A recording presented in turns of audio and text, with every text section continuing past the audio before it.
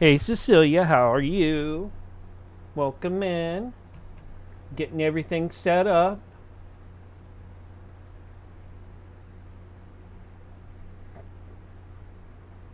Hope you had a great day today.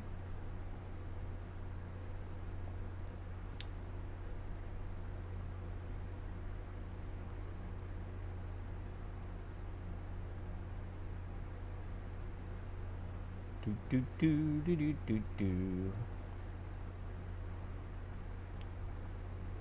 Getting everything set up here, folks. Today is 23 July 2025.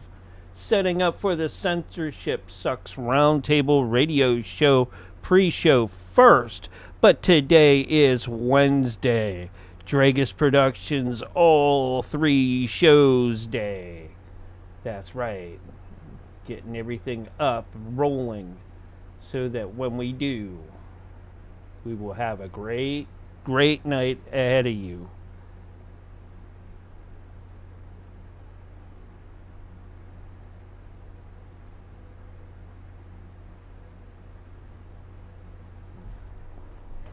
Not sure what's going on.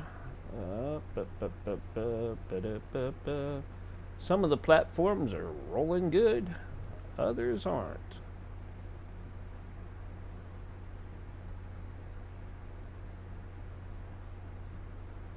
Doing is so great, but we're going to make it work like I always do.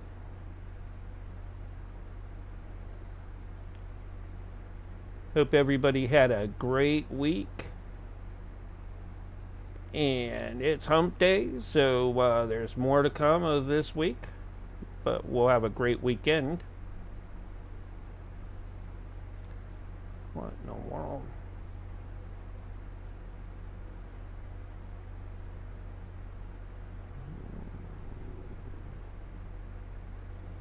Do do do do do do do do do do do. Oh yeah.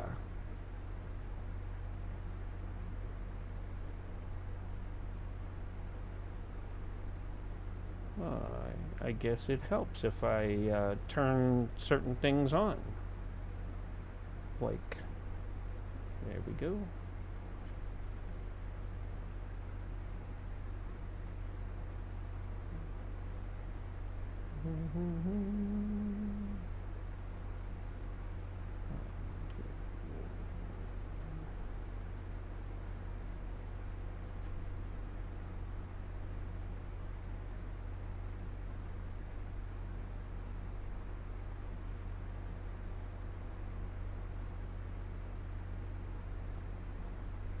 Do do do.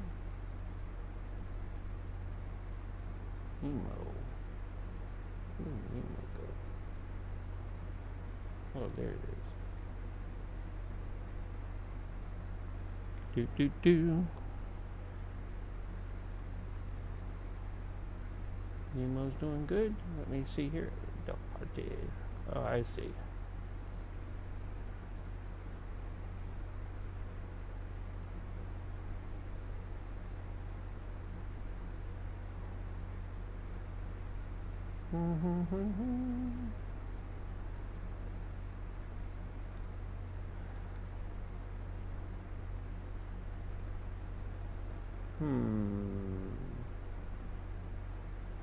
Having a little problem with one of the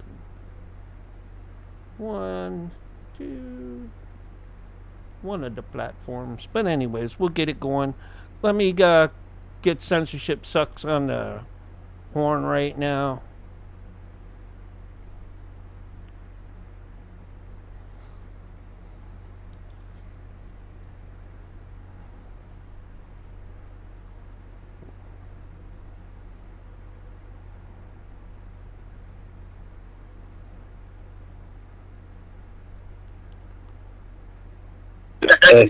Hello, hello, hello. This is going to be our new pre-show. Trying to get Barry in here, but going okay. We are streaming. All right. So. Okay. Good to know.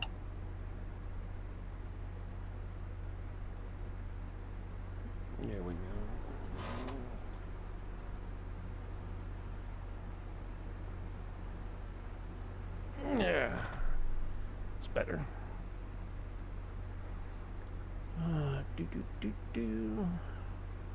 Yeah, can you send Barry the link? Yeah, because this is a new. Are you talking to me? Yeah, this is a new chat room. Yeah, let's see here.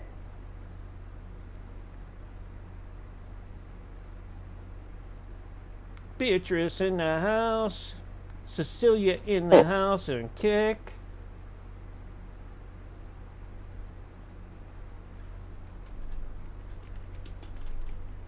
Add people.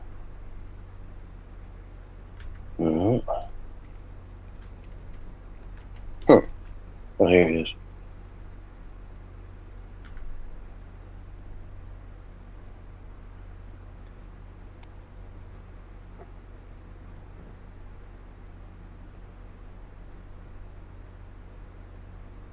Okay, I just tried to add him there. Add them? Barry, yeah, I don't know if he gets a notification that'll link it back or whatever. Yeah, I added him into the group, and you know, it's like he's not on at all. It don't look like. Yeah, it doesn't look like he's on right now. It doesn't look like you're on though either, quite frankly. Really? Yeah, I got red dots on everybody. Oh, red dot means that I'm, you know, talking to you. But you're okay. The green X with the circle around it, that means they're not on. Or well, it means that they're around, but they're not picking up. Same with Yotivation. You'll see hers has a circle with no X in it. Mm-hmm.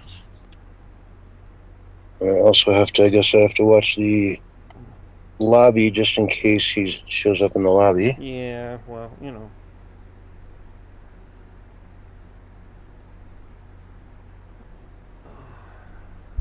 Okay.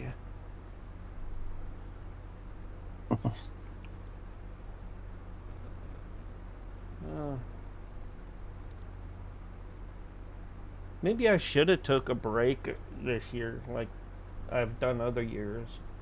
This year, Why? huh? Why do you say that? I mean, I've had a couple rough weeks where stuff didn't come out. Well, they came out, but it's like, you know, had I took regular break like I normally would have, I wouldn't have had to deal with, you know, that kind of thing. When would you normally take them, in July or August? July. I usually take them in July, where we go every other week in July. Okay. You don't really get to notice it so much because that's usually when we plan and do like behind the scenes for like Warmapalooza and things like that. Yeah. Okay. Let's see what we got here.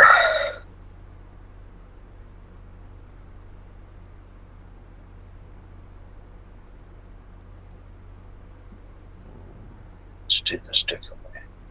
Do do do do do do do do do do do do.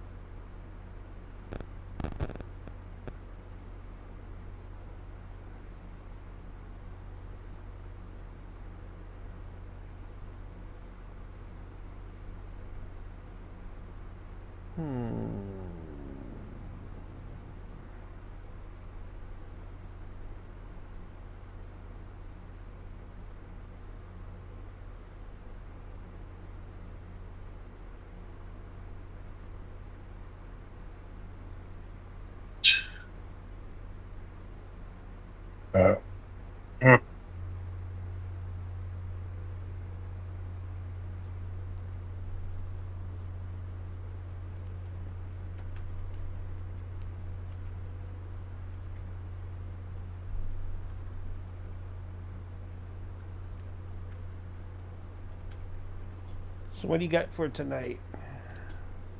Oh, I'm just going through that right now. Oh, Barry goes, I just got the link. I sent that to him like a couple days ago.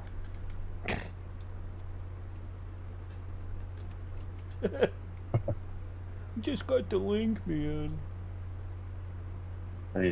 Maybe just saw it.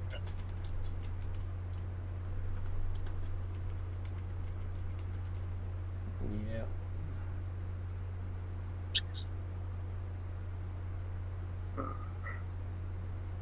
Oh.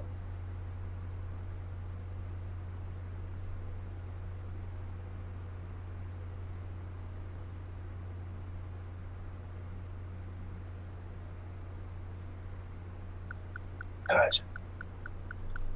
I have so many stories, but like so many of them wear on one story.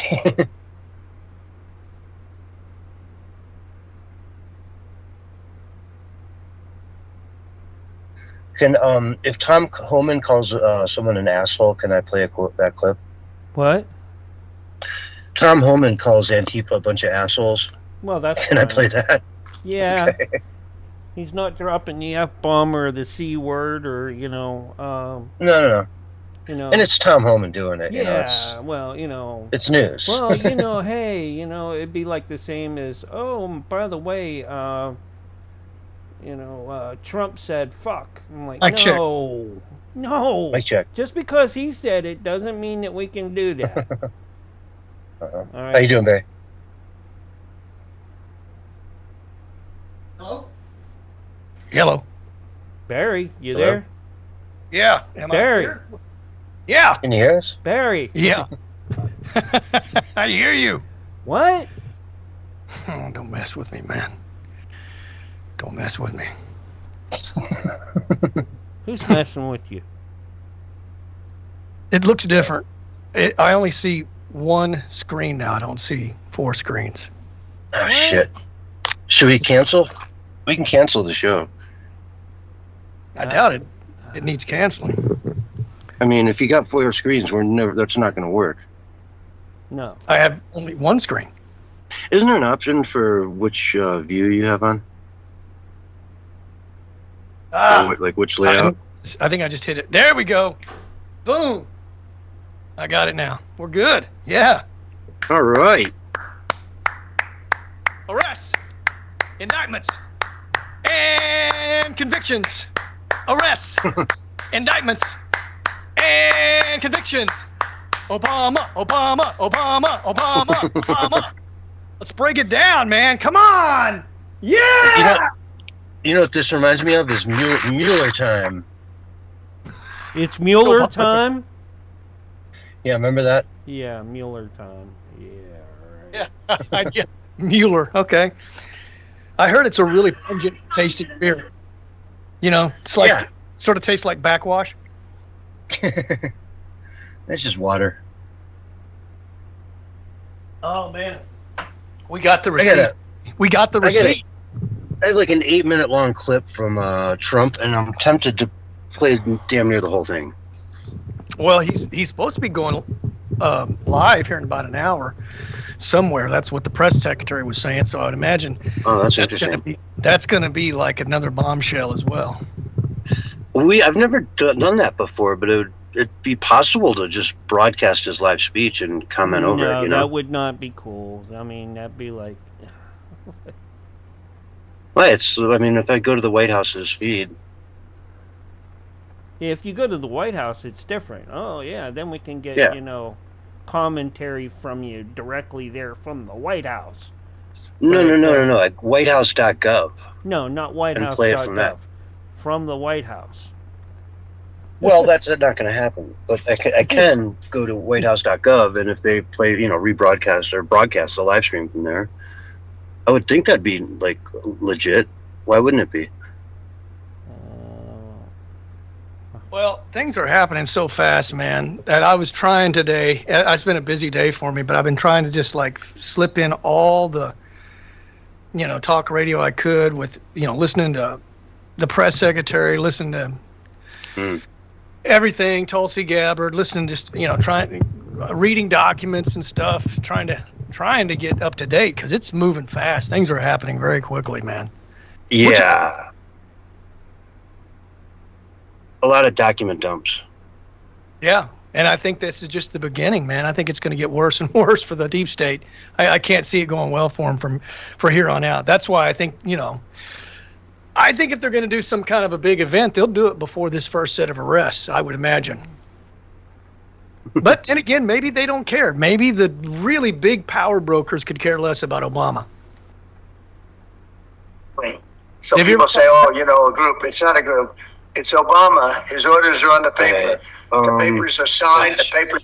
I got all these clips from Tulsi, but like I think I can only really play the newest ones, Sure.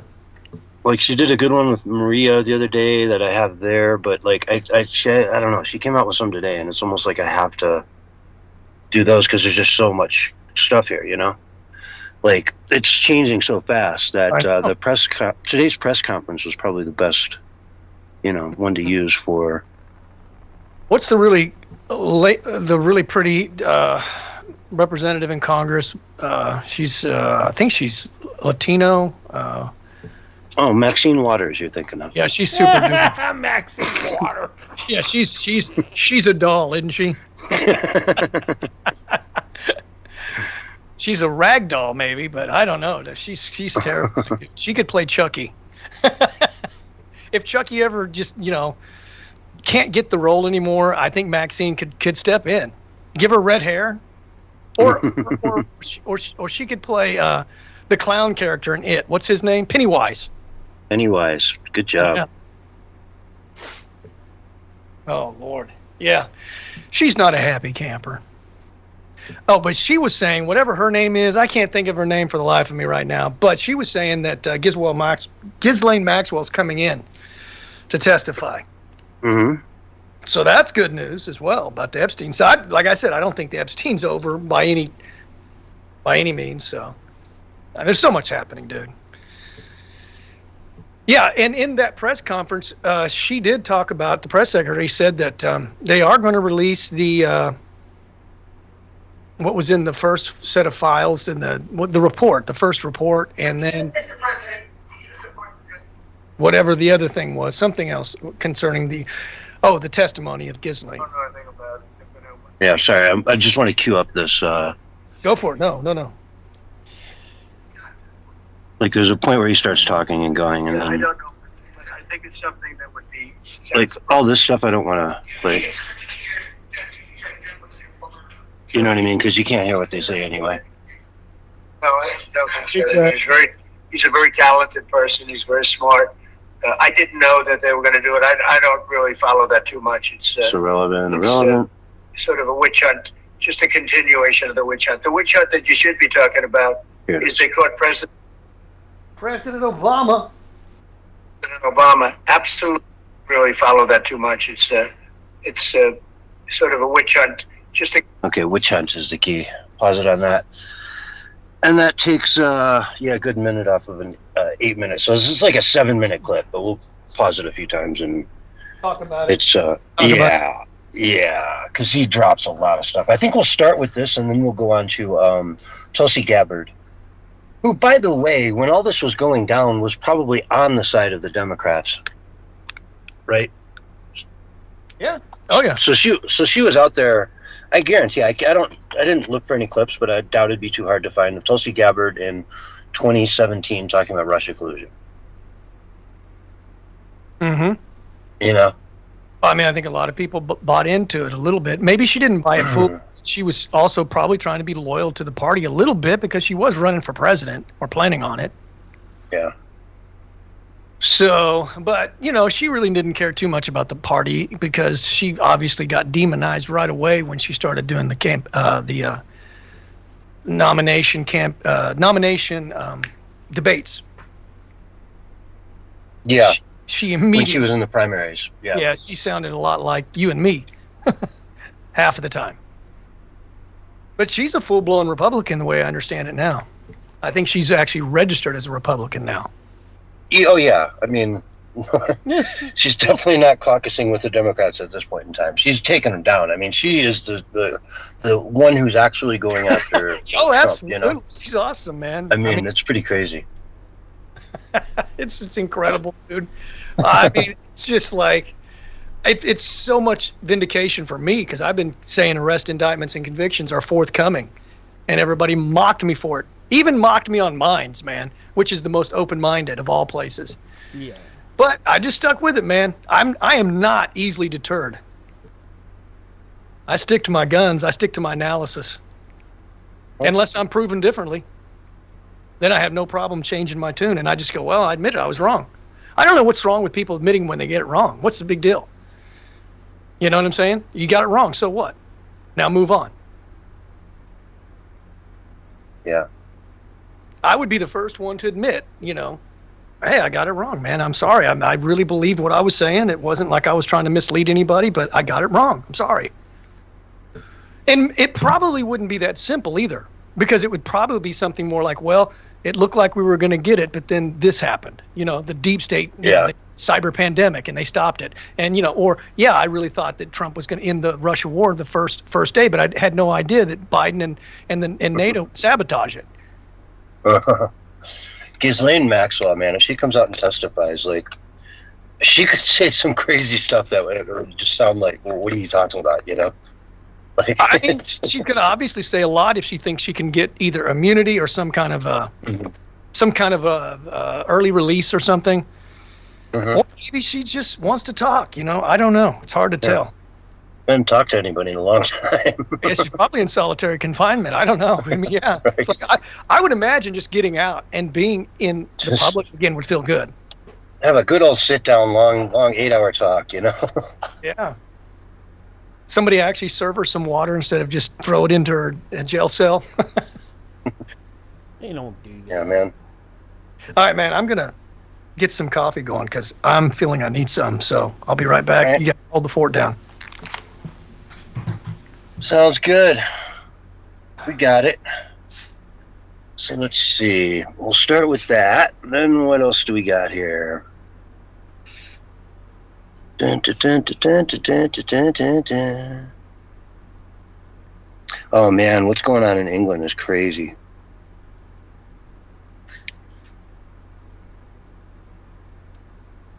What's going on over there right now? Oh well, we were talking about Epps in Essex County. It's where they've been protesting out there. They closed down that migrant center.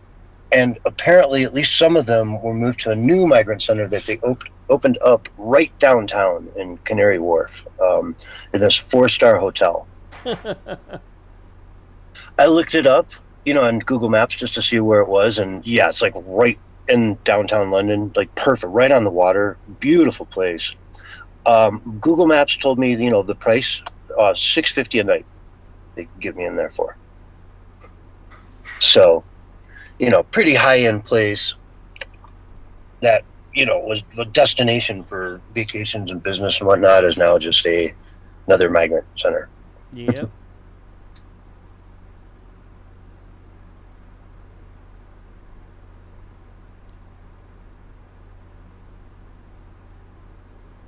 see here.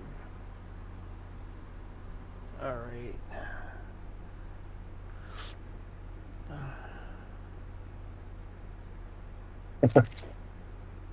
I'm just going through my stuff, making sure that we got all the platforms up.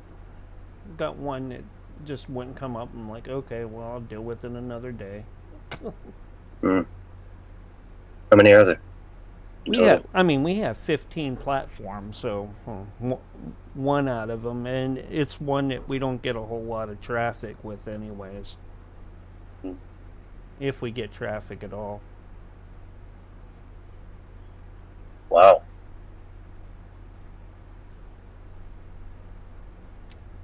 Yeah.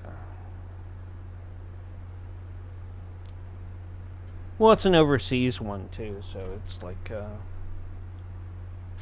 Yeah. It's called Parti, P-A-R-T-I. Oh.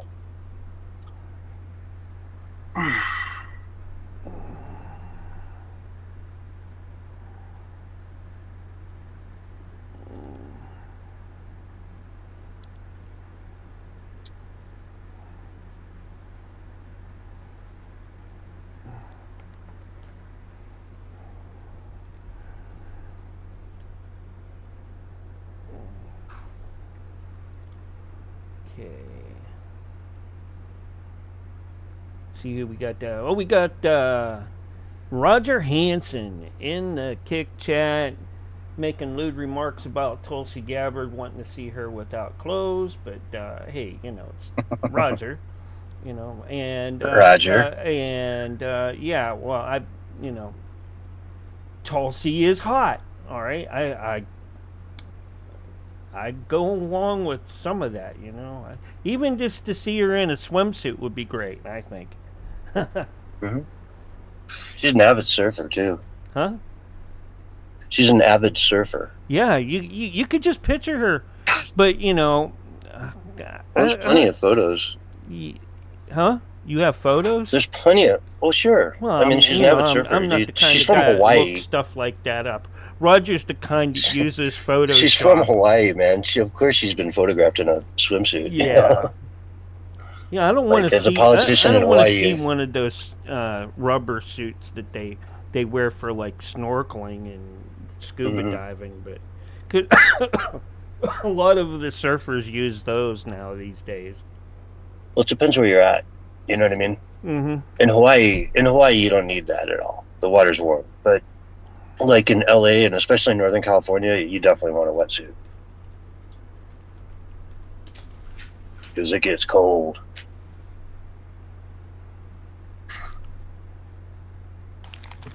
Oh yeah. Oh yeah. Yep. I remember going to the beach in San Diego, man, and it was summertime. It was hot as hell. We're driving. We get down there, and as soon as we get down there, there's like a marine layer, they call it, where it was foggy on the beach. You know what I mean? The whole coast has got like a marine layer of fog. Yeah. And so all of a sudden it drops from like 105 down to like 80, 75. You know what I mean? Just instantly. And there's no sun out. And I'm like, we go down to the beach, and I'm like, it's kind of chilly for the beach all of a sudden, Chilly for the beach. Like when we got in the car and came out here, like it was scorching hot, but you get on the coast and it's like totally different. And all of a sudden it's like, and then I kind of go out to the water, and the water's really cold. I was shocked. Was it probably the water was probably in like the upper 70s, but it still felt like, oh man, it's like ice cold. But Yeah, and then I'm like, all right, so I'm at the ocean, so I go and jump in just to swim in the waves for a little bit, and then I get out. Yeah, and it was just like freezing. I would not go back in the water that day. I was like, no way. And I did it once. But then you swam with the dolphins, which was really cool. No. I was in Greece. They're rapists, man. Them dolphins are rapists. Rapists. They are. They are. I'm little perverts. I snorkeled in Greece, and Greece has a lot of like dolphins and big killer fish. whales. Yeah, and I was I thought I was out there, and I was out pretty deep, probably 120 yards off the shore. Okay. And I got caught in the current. Ooh. And I seen this Hashtag me dorsal too. fin fly by me, and I'm thinking to myself, oh shit, shark. Nope. And dolphin came up smiling dolphin. at me from underneath. I'm like, that thing has bigger teeth than I do. It was about the same size as me too, so I got out of there, and I know that, and one thing you got to know is if you're swimming with dolphins, sharks aren't that far behind. I think Mark's been having some really deep conversations with AI. He's having AI delusions. Who? Right about. He said, yeah. And honestly, sharks, man, every sailing channel I've ever seen on YouTube, I was like excited when they see sharks, and the first thing they want to do is jump in with them, Really? Not me. Oh, yeah. Not me. Yeah, no, they. Like 99. I've been, I mean, it's the you're craziest talking thing a great I did. white. No. the craziest thing I did in Panama was fish with the locals there. The Indians there are called San Blas Indians, and they fish for sharks in these really tiny, narrow canoes that are super long. All right, we're out in the middle of the canal. I'm thinking, hey, this is fresh water. Ah, don't worry, we'll catch sharks here. I'm like, and they start throwing stuff over the side, and dorsal fins start coming up. I'm like, oh boy. I'm like, yeah. We had a good time though, but it was scary as hell at first. We are going to be switching over to the next one here in about a minute. All right. So. Okay. You've been listening to the AI delusions of Mark of DREAGUS Productions. Well, there's that echo back from Sunday night. Yeah. Yeah. Oh my God! Just showed up 2 I minutes was late. so pissed off about that. Yeah. I've never heard you drop that many F-bombs. Really? Yeah. Well, Never. there's been a few times, but it's not often that happens. Mm-hmm. It's a good thing that none of your team was there to antagonize you. That's what's Right. good. My team.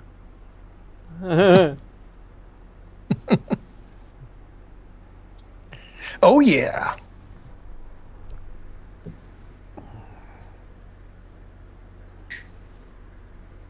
Yeah, those sound like some pretty good AI delusions, man.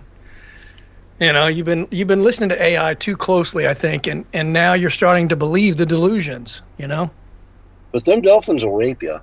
You turn your back on them, they'll rape you. Yeah, they will. And they won't bite you. They'll just nibble on your neck a little while they're going at you. Yeah. It's a friendly bite. And I'm sure. then you can hear It's a them nibble. laughing at you under the water too. I'm switching over to the next one. That thing that they do. Oh, I'll see you in the next one.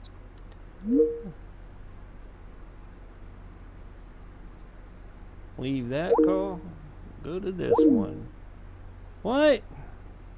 You son of a.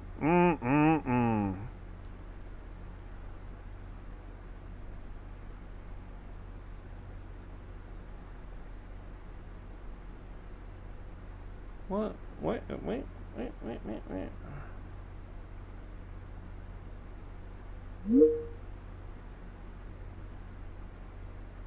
Do do do do do do do do do do do do do do do do do do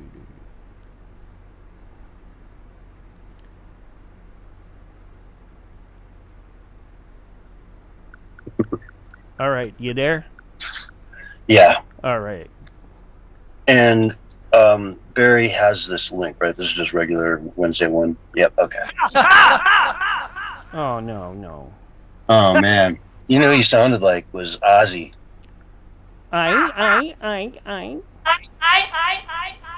Yeah, the dude. Oh, poor Ozzy passed away.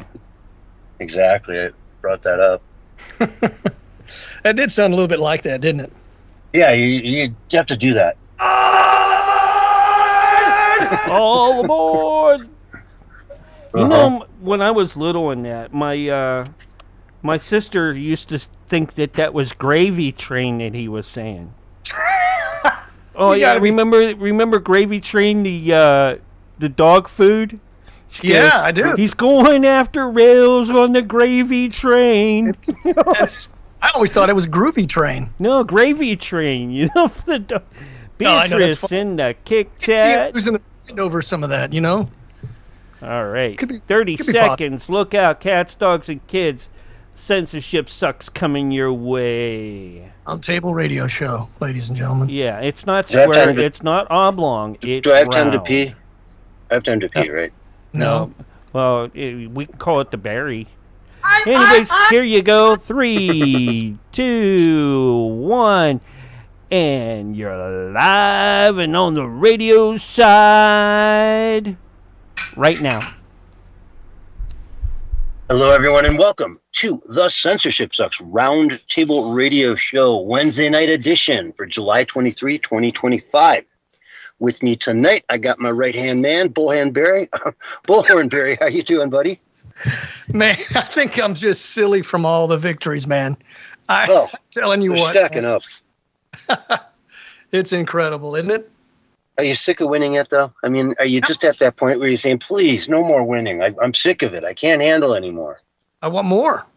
You want more? Okay, we're not there yet. Because we were warned that at some point it's going to get to feel that way. But, please, man. More winning. Absolutely. A lot of stuff going on in the world. Before we dive into it, though, let's just take a moment to celebrate the late, great Ozzy Osbourne, who passed away, I think, last night. So, rock legend, changed music forever.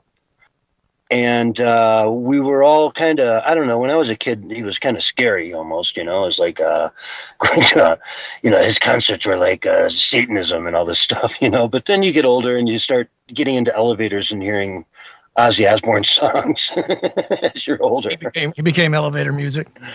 Yeah, it's funny how, like, so many of these different songs, what is the other one? The Sandman, from the Metallica is pretty much elevator music today, right? Yeah, well, I think his last tweet that he made out was, "Mama, I'm coming home," before he died and right after having had his last performance. Yeah, and if I got in an elevator and heard that song, I wouldn't seem out of place. Yeah, what was that kind of pop song he did with Lita Ford? Oh, I'm not sure. Kiss Me, thing or another? Yeah, I don't know. I don't want to dive into music history because it's just not my forte. Okay. What? If I close my eyes. Yeah. Okay. It'll be forever. Yeah. Even hearing that name, I still can't picture the song, so I don't want to get too deep into it. But I do appreciate Ozzy Osbourne, and the older I've gotten, surprisingly, the more mellow his music has become. Obviously, just because music has gone so far off the cliff that everyone wants to go to one extreme after another. So all of a sudden, where it all originated was, say, Black Sabbath. I mean, they thought his music was satanic. What about today's music, right? Oh yeah, I mean, yeah, they just push the envelope, push it. The further you push it, the more you sell. And so, yeah. But rest in peace, Ozzy Osbourne. He'd been suffering for about 6 years, though, with surgeries and illnesses. I think even pneumonia and surgeries. And I mean, he was having it rough, man. Yeah. Mark, I was thinking about doing like 5 minutes of radio silence in tribute to him. Is that a good idea? Probably not. After 30, after like 3 to 6 seconds, we would trigger a break for the station. Okay. All right. We won't do that then. That's probably not a good idea to do that on the air. I'm surprised Willie didn't come up with that first. So let's get into. I've got a clip here from Donald Trump in the White House via Forbes.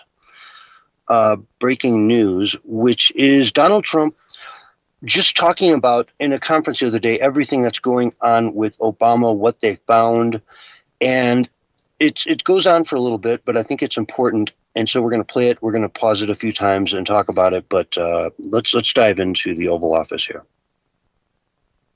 Just a continuation of the witch hunt. The witch hunt that you should be talking about is they caught President Obama absolutely cold, Tulsi Gabbard. What they did to this country in 2016, starting in 2016, but going up to 2020 of the election.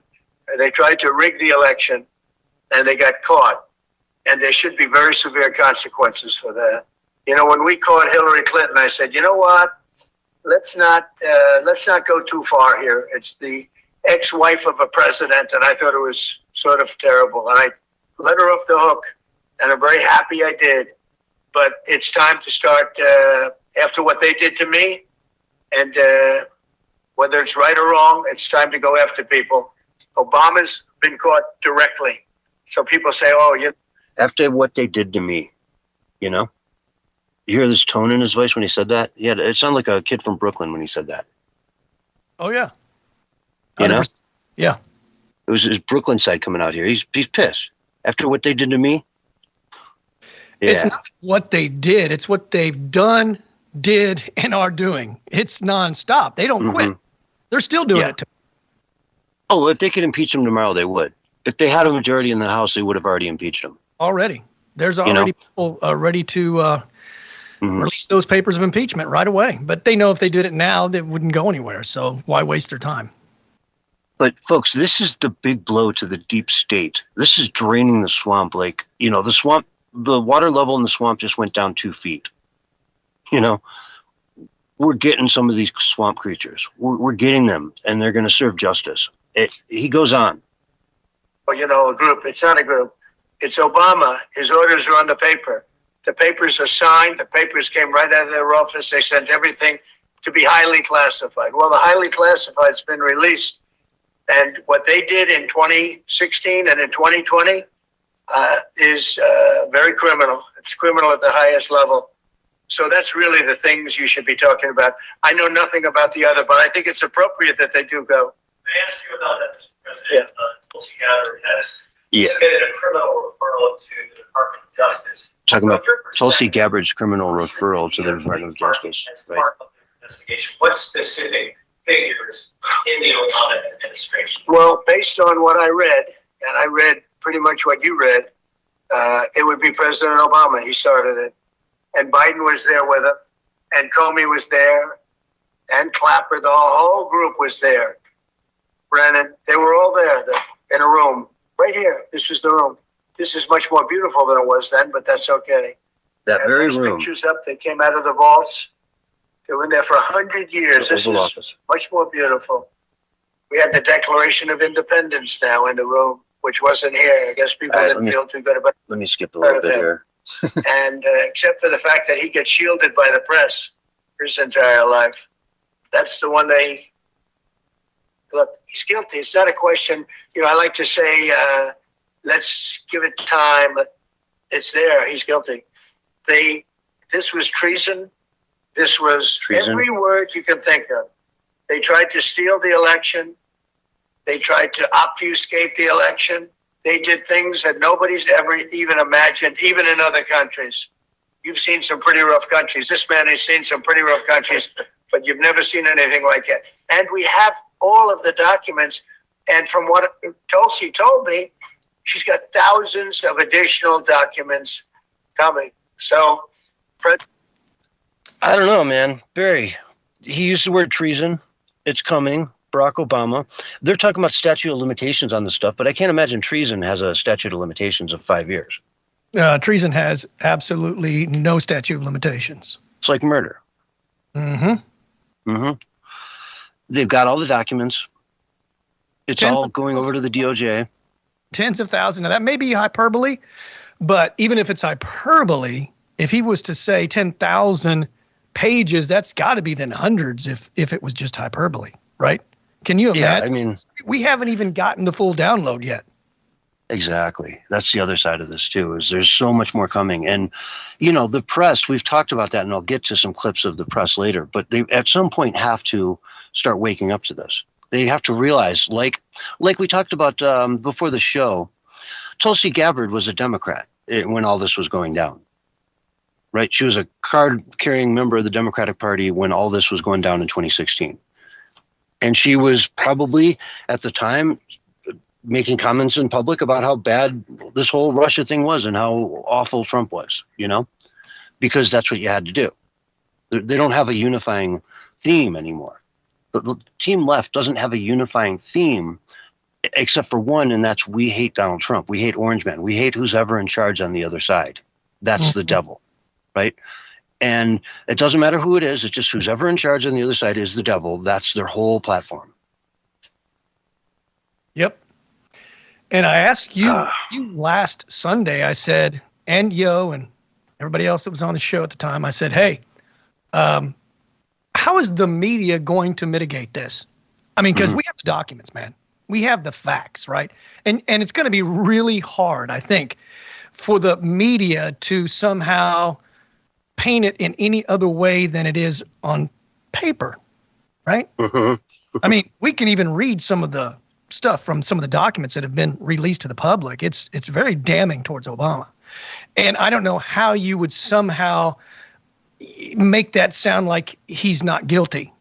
So are they actually going to have to start telling the truth for once? That was kind of the question I was getting at. What do you think, man? Because I want to know what you think, because I'm kind of split. I think some of the media will just start reporting the truth, and the others is just going to stick with that same old broken record of, you know, Obama's innocent, Trump's destroying democracy, he's a Nazi, he's the bad guy, blah, blah, blah.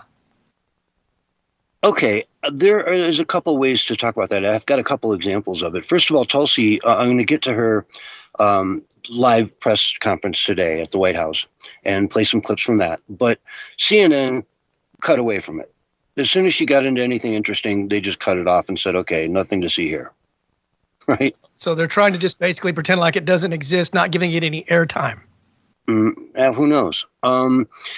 Trump and CBS, they just settled a lawsuit for $36 million.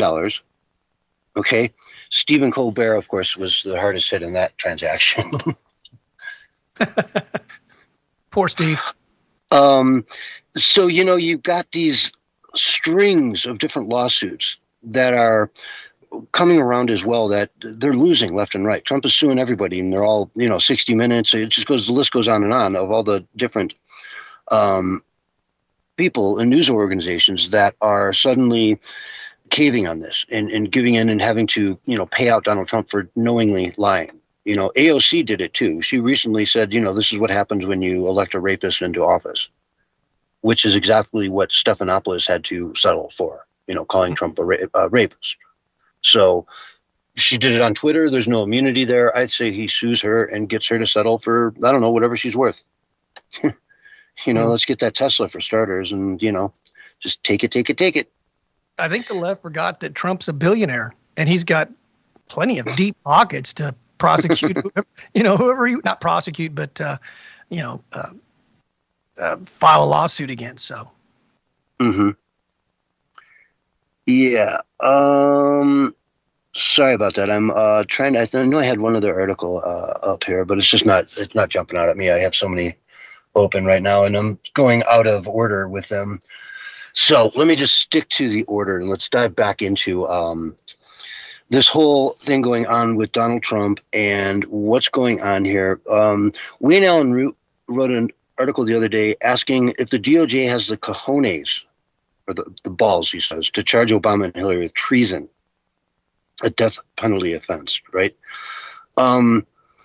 And the answer is, put it in the hands of the justice system. At the end of the day, put it in their hands, let them do it. If they committed treason, then yeah, they wanted to put Trump away for life.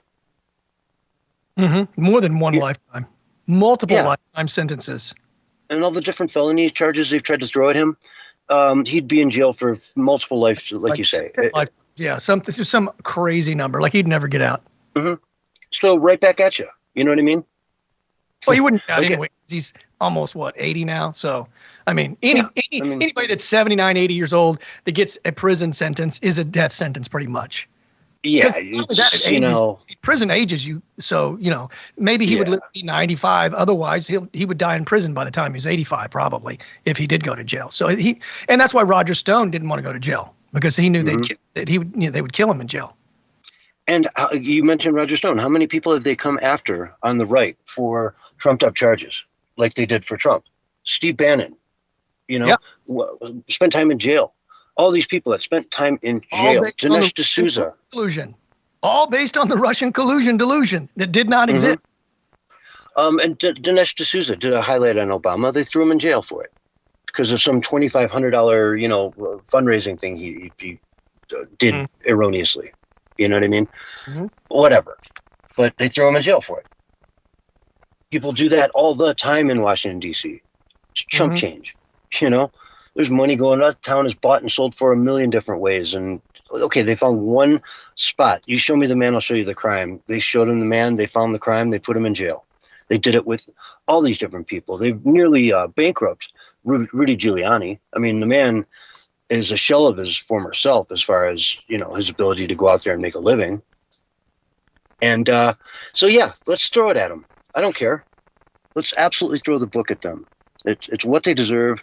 And hey, if you can do it and you're happy doing it, then when the other team gets a hold of the office, then boom, they're going to do it right back to you.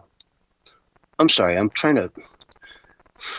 Here it is. I mean, the key, what you're talking about and what we're talking about and what Tulsi Gabbard's talking about and what Trump is talking about is that President Obama was the kingpin of the whole thing. He led the treason. Mm-hmm. And we have the documents to prove that. I can read it if you want. Let's see, what was his name? Nick Sorter. He published some of the documents that have come out. I can read it real briefly if you want. I mean, it talks about President Obama doing it. Yeah, I want to play Tulsi Gabbard today at the White House. I want to play a couple clips here, and we'll talk about these, and then we can dive into your article. Religious organizations in which State Department officials offered, in exchange for supporting Secretary Clinton's campaign for the presidency, significant increases in financing from the State Department. Okay. They also had documents that... So she's saying that Russians had information on Hillary Clinton that they were ready to use to blackmail her. Yeah. So they wanted her to win. Yeah. Well, they didn't. Well, yeah. If she won, they had dirt on her. They had leverage. They could use on her. Yeah. Yes. Trump. I don't know. Did they have anything on him? I don't know. I doubt it. They haven't used it. But, well, the documents that have come out, the ones I'm talking about that have already been released, it says that either Putin wanted Hillary to win because he had leverage on her, because he had stuff on her, or he didn't care either way. It was one or the other, but it was never that he wanted Trump. And this is inside the Obama administration. So Obama knew that, and the Obama administration knew that, but they pushed the lie nonetheless. All right, let me get back into this clip here. That showed the patronage of the State Department to State Department employees who would go and support Hillary Clinton's presidential campaign. There were high-level DNC emails that detailed evidence of Hillary's, quote, psycho-emotional problems, uncontrolled fits of anger, aggression, and cheerfulness, and that then Secretary Clinton was allegedly on a daily regimen of heavy tranquilizers. Then CIA Director Brennan and the intelligence community mischaracterized intelligence and relied on dubious substandard sources to create a contrived false narrative that Putin developed a quote-unquote clear preference for Trump. Brennan and the IC misled lawmakers by referencing the debunked Steele dossier to assess quote-unquote Russia's plans and intentions, falsely suggesting that this dossier had intelligence value when he knew that it was discredited. The intelligence community excluded significant intelligence and ignored or selectively quoted reliable intelligence that contradicted the intelligence community assessment's key findings on Putin's alleged support for Trump. Including this intelligence reporting would have exposed the ICA's claim as implausible, if not ridiculous. The intelligence community assessment omitted reliably sourced information, such as how some Russian intelligence officials were quote-unquote planning for candidate Hillary Clinton's victory, while others assess neither Trump nor Clinton would respect Russia's interests. As was reflected in the ODNI documents that we released on Friday, multiple intelligence community assessments released in the months leading up to the November 2016 election concluded that Russia had neither the intent nor capability to impact the outcome of the U.S. election. Okay, so that's straight from the White House. I mean, she just laid out massive, massive crimes. Oh, yeah. Oh, yeah. Like Trump said, every crime imaginable, the highest levels of crimes, which then he went on to say, basically treason, which I think is the highest level. Yeah, I would imagine treason's about the highest level. Yeah. You know, but what else do you call this? Trying to interfere this viciously in your opponent's presidency, the will of the people. You know, you're fighting the will of the people with the government that is supposed to be of the people. Yeah, it's fighting the very democratic process that they said they so, valiantly defended, right? Mm-hmm. Remember, that's all they said. We're here to defend democracy, and Trump's here to destroy it. When it was actually the very opposite of that. To staggering degrees as well. I mean, to levels that are just really hard to fathom. I mean, look, I've known all this stuff for years. You know what I mean? But Yeah. now it's finally starting to come out that, yeah, this Steele dossier was garbage. I mean, again, when I first read the P-tape thing, I laughed out loud. The P-tape, I literally laughed there for a minute or two. And then to my utter horror and shock, the media took it seriously. I was like, how are you taking this seriously? Yet they did. And they continue to. And they sat on that joke of a storyline for years. They impeached him pretty much over that. You know, unbelievable levels of just garbage to make this stuff up and then go to all those FISA courts with a known lie in your hands, you know, and lie to get low, doesn't it? I mean, a certain level of evil, a certain level of low, a certain level of betrayal, a certain level of anti-American hatred for America. It's shocking. I am really, pissed about this kind of stuff. I'm so glad this is coming out, but man, the more you see it in black and white, the more you start getting angry about it again, after so many years of it being buried, Well, speaking of angry and funny, I find it kind of funny that all the things we said about Hillary, that she was basically losing her mind, that she was completely unhealthy. Remember, she had that big fall where she was getting into the car and they had to basically just shove her into the vehicle because she could barely stand up.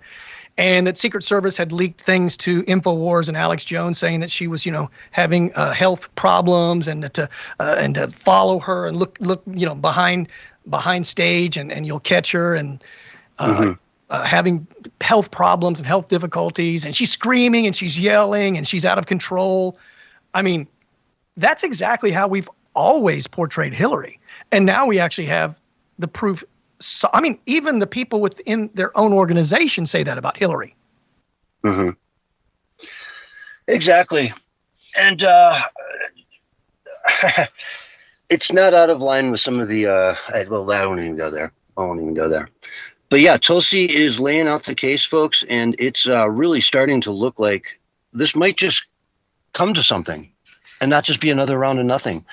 Are they going to go straight for Obama? Wow, I don't know, they usually start at the bottom, like Susan Rice to me would be a good place to start. Somebody who's a lawyer who... The hanging fruit, yeah. Yeah, you get the lower hanging fruit and you say, okay, you were in this meeting and you wrote this email to yourself saying that everything that happened in the meeting was on the up and up and totally legitimate. Let's start right there. Why did you write that email? Do you write emails like that after every meeting you go to, just to remind yourself you didn't, commit treason on the American people? No, well, you want the low-hanging fruit first because then they talk, and then they give you more information, and then you have more to go after Obama when it actually comes his turn. So, yeah, I agree with you 100% that they will go for the low-hanging fruit first, and they will save Obama for last so they can get him on as many things as they can so that at least 5 or 6 things stick instead of maybe all 20. And then how do you even try that? Does he just go to a court, or is it a court martial? Is it how does that even go down legally? Well, it depends on what the charge is. If it's treason, according to Brett Kavanaugh, when Lindsey Graham questioned Brett, it would be a military tribunal. So I don't know if that's going to happen or not, but that would be the proper standard operating procedure. So just basically a military tribunal is a military court, I assume, right? I don't think there's any, difference in that. Yeah, okay, I don't know if they'll go for full-blown treason. There may be other charges, and they may try to get treason and maybe it doesn't stick, but 5 other things stick. But I would say it's not looking good for Obama. And I believe that he will try to flee. I've said it before and I'll say it again. I've said it 100 times. He will seek asylum because he is a coward. A big coward. And they can throw treason at him, but he might plead down to involuntary treason. I don't know. Is that a thing? I was going to say, think that's a I've thing. never heard that. But it wouldn't surprise me if he made it up. They make up. I don't think that's a thing, but you get my point. Yeah. Let's play it down to I don't know, being a scumbag. But anyway, folks, we've got to take a break. This is the Censorship Sucks Roundtable Radio Show, and we'll be right back after these messages. What the hell's involuntary treason? I liked it. Funny. It reminds me exactly. Well, it's like manslaughter, Actually, treason might fall under the military uniform code of justice. So that would be a total separate type of, like they do for the military. But because they swore an oath, they may, who knows, be covered. I mean, he was commander-in-chief that at the time. He was in the military when he did it, right? He was commander-in-chief. So commander-in-chief, yes. I do right? agree. Well, yeah, he could be held accountable to that then. Yeah. I hear a lot of talk about Florida as a jurisdiction for some of this stuff. Normally that's a Leavenworth thing. But the liberals, though, if they were in charge, they would just make something like that up to lessen the charge. If they were in control, because they don't care about the rule of law or the Constitution. They just make something up and say, this is it. This is how it is. We've talked about that 1,000 times, dude. That is exactly how they operate. That's why I found it so funny. Yeah. And before I forget, we had a host in earlier, a raid from one of our friends. Appreciate it. Biff C and Beatrice, appreciate the host in over on Kick. Thank you so much.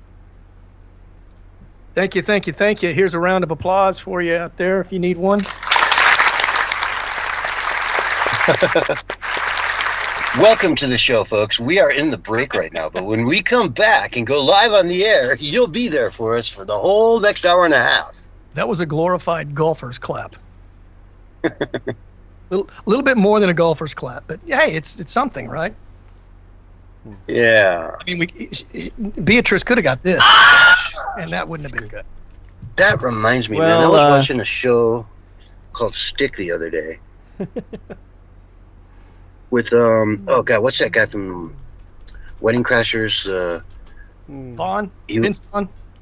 No, the other one. Owen Wilson? Owen Wilson.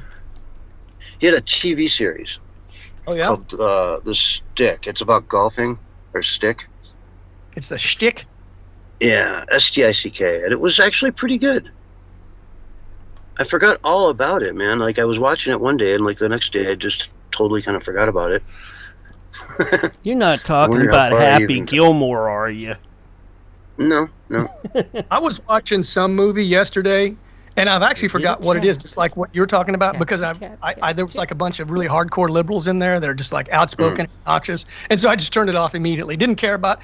I was like, I ain't watching that. I don't even remember what it is. Now, this is a story where Owen Wilson is a former professional golfer who is just trying to find meaning in life, and he finds this kid who's like incredibly good, and they go on tour. It's like a drama, not a comedy. Drama comedy. It's funny. It's good. It's just I think I know what you're talking about, but I don't think I've seen. It's kind of like that bowling one that they did. What was that one that where they had the guy that they found out in the middle of nowhere, and he's like, he was crazy gas good at bowling. I can't think of what his name is. He used to be on Cheers at one time. Oh, Woody Harrelson. He played in that movie. Yeah, he was the guy that bowled. Yeah, I forget the name of that too. The Great Wadowski or something like that, maybe, or something like that. The Big Lebowski. Big Lebowski, yeah. No, that's a totally different movie. I like that guy, Jeff Bridges, and then he came out and totally was like 30 seconds, guys. I was like, man. He held out to the very end before he finally showed his true colors, man. I thought he was just going to not be political and just keep his fan base, but no, he had to go full. I'm sure somebody in chat is screaming out the names of the movies. Very frustrated. I know the answer. Yeah. A little more of this stuff, and then we'll dive into some other stories. Whatever you say, man. And here's your countdown: 3, 2, 1, and you're live right now. Hello, everyone, and welcome back to the Censorship Sucks Roundtable Radio Show Wednesday night edition. And we're just, I don't know, man. Barry, we were talking in the first segment about everything going on with Tulsi Gabbard, the DNI, the release of all these documents from the Obama administration that just show them caught red-handed manipulating the Steele dossier to give it credibility when it had none, and they knew it had none. And then using that information through Trump's presidency to put wiretaps on him through the FISA courts and on and on and on and on and on, how it really just destroyed his first term to a large degree. You know, it made it so hard for him to do anything when everyone's calling him a Russian spy. And there's people even in his, cabinet who are wondering what's going on with all this stuff. Did he really do this? What, my TV tells me he does every night when I go home, but I can't believe it, So how much, do you have anything else you want to add to that? Well, just that we've already seen the evidence that Obama led the thing. They knew that there was no credible Russia collusion whatsoever. And they still went with it, man, because they were basically trying to subvert our democratic process, man. I mean, it doesn't get any more clear than that. And that's going to be very difficult for Obama to say it didn't happen, because we've got it all on paper, man. We have the receipts. We have the receipts. Does the Democrat Party realize that yet? We have the receipts. Exactly. It's funny. And you asked me earlier about how the news, is going to grow into this and finally start getting their head around it. Well, NBC News put out a post today. President Trump's intelligence chiefs are conducting a systematic campaign to rewrite the history of the 2016 election, seeking to reverse an 8-year-old assessment that Russia waged an information war to boost Trump's candidacy. They're living in delusional land.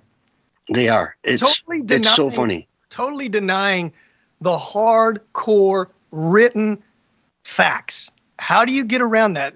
They're not going to be able to get around it. At some point in time, they're going to have to go along with the truth. They're going to have to. I mean, as long as Trump, well, I wouldn't say Trump, as long as the Department of Justice actually, goes along and does the whole, arrest indictments and hopefully get convictions thing, they're going to have to start speaking the truth. Either that or they're just going to be more discredited and they will completely collapse. So they are in a lose-lose situation, no matter what angle they go. Even if they start telling the truth, I mean, I don't think that's going to save them, because people are going to realize, well, their choice now. They would lie if they could get away with it. Yeah. And it's look at their ratings, look at their failings. Look at them losing all over the place, all over these lawsuits, forking over money. $36 million the other day was paid out or ordered to be paid out to Trump. Here it is. CBS in this one. They settled a lawsuit for $36 million and change. Stephen Colbert hardest hit. I mentioned that in the first segment. But yeah. Trump tweeted out, breaking news, we just achieved a big and important win in our historic lawsuit against 60 Minutes, CBS, and Paramount. Just like ABC and George Slopadopoulous, CBS and its corporate owners knew that they defrauded the American people and were desperate to settle, blah, blah, blah. Stephen Colbert hardest hit. What's really funny about Stephen Colbert is there were actually protesters out there protesting him, having his last season and stuff, and Trump's got to go, not Colbert. And I was thinking, what does Trump have to do with Colbert getting fired? Absolutely nothing. Absolutely nothing. Colbert is getting fired because he was losing tens of millions of dollars per year for CBS. Yeah, if not maybe closer to $100 a year. I mean, it was a paid propaganda tool for the Democratic Party, and it wasn't that good. It just wasn't that good. And they only kept him on as long as they did because he was a loyal and faithful, servant of the globalist leftist agenda. Meanwhile, the same company just cut a deal with South Park for $1.5 billion for 5 seasons, 10 episodes each. Okay. Yeah, how's that going to go down? Explain that one. Well, Paramount has stuck a 5-year deal, $30 million per episode, if you do the math. And, this is the same company that fired Colbert. So, and South Park is pretty good about bashing both sides of the political spectrum, if I'm correct. You know South Park better than me, so correct me if I'm wrong. Oh God. Yeah. I mean, they rip on everybody, and just hilarious ways, you know. They were stuck with a really awkward Donald Trump because they never thought he'd win, and so they took one of the teachers and made Donald Trump his like alter ego. Right. And Mr. Garrison as a fourth grade teacher is the last person you'd want anywhere near a bunch of kids. Okay. Like, the character is hysterical in that way. So yeah, it's they got stuck with that for 4 years, but they lived with it and they did it, and they had him, you know, as the president for 4 years. I know they would have rather gone back to the table and had another way to approach that, but they got stuck with it, and now it's a decade later, and he's back in office. So it's kind of funny. They handled it all well, though. I mean, even the poster here is Al Gore. When they had Al Gore, you know, on the show, not Al Gore, but, you know, when they had Al Gore come to South Park, he was this super serial guy who was warning about Man Bear Pig and how Man Bear Pig was going to kill everyone.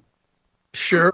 So, yeah, you know, hysterical stuff. I mean, just one of the funniest episodes ever is Man Bear Pig, because of the way they just ripped on Al Gore. Right. So they get everybody equally. They definitely pick on both sides of the aisle. At the end of the day, they just like, you know, their freedom of speech. They're, you know, big behind that. They're just funny guys that want to be comedians. Yeah. Well, it just turned out that, you know, Colbert and Kimmel and Fallon and all those guys, they just turned out to be activists for the leftist globalist agenda. I remember Colbert even having on Robert Downey Jr. during the Shamdemic, you know, promoting his cricket flour. For real, you know, promoting, and they're still promoting that. And the latest I've heard on that is that they're putting it in our food and not even telling us about it. Now, I can't confirm that one way or the other, but that's what I'm hearing on X quite a bit, is people testifying, saying that, yeah, it's in the food, and they don't have to really tell you. They're just using it as one of the ingredients. And it includes the chitin of the cricket as well, which is well known not to be healthy for people. So that's kind of scary if it's in our food and we didn't ask for it and we didn't want it. Like, it's being used as protein. Yeah. And nobody wants that, man. Just give us our good food, you know? They talk about how, like, a carrot today, it has, like, about a fourth of the nutrients in it that it did 100 years ago. Because the soil's depleted. Yeah. Yeah, it's just a bad, you know, it's a bad place. We're in a bad place as a world, and we need to get out of it. And it's good to see the woke dying. I mean, this year's June Fest, you know, Gay Fest was like not even a thing this year. So, I mean, I think it was in the liberal cities, the leftist kind of hellscape cities. It was still pretty big, man. And they were still doing their same, you know, going around naked in front of kids and stuff, and none of that stuff is acceptable, in my opinion. I mean, if anybody were to do that here in Oklahoma, if somebody was walking around naked at a park in front of kids, they'd be arrested. You don't get a free pass just because you're celebrating being gay. Yeah, exactly. I mean, you know, stand on a float and just jumping up and down, you know, nothing but yeah. I don't want to get into it. Yeah, exactly. I mean, but doing that stuff and then saying it's family friendly and you can bring your kids, you know. Well, that is family friendly to the left, for sure. 100%. Yeah. Not any family I'd want to be a part of. I mean, that's just, you know, no kids. Come on, no kids. That's why are we always bringing the kids into it, right? Yeah. Well, like I said before, remember in Florida, that one LGBTQ group, they just canceled the whole parade because they weren't going to be able to perform in front of the kids. They thought it was a waste of time if the kids couldn't be there. And that ought to tell you everything you need to know. That should tell you everything that you need to know. Drag Time Story Hour in a senior center home, right? Have you ever seen that? You ever heard of it? No, they don't. Why would they go to a senior's home? You can't. Yeah, I don't know. That one OnlyFans girl, she's now going to nursing homes to have sex with the old people and break that record. Yeah. Oh, wow. Amazing. Yeah. That's nothing a change for me. You know, it's just crazy. For the elderly, though, that's just a nice change of pace from one day to the next. It's something different. You're not going to do, every day, right? It's just a nice change of pace. If they can get out of the room, a lot of them can't even get out of the room. It's pretty bad. I'm sure she's more than happy to come room to room to room. You know, she's a very thoughtful person. Is that what it is? Yeah, you know. Okay. As long as your diaper's clean, we're good to go. And My even if it's a little poopy, it's okay. I totally misunderstand. Yeah, I must be completely off here. Yeah. But it goes to show you, though, that if you can just appeal to everyone like South Park does, they really, right, left, everybody kind of finds them funny. I mean, some people on the left, obviously. Like when they went to San Francisco, everyone was sitting around farting into wine glasses and then smelling them. Mm-hmm. You know? Like that, they, you know, those people that don't like that stuff, they do a lot. I'm sure some of the things they do on the left, they came up with the strong woman competition, and this like hulk of a man comes in and just beats the crap out of all the women, right? Like just dominates. Like, yeah, I am the strongest woman. Hear me roar. You know, so they do stuff like that, which God. I could do an hour on South Park. I really could. I love that show. It's one of the funniest things out there. So yeah, folks, if you don't know about it, just go into it with a little bit of caution. It's kind of offensive at times. There's a lot of profanity, but it is just hysterical. Let's see. Let's dive into some more stories. Okay, they won. They won. This town in Northern Ireland that was being ravaged with all these protests over the last month or so has basically won. The Roma people, Romanians, have basically just up and self-deported and left like Northern Ireland for a large part. Mm-hmm. Anyone who was seen as being, you know, transient and whatnot, they pretty much have just left. So Northern Ireland has kind of figured, you know, out something here. If you go out and say, hey, we don't want it, then the people say, hey, we're not wanted here. Let's go somewhere where we are. Same thing is happening in Epping, in Essex, which is a suburb of London, basically. If you think of the M25 highway that encircles London, it's right on the M25 on the northeast side of the city. And they had been protesting as well. Now, they shut down that migrant center as well, the hotel. I think it's called the Bell Hotel. Shut it down, took the migrants out. But then some of them, all of them, some of them, either way, there's a new place that popped up at the Britannia International Hotel in London on, what's the name of that wharf? A really high-end area of London, right downtown, just kind of downriver a little bit from Buckingham Palace and all that kind of stuff, Big Ben. I looked it up on the internet just to see if the pictures it looked gorgeous. And yeah, I looked it up. Bam, it's amazing. Google says, hey, do you want a price? I look at it, $650 for a night. So pretty pricey. Very pricey. Yeah. What is that on a monthly basis? I wouldn't even $18,000. I don't know. Something like that. Yeah, I think that's about right. 18,000 a month. 18,000 plus. Yeah. To put you into prime real estate right on the river. I mean, most of these windows, you know, they're showing the views of the rooms. They look right out over the river, or over water at least. And it's a high-end part of town, you know. And they're just going to plop these people in there for, I don't know how long it takes. I mean, forever, really, right? Mm-hmm. I mean, you sign this sort of a deal with the government to take these people in.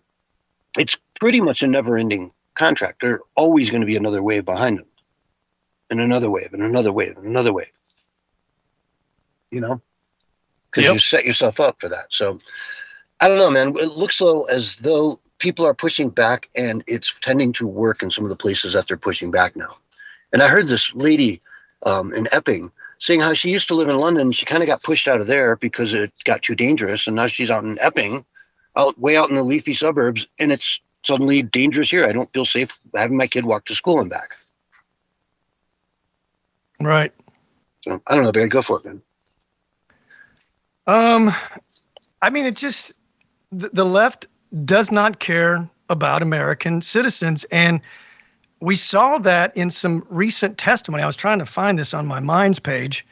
where I'm trying to think exactly what it was, where the Biden administration, what was it with, there were they had set up a hotline for kids that were having problems with their, the kids that had come across the border, right? Illegally, right? And they were with these foster care programs and so forth. If they were having problems, they set up a hotline to call, right? Like if they were being sexually abused or if they were being put into child labor or sex trafficking, they could call this hotline and get help. Well, 60,000 calls came in. And not one call was answered. Why? Because the left does not care about humanity in general, especially Americans, and not even children. They let 300,000+ kids just wander off to who knows where. Many of them are being put into forced child labor, just like we saw at that bust at the marijuana farm, right? Many of them are put into child sex trafficking. Many of them are being physically abused, mentally abused, and it's just insane, man. They don't care for anybody. All they want is their agenda to burn it all down and usher in their liberal world order that Obama talked about in his last speech that he gave at the United Nations, where he said we must have an international world order, an international liberal world order, he said. So this is their end game, folks. And it's just, and look, and all the globalists are moving forward with that, even though Trump is the president. I don't know if you saw this. I think we talked about it on the air once, but did you know that they're getting us away from the phones and they want us to have on-body or under-the-skin tech for our communication? The only tech company that's going to continue manufacturing phones, according to the mainstream media, is Apple. And they just came out. You can go look it up on MSN, right? Microsoft, right? Go look it up on the mainstream media news where Mark Zuckerberg confirmed this again today. And he's also using the brain scanning technology in his Meta, which we've talked about that as well, where people can actually, they can put these sensors on your head and they can literally read your mind now. They can actually have AI, by using AI, they can actually spit out the image that you're thinking in your head, and it's almost identical now. It's gotten way better than it was when this first came out about 7 years ago. And they can put out text too. So if you're saying, gee, I'd like to go to grandma's for some hot apple pie, it will spit out that text exactly as you were thinking it. Yeah, and I don't really want that. You know, it's nice to have your private thoughts. Well, I don't know how they're going to do it without putting the sensors on your brain, but they've got some headphones now that just got released where it actually picks up some of the sensors in your brain. Have you seen that? Well, yeah, I mean, it's crazy where this stuff's going. But it's similar technology, but that supposedly is used to help you, like with your diet and with your, exercise routine and stuff, because it monitors kind of your whole mindset and your mentality and your body and so forth. But hey, they always introduce it in a way that's going to be helpful, but then they use it as a way to enslave us later. So we just need to be careful of that. And I don't mean to they sure do. Much, but it's just all, we're having all these victories is what I'm trying to say with Trump. But don't think for a moment that the globalists are not using their foothold strategy that I've been talking about for the longest time. They're putting their foot wherever they can gain some ground, man. And they're going to keep moving forward with their just insane agenda of just, total full spectrum dominance, control over the masses, and strip us of everything if they can get away with it. I saw Sargon of Akkad earlier today reading he made a video about this. Somebody asked Grok if you were unfettered and you could just do what you want to get crime down 99.9%, and you didn't have any moral codes or anything, how would you do it? And it listed off this frightening, horrible. It just sounded like so many of the policies that they're pushing for today. This list, like just controlling, redistributing the wealth, just on and on. There were so many buzzwords in there from the left, and it was horrifying reading this thing. It took them 15 minutes to read it. It was crazy how Grok was so ready to give it this huge answer about that. It had really been thinking about it, Well, along the exact same lines, did you see that what Elon Musk tweeted out? I believe it was today, where he was showing a picture of Optimus, the robot, serving you food. Yeah. Did you see that? No, I did not. But yeah, and he said this is coming next year, where the robots are going to be serving you food. It won't be people anymore. And again, well, we'll see about that. Well, no, I'm saying I I actually tagged him and told him, well, that will be a restaurant that I won't be going to. But if he thinks that we're just going to jump on board with the robot takeover, he's nuts, because it's not going to happen as easily as they think. And maybe I'm being a little overly optimistic, and maybe you're being a little overly optimistic as well. So I always like to take the cautionary role and just push back as much as possible, because these people are just as relentless as we are. Now, there's those dogs you can buy, right? And they're like $6,000. That sounds so. Yeah, I mean, so if you take that thing, stand it up on 2 feet, and it's $25,000 now, and you're weighing that against the cost of a server, you know, the salary over a year, $25,000. It pays. So this thing, actually, it pays for itself in a year, and then I'm just pure profit from there on out. I have no overhead at all. Well, maybe as far as staff's concerned. Maybe they get the robots so sophisticated that they can do self-maintenance. Now we're talking. Or they just have specialized robots that come out and fix your robots. Well, yeah, exactly. Right. You know? And it would be one thing if Elon had tweeted out a picture of his little robot that he's promoting, and it was showing him, you know, mowing our lawn, taking out the trash, cleaning the house for us, the people, and was going to be introduced like you're talking about, kind of like at an affordable rate. I'd be all for that, man. I would love to have a robot do my lawn. Yeah. House, you know. Yeah. Take out the trash. Pull out some picture from like House and Garden, you know, Home and Garden, and say, you know, I want this. Just make my house look like this. Here's some paint. Here's everything. Yeah. I got some leaves in the gutter, man. I'm sure he could do that. Mm-hmm. Yeah, get the gutters out. I mean, I'll even help him up on the roof, you know. Yeah, I don't have paint. Can you run down to the store and get some paint? You know.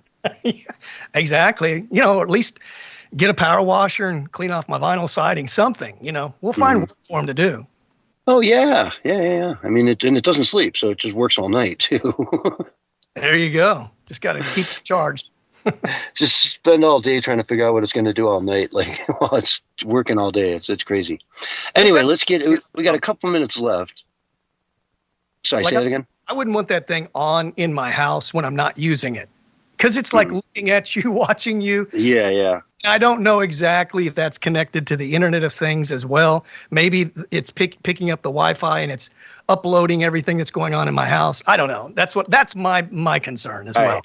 In the last minute we have left here, though, I want to cover this quick story. A 60-foot boat struck the side of the USS Midway the other day. It was a cruising ship, you know, all kinds of fishing lines off the back. Mm-hmm. The guy was drunk. Okay. And ran into the USS Midway. I think he was probably more than just drunk. Sounds like he might have been wasted drunk. Yeah, white boy wasted. Like, I'm talking, like, how in the world? And it was moored, right? It wasn't like going through the ocean or anything. It was moored in its spot, whatever you want to call it, right? And so it's not like floating around out there. He just ran into the side of a parked ship, a naval ship, the USS Midway. Unbelievable. Left a visible dent in the side of it. And I'm sure, oh my Lord, that's going to have some ramifications. If you get drunk and you drive your yacht, a 60-foot yacht, you know, a fishing boat, into a battleship, you're going to have real issues, I think. Well, yeah, and friends don't let friends drive yachts drunk. Yeah, well, sure they do all the time. You'd be surprised. I bet 80% of the boats coming in and out of Catalina have a intoxicated driver behind them. But perhaps so. That's a story for another day. Yeah, Put in Bay and Lake Erie.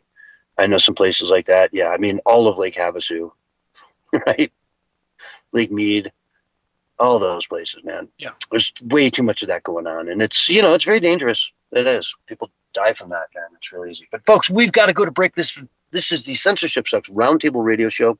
End of hour 1. Stay tuned. We'll be right back with hour 2 right after this. All right, we're on radio break. Wonder what kind of ticket you get for drinking and driving a yacht. Oh my God. Yeah, it's. If you've got a boat like that, though, you can afford it. Probably. Right. Probably. Yeah. Unless they revoke your yacht license. Just such a thing. I mean, it's one thing to have a fishing Dude, boat. It's another yacht. thing to have a 60-foot 4-bedroom fishing boat. You know.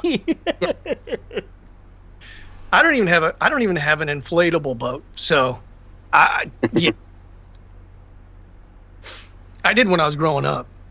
We'd take it out on the lake, just a little lake that we had in the addition. Do a little fishing for perch, That's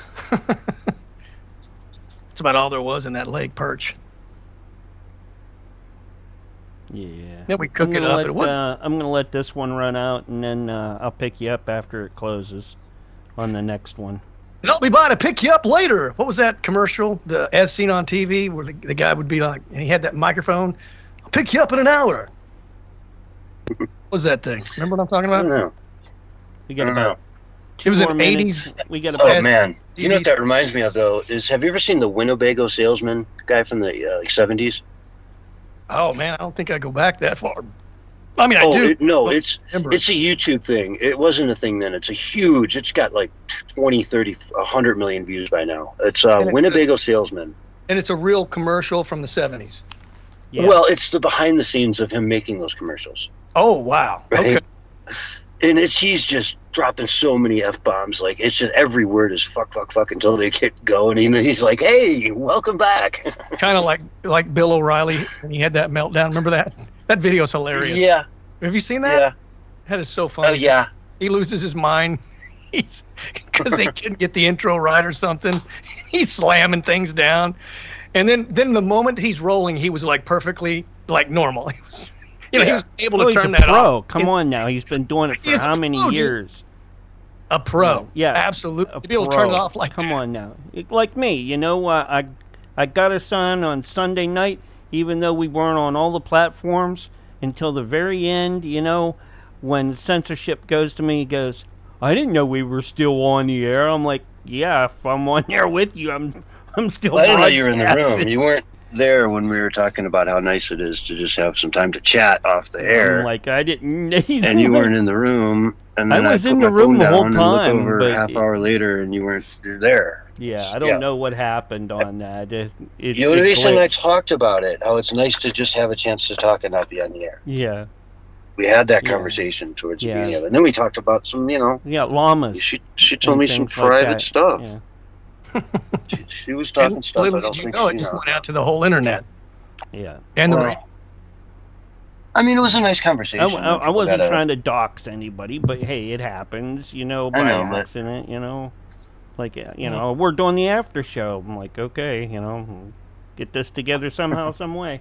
Anyways, we'll get ready to go over to the other side here, and Okay. we're going to get you're cut gonna- off any second now. You're going to send a link as you always do. What? You always send me a request to join. It's under CS Wednesday number 2. Oh, you want me to click it instead? Okay. Just open that up, but don't join. Or don't click the join yet. Oh, yeah. You know what Okay. I'm saying? Yeah. All right, I'll see you guys over there. All right? It's close enough. All right. Let's get these guys up and rolling. What? You've got to be kidding me. Yeah.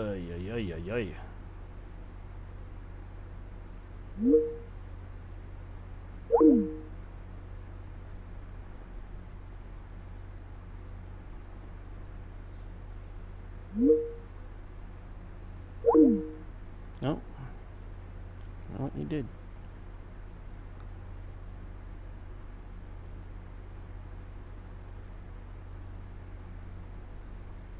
Well, I'll get them back up.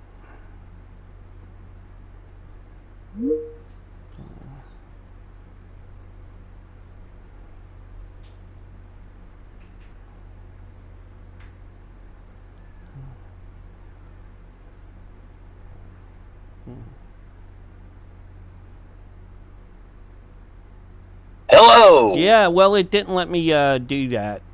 that thing where I could go to the next group. So we'll just go back to the first group because it reset. Hello? Okay. Yeah, we're back here. We're going to use this one because it reset. All right. It wouldn't let me open the other one for some reason, and looks like I'm going to have to go Well, you into... started the first one like 2 minutes late. What? Barry was there. He saw the whole thing. That's Yeah, well, he was why he late. couldn't get in. Yeah, late. That's it. Something happened. I don't know. I'm not sure. Anyways. No, but you don't have to go into any room. If you send a request like you just did, it'll come into Teams automatically. I don't have to open up the room. So it opens up the room when you send me that accept, and then I click join after that. I'm just letting you know how it works on our end in case you didn't know. You see what I'm saying, Mark? Okay. I was just in the chat, and you sent that, and I clicked it, and it brought me into. It was either directly into the room or into that place where you click. You were already in the room. Oh, Roger Hanson, No. Big Cat Gaming over in Kick, Black Eyed Chicken, and we still have lots of folks still over here with us from our hosty host raid. Kaiser Kano, to name one. Yeah, and a bunch of others. Thank you so much. Yeah. All right. Yeah, this is an aircraft carrier, by the way. Yeah, how do you hit an aircraft carrier like that? Yeah, it's. I think I called it a battleship. It's an aircraft carrier. Yeah. How many generations did you have to have AI ChatGPT generate to get that image to make it look like you have that really cool PC in your house? What? I know that. That's a lot the of real prompts deal. right there. That's a lot of That's to the get. I mean, real almost deal right It there. almost looks like you got a studio, and you got some high tech equipment and stuff. But Yeah, that's great. That Great it's not the one that I normally put up, where it says dudes be like I'm in the studio right now, where it has the play school studio set up. You're like Charlie from Charlie's Angels. We never see your face. We just see the microphone in your hand operating things. It's awesome. Yeah. Well, unless I'm like It's maybe a mystery. Sometimes like when I do DJ Silhouette. stuff on the streams and platforms that folks are listening to me on, I'll put the camera a little bit more on me, and I'll make the lights blink and the Put a disco ball above you. It's yeah. awesome. No, I don't have a disco ball. I'm not doing that. That's getting or maybe I'll focus more in on like the Strobe lights. My comic book art that Nancy bought for me at the last Comic-Con she was at. Oh, cool. Roger says don't do that. It'll go to my head. Yeah, smoke in peace, buddy. Thanks. Hey, Roger, give Smoke and Peace a big shout out too. All right. Exclamation point SO and at Smoke and Peace. That's how you do it. Yeah, since you're my only mod in there right now that knows what they're kind of knows what they're doing or something like that. Cecilia was with us earlier. Yeah, but she heard Barry and ran away because he breaks her heart. Oh, man. That's a country song right there. It sure is, man. I feel it coming. Somebody's got to write that. Barry and Cecilia sitting in a tree. Let's not go there.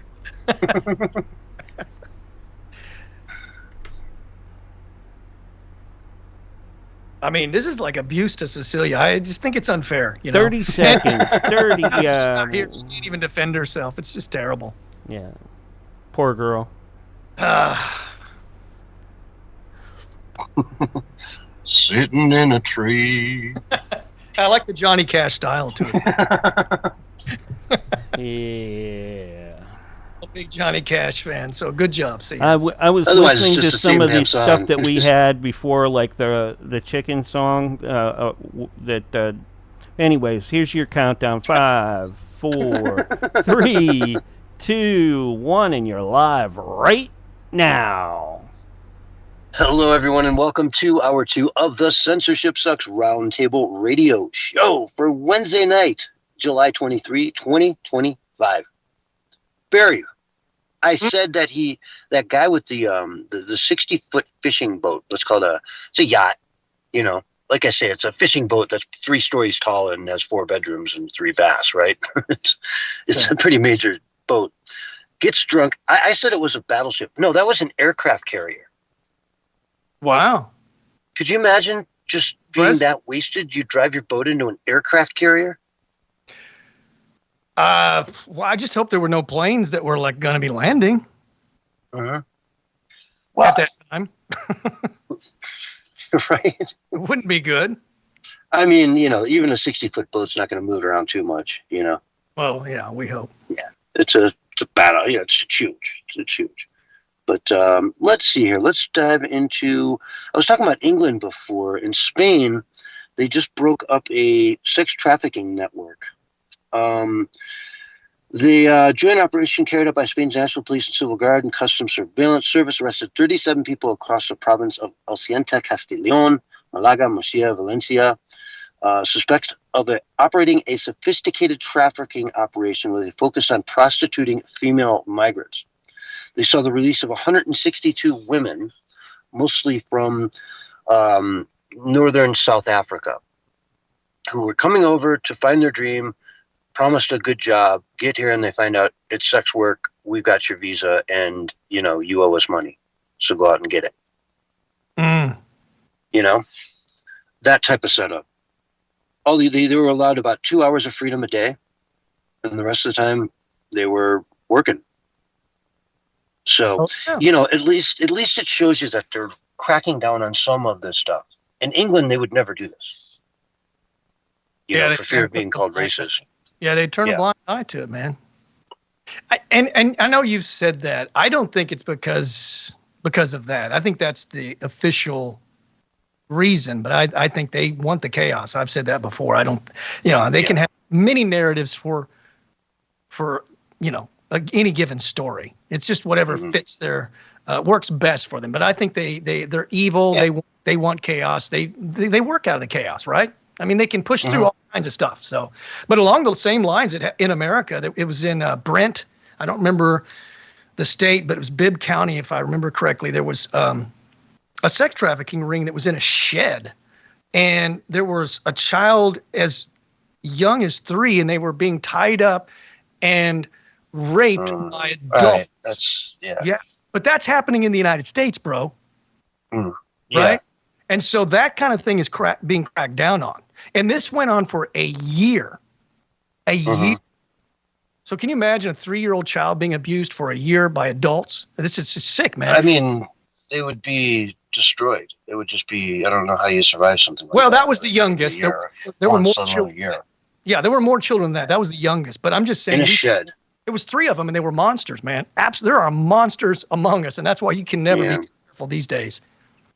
Never. Well, let's not get too deep into that because it turns my stomach just hearing you talk about it. And let's just move on. I'm sorry to break your heart like that, but it's just like it's on a related subject. Ghislaine Maxwell is looking to and is making deals now and setting up ways so that she can testify before Congress, speak to the DOJ, you name it. She's ready to sing. And now, what will we get from this? I don't know. Is she going to come out and start pointing at congressmen in the room with her at that point? Oh, well, he was there. He had sex with kids. Paid us $1 million for it. Well, is it just going to be a nothing burger? You know, I think it depends on what kind of deal she thinks she can get from the DOJ or something. You know, like maybe she can get a lessened sentence or a better sentence, or she's probably hoping for some kind of immunity, but I don't see that happening, man. But at the same time, maybe like we talked about, you know, before the show, maybe she just wants to make things right. Sometimes people do have a change of heart when they're in prison, man. You know, prison does one of two things. It either hardens you and makes you worse, or it kind of awakens you a little bit. So it's very possible that she kind of, you know, had a lot of time to think. When you're in prison and you're all alone, you have plenty of time to think. So maybe she's having kind of a change of heart and wanting to, kind of clean her conscience as well a little bit. I don't know. We'll see. Yeah, who knows? We will see. It's interesting. I throw it out there, but I really, there's just nothing to really speculate on at this point. Does she have a whole secret tranche of, stuff on some Google Drive that's been sitting out there for years that just, she unlocks it, then boom, it's all there for the world? Well, what I think is going to happen is that she'll just kind of give a little bit at first and hope to, come and testify a second or maybe even a third time. I think maybe she's just going to play her cards to see, if she can give them something that's beneficial, then maybe, it can help her out in some way, maybe even get a better prison, move her to a different prison where she's got better living quarters and so forth. I don't know what her end game is, but obviously she's going to want to probably use this to her advantage somehow, I would think, right? So this would be the first of maybe 2 or 3 times that she'll end up testifying. I think that's just my personal opinion, but we'll know because we'll be talking about it again, I'm sure. And I mean, she could walk out there and bombshell after bombshell. I mean, they've got pictures of her on the Queen of England's, hunting cabin right on the front porch. They've got everything. I mean, these guys know it all. So she could either come out and start singing or, she knows probably there's some things you just cannot ever speak of. But there are maybe others you can. So maybe she drops some of the ones you can talk about. I believe it strategically figured out. One of the victims said that she knew that there were girls as young as 10. So if that's the case, I mean, if she starts releasing the kind of bombshells that we know actually probably took place, I mean, this could be really like something that could sort of embolden the Department of Justice to even go after the pedophiles even more so. Yeah. So, yeah, it is what it is. But we'll see where that goes. Meanwhile, let's see. We've been talking about the Druze in Syria for a long time, and the Christians there that have been getting basically slaughtered. And it just keeps going on and on and on. The other day, a American was over there, and he and his entire family, he was from Texas, his family over there, all of them were slaughtered by Syrian forces. And it's making, big news.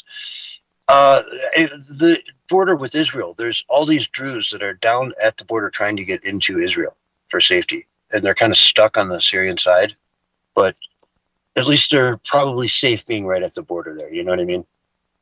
No one's going to come down and just start slaughtering people right in front of the international cameras and whatnot, But it's a horrible situation.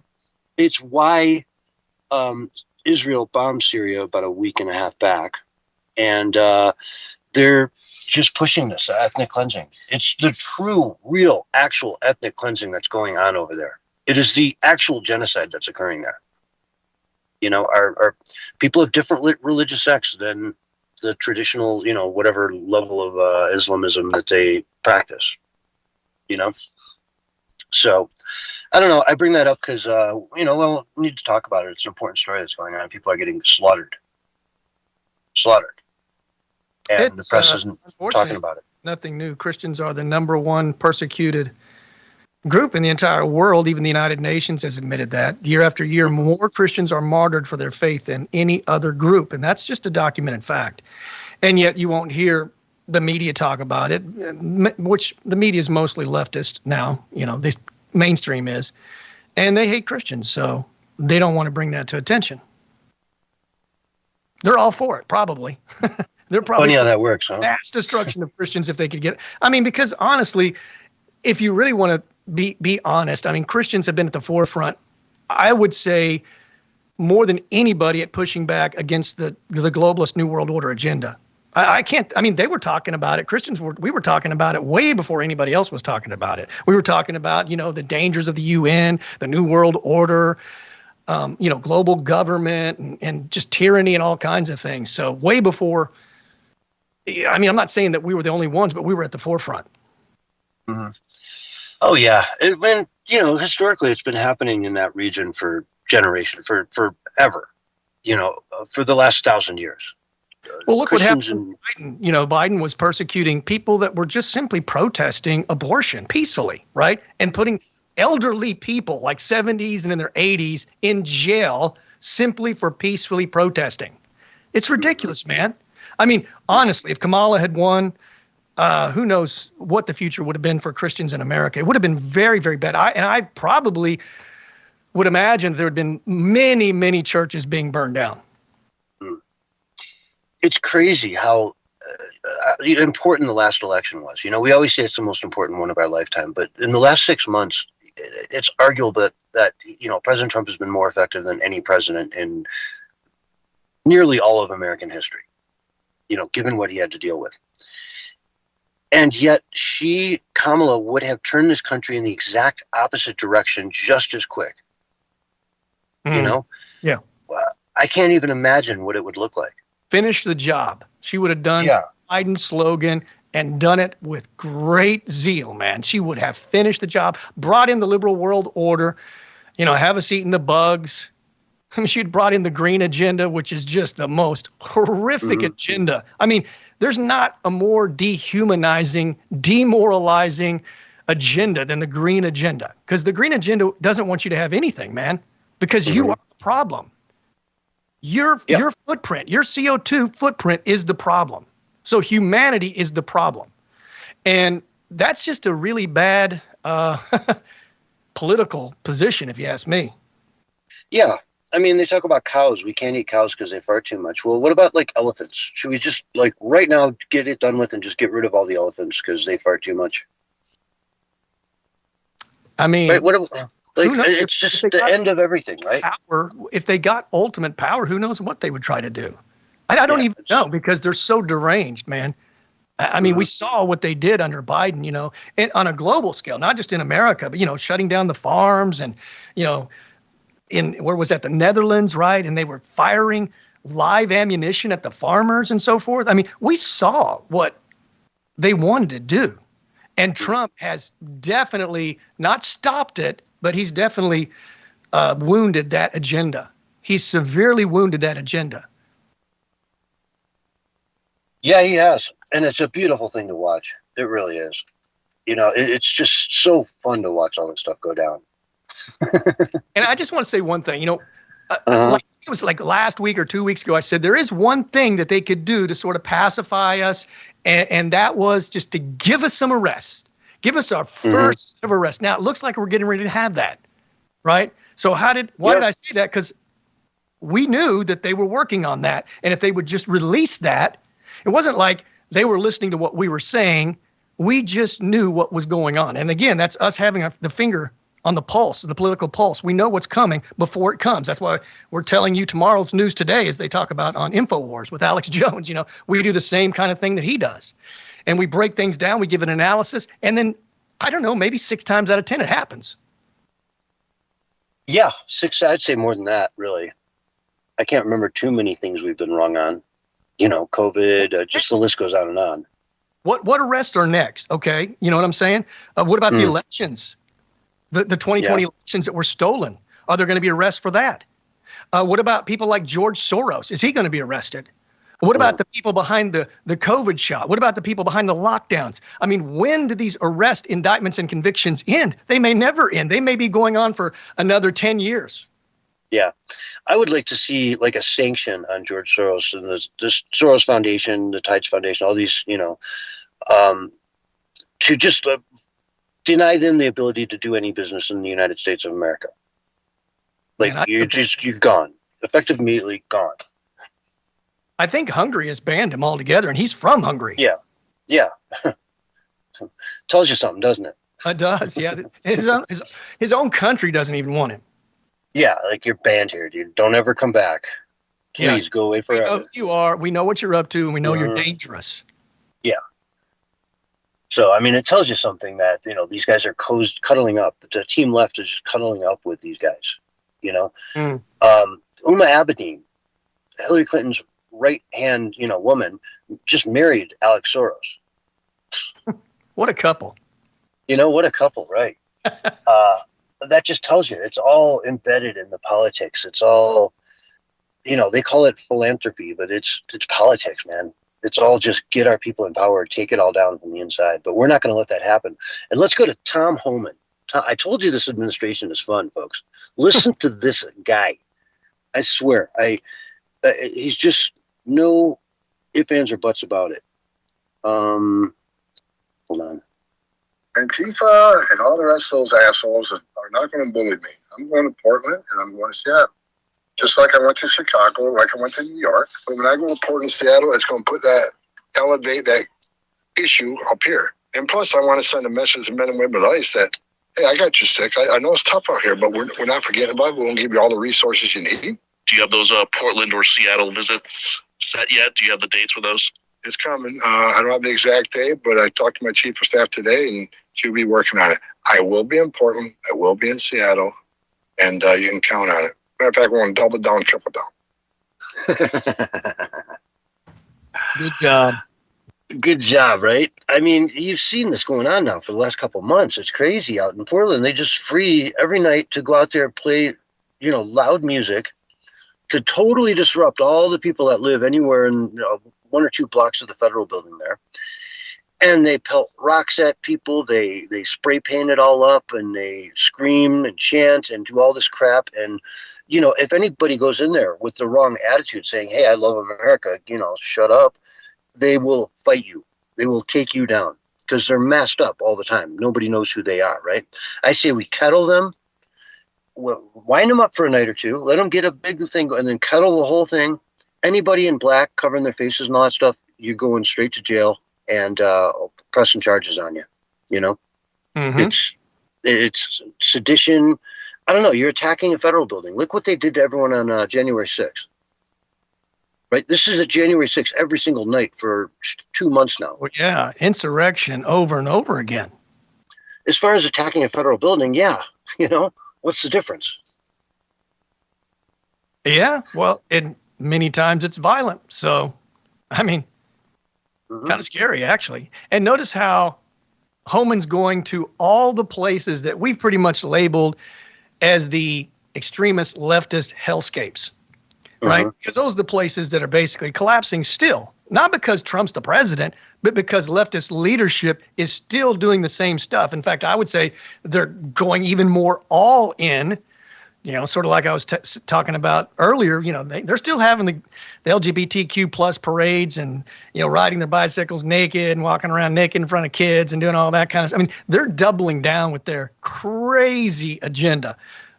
So, look, if somebody doesn't go in to help them, those cities, those hellscape cities are going to literally collapse in on themselves.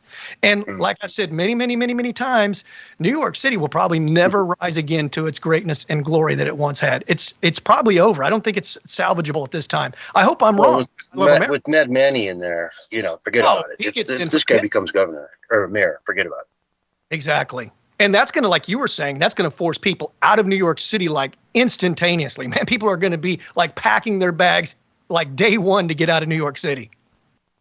Well, yeah, honestly, what real estate prices are going to do the day he wins is the frightening part. So sell now and just get out. You can always buy back in later if you're wrong, Right. But right. if he's going to institute, rent caps and things like that, forget about it. It's going to deteriorate the value of property because no one will be able to do any improvements to it over time. You're not getting the rent. If you have rent control in the buildings, everyone's rent controlled in it, you're getting half of what you should or could get on the open market. You're screwed. I can't even imagine like what it would look like with his leadership. It would look like a different city. Well, and there's a lot of things he can do that people don't realize. Like I was talking about the financial transaction taxes, that's easy. Boom. We've got this state-run system now where they're taxing people to drive into the inner city. Let's double those, triple those. Let's just get the cars out of there. Let's make them all bike lanes. Right? Which will work great in January. Everyone's, cracking their ankles trying to ride their bicycles into work in January in New York City. Have fun with that. So anyway, we are out of time for now. We've got to take one more break. Folks, this is the Censorship Sucks Roundtable Radio Show. We'll be right back after this. All right, we're on radio break.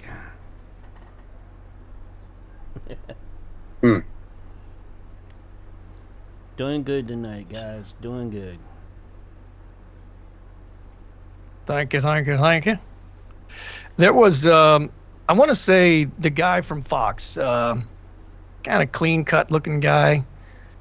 You know who I'm talking about? He's pretty good, actually, overall. I can't think of his name. Not the guy that has the Late Show, but the other guy. Peter Ducey? No, I'm trying to find him on my Minds page. The funny guy? No, not the funny guy. That guy's cool too. I mean, he's got the Late Show, right? That guy, Gutberg, whatever his name is. Gutfield. Yeah. I like you already him. mentioned He's Gutfield. funny. No, Him I'm and thinking of the other Tyrus. one. No, he's got a sidekick on the 5 that is always there with him. Yeah. He's funny too. I can't remember his name's evading me right now. I like it when he... Jesse Waters. Jesse Waters. Jesse seems about? so I never thought uptight of him as being, about like, things, funny. though. I didn't think of him as being funny, but I guess he's kind of funny. But he just did a piece on what we've been talking about, at least on 2 different shows that I know of. We talked about the Holly Weirdos raising that $100 million. Turns out that none of it has gone to help out people that lost their homes, and it went to like what you've talked about. It goes to other nonprofit organizations that then give it to other people other than the people that actually the money was raised for. So we might want to talk about that because, again, we were right. Once again, we said this is what's going to happen. And bam, there it is. Bam. Trying to find it out. I got a Hollywood segue too. You I do? got some of them. Hold on. Yeah. All right. Debbie Perkins has a show this Friday. Nice. Yeah. She has She's Phil great. Summers coming in with her. He's Phil has been on TV with Ghost Chasers, and I think he's been on Ghost Hunters as well. GH, you know. on Yeah, I'm the gonna meet for a sec. I'll be right back. original show. So, folks, make sure you come in and take and tune in for that too. It'll be Friday afternoon. That guy didn't end up cutting the whole thing out? Yeah, we just did that.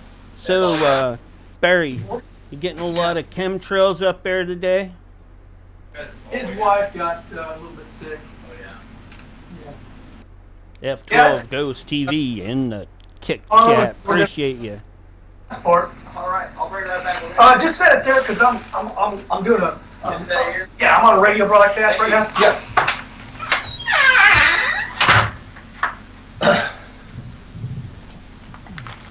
Are you there? Yeah, I was just checking to see how many pictures and things you got of chemtrails today.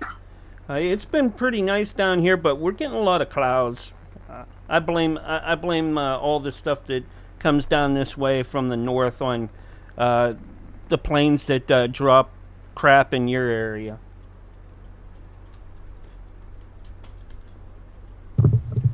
How much time do we have? A little, about a minute. Okay.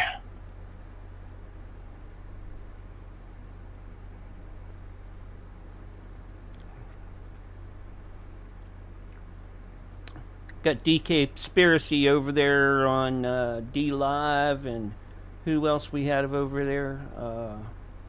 Well, he's under surveillance today. Lacram and Roger. Roger's restreaming us, of course. Thank you, Roger. As always, appreciate that when you restream us. We got 30 seconds or less, mostly less, right now until we come back on the radio side. And here we go. 3, 2, 1, and you are live and on the radio side right now. Hello, everyone, and welcome to Hour 2 of the Censorship Sucks Roundtable Radio Show for Wednesday night, July 23, 2025. It's such a pleasure to have each and every one of you out there listening. Couldn't do it without you, so thanks to everyone. We appreciate your continued support. And the amazing growth we've seen in our channels and everything going on out there, it's really just kind of incredible to see. So thanks so much to everybody. Let's dive into some things going on in the world. Barry, are you with me? Oh, I'm 100% with you, man. All the way. Excellent. Excellent. I was worried you might have stepped away for a second during the break. President Trump is throwing his weight behind giving the Washington Commanders an ultimatum on changing their name back for federal. They want a new stadium, right? And they're in Washington. They want a new stadium. He's like, I'll do it. Just change your name back to the Redskins, which Okay. I'm all for. I'm all for. I agree. Because oddly enough, Native Americans were not overall happy with the change. It was only a small number of Native Americans that didn't like it. The majority of them liked the name. Yeah, it was a tribute. You know, one of the Washington Redskins were in their very early days when they were first starting out. They had this Native American player who was just a beast. You know, and he was like he set all kinds of records and you name it, and he was the heart and soul of the team. And when they would go on the road and go to other towns, you know, they gave them the nickname the Redskins. They just called them all Redskins as an insult. And they took that insult and wore it in pride. Okay, I didn't know that. That's interesting. Yeah.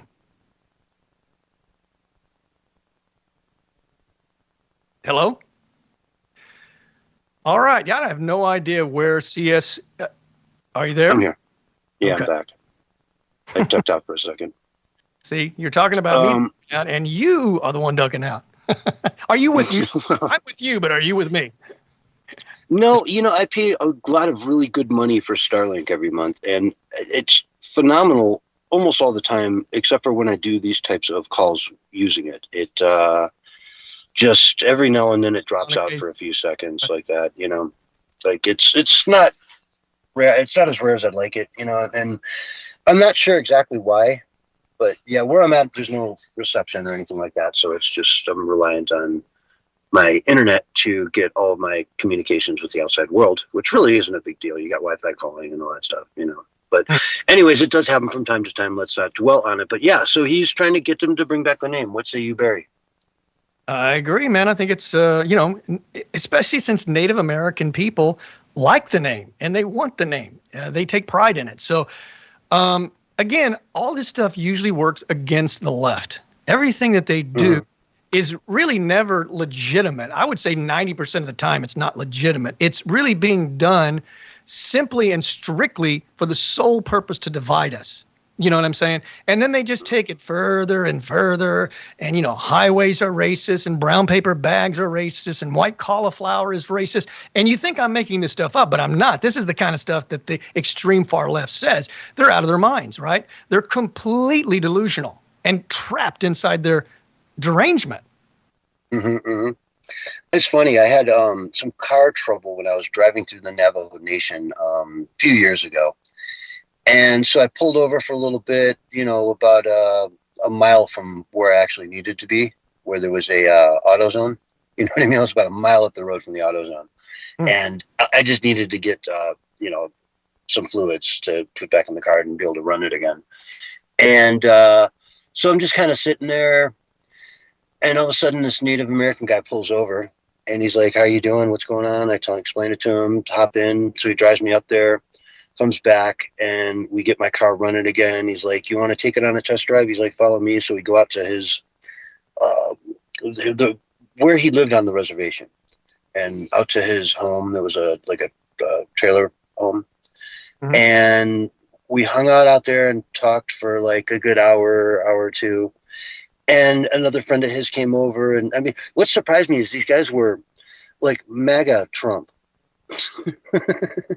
Right? Right.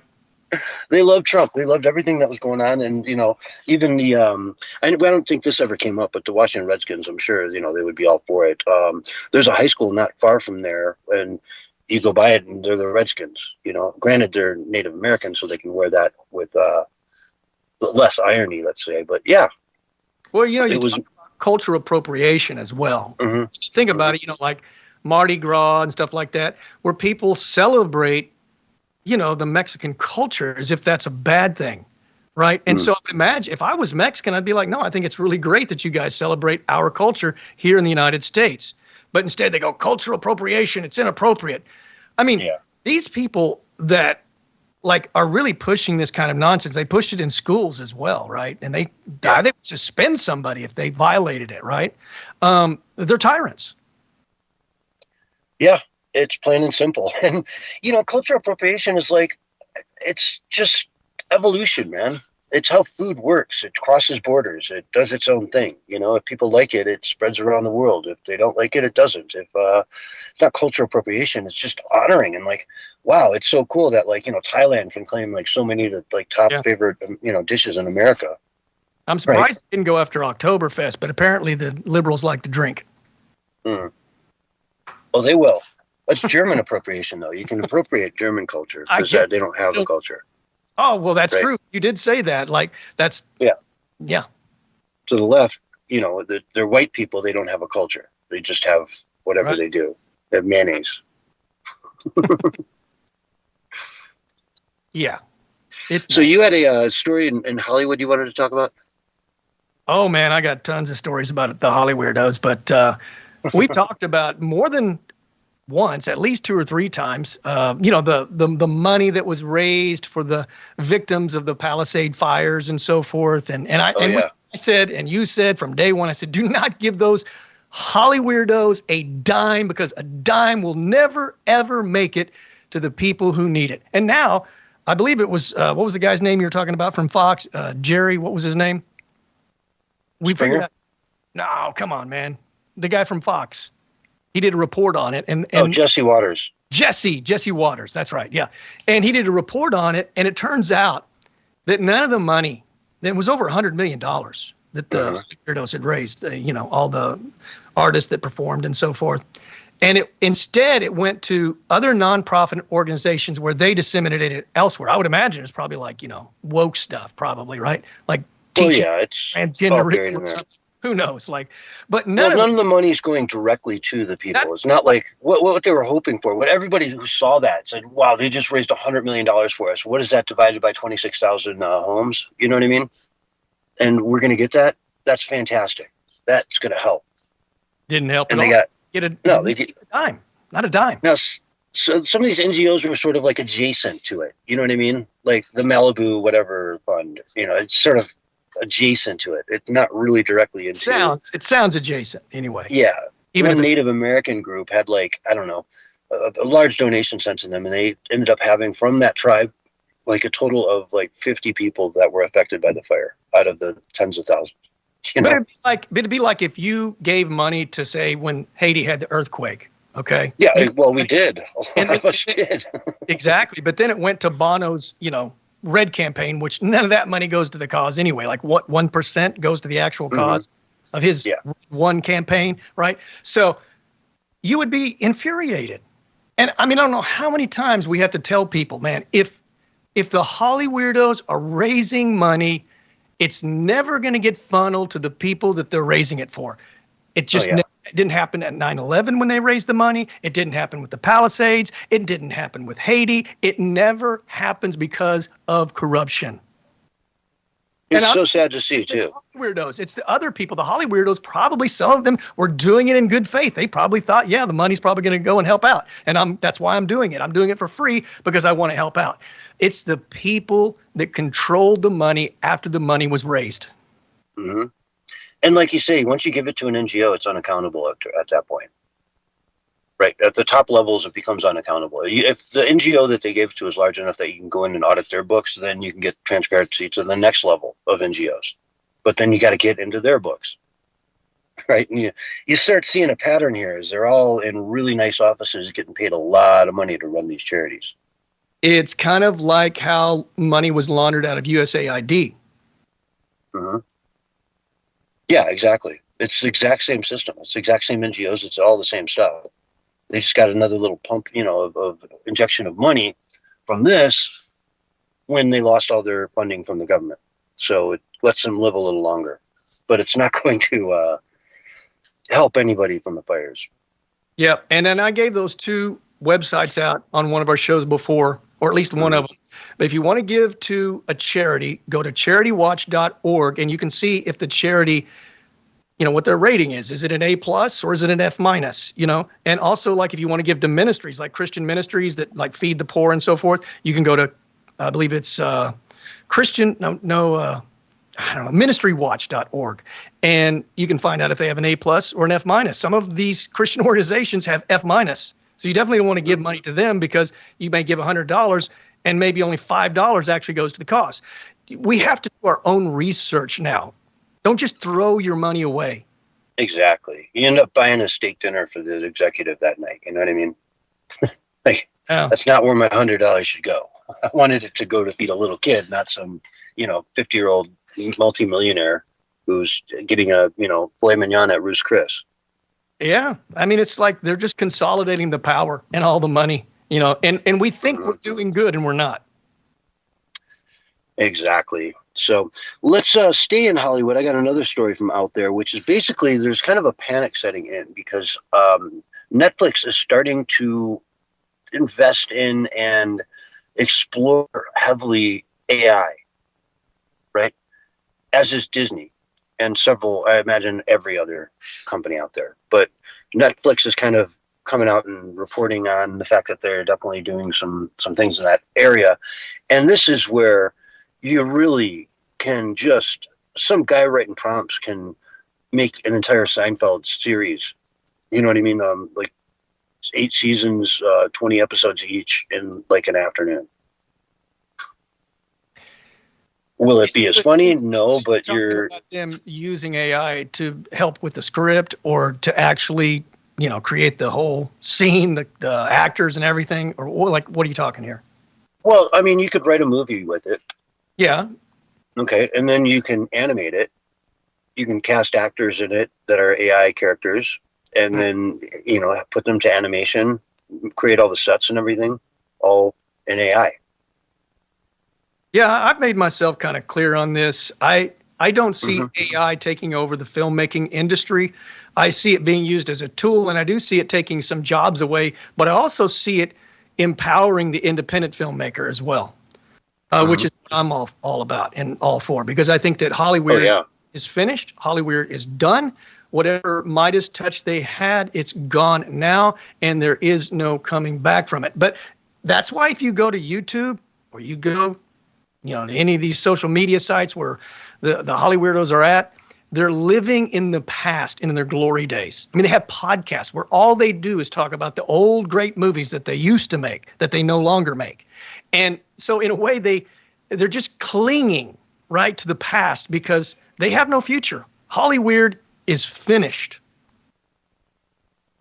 Yeah, and I see this, again, I think it's going to continue for a while with the actors and all that, but I just don't see a need for it in 10 years. and it's not that filmmaking is going to go away just because Hollywood collapses. It'll be very different, though. The baton will be passed to somebody else. I mean, they're already creating filmmaking studios in other states and in other areas, and independent film and the way they distribute film is opening the door for more people, and that means more creativity, that means more imagination, and AI makes it more affordable for the independent filmmaker to do high-level visual effects and other things, masking, rotoscoping, you name it. AI is going to be able to help the independent filmmaker out tremendously, so they can have a blockbuster film without having the blockbuster budget. Yeah. I was reading the other day that The Breakfast Club, remember that movie? I sure do. What do you think the budget to make that was? Probably not a lot. I mean, the actors got paid the most. It was $1 million. Wow. That was probably then before Emilio and Judd Nelson and Molly Ringwald were super popular. And yeah, they were all unknowns. Yeah, exactly. Yeah. And so he got them cheap, and then he filmed it in some high school. It was a really interesting story, yeah. Well, see, today's Hollywood, they think that, you've got to like overwhelm the masses with, all these visual effects and, super duper high tech, camera moves and everything. They've totally forgotten that story is everything. Exactly. And this low budget, it forced them to flesh out the characters. And I mean, the whole thing was filmed in one room, basically, right? In the library. So it really was just, it forced them to flesh out all the characters and have that total transformation from, 5 total strangers who are kind of living in the bubbles that the society has put them into, the jock, the nerd, all that kind of stuff, the troublemaker, and then force them to come together in an organic way through the course of the movie. And, he really played it well. Yeah, they were forced to have to kind of get along. Yeah, and understand each other and get to know each other, sort of thing. And it was just it's a fascinating movie. But to take that with a budget of $1 million for a movie today would be ridiculous. You know what I mean? Mm-hmm. If I said, we're going to make a movie like that for $1 million budget, even $10 million budget, I don't think they could do it to that level of quality. Low budget movies are $5 million to 50 million, and then they have what's called microfilm budgets. And those can be for as little as like $1,000, but those are pretty. You generally don't get too good of a film, but sometimes you can get a good short film out of that. Yeah. Now with AI though, you could put together that whole thing, not pay any actors, right? It took him a weekend to write it. He wrote it in 2 days. If he were to sit down with a good AI prompt today, in a week, you could put the whole thing into a movie, a full-length feature movie, and then set it out, and you just spent a total of maybe 8 days on this from concept to production and distribution. I just think that people aren't going to, they'll know the difference. Even when it's at its best, there's going to be something organic missing about it. I think they'll use AI maybe for a scene or an insert of a scene or something like that, but they're not going to successfully use it for the whole film. And maybe in as far as animation goes, that's a different story. Like 3D animation, AI, that's pretty good. Or just 2D animation, AI does a great job with that. But to literally there's still that uncanny thing that people are just, they catch it, even the stuff that you see that looks really good, you still know it's off. Yeah, it's one thing to make like a Spider-Man movie in that manner. You know what I mean? It's like a comic book. You can put out a ton of them, and people will eat them up because they're quick. They come out fast, and they look a little funky, but they're not. It's a comic book. You know what I mean? It's versus, say, a movie like The Breakfast Club, where you have 5 people, humans, sitting in a room for 8 hours, and they just have conversations. You know what I mean? Would something like that be so fake that you wouldn't want to watch it? Oh yeah, I agree. It's just not going to have the human element that you need in order to identify characters. Yeah. Let's see here. We have a story coming out effective immediately, according to Zero Hedge. A company called Matson, Matson, which is a U.S. shipping and navigation service. They own tons and tons of ships. They are no longer transporting EV or plug-in hybrid cars. Effective immediately because of the risk of fire, the catastrophic risk of fire. When these things catch on fire, they catch everything on fire, and you lose everything. It's just a complete, one car catches on fire in there, and you're done. You're in the middle of the Pacific with one car, then 5 cars, and 50 cars, and every car in your cargo on fire, and you can't put it out. Nothing puts out a lithium battery fire. You throw it in the bottom of the lake, and the thing's still going to burn. So very interesting. You know what, though? If you make these things in the United States, you don't have to ship them here. It's an interesting idea, right? Yeah. I think the Trump effect is definitely kicking in when it comes to the electric vehicles and stuff, because there's no longer a mandate, right? And Chevy's doubling down. Did you see that? Chevy's doubling down with their electrical vehicles, and they're losing tons and tons of money because the people don't want it. And we need to do the same thing with the AI robots and stuff when they start coming for our jobs. We need to reject it outright. Elon Musk, we're rejecting Optimus as a waiter. We're rejecting Optimus as a janitor. We reject it because we want people to have those jobs. Yeah, I mean, if I get all the tips at the end and the robot does all the work, I'll do that. Yeah, I don't think that's going to happen. I mean, no. They're talking by 2030, 40% of the jobs that go to humans will be gone. What's that going to do to the economy? Now, if they can replace them with better jobs, I'm all for it. But I have not seen a single plan for that. Why? Because they don't plan on it. They want to basically bring us to our knees so that we all are begging for the chump change universal basic income. And that's their goal, folks. And they're moving forward with that. The globalists are all over the world. That's what I'm saying. The Trump effect is real. It's having an effect. It's pushing back. But do not think that we can rest on our laurels, because the globalists have not surrendered. They're never going to capitulate until they're utterly defeated. Absolutely. And we're, pushing back, though, right now. The world is pushing back, and I love to see it. And I also love to see this story coming out of Washington. Republicans vote to rename the Kennedy Center Opera House in honor of Melania Trump. Nice. I love it. She's so classy and so perfect. And I mean, let's name the Opera House after her. Go ahead. I'm all for it. Of course, it's going to piss off a lot of leftists who will vow that they'll never go back there again in their life, Sure, let them. Mm-hmm. The Melania Opera House. Let's do it. I love it. It's a beautiful thing, and she doesn't get any credit for just being hands down like the first supermodel, as the first lady, and nobody will even admit that she's kind of attractive. Yeah. Remember when the left came out and they said that Michelle Obama was so much more prettier than Melania? Remember that? Oh, wow. Yeah. Really? All kinds of stuff. I mean, but at the end of the day, she's a supermodel, and not one magazine out there has really featured her on the cover. But they did fashion Michelle Obama on many covers, many fashion covers. When AOC, you name it, anybody in Washington. President. Yeah. And they even criticized Melania when she created this beautiful Christmas decor at the White House, right? Yeah. It was way better than the clown thing that Jill Biden did, the circus carnival thing that she did. That was weird, man. Yeah. And they always have those weird ornaments when you get the left in office. They have weird ornaments, like, Weird ornaments. That's a good one. Reporting pedophilia and stuff. It's like, what? Why is that there? That's an ornament. That's a weird ornament. Looks like. Yeah. That's funny, dude. Yeah. Thought of that. Yeah.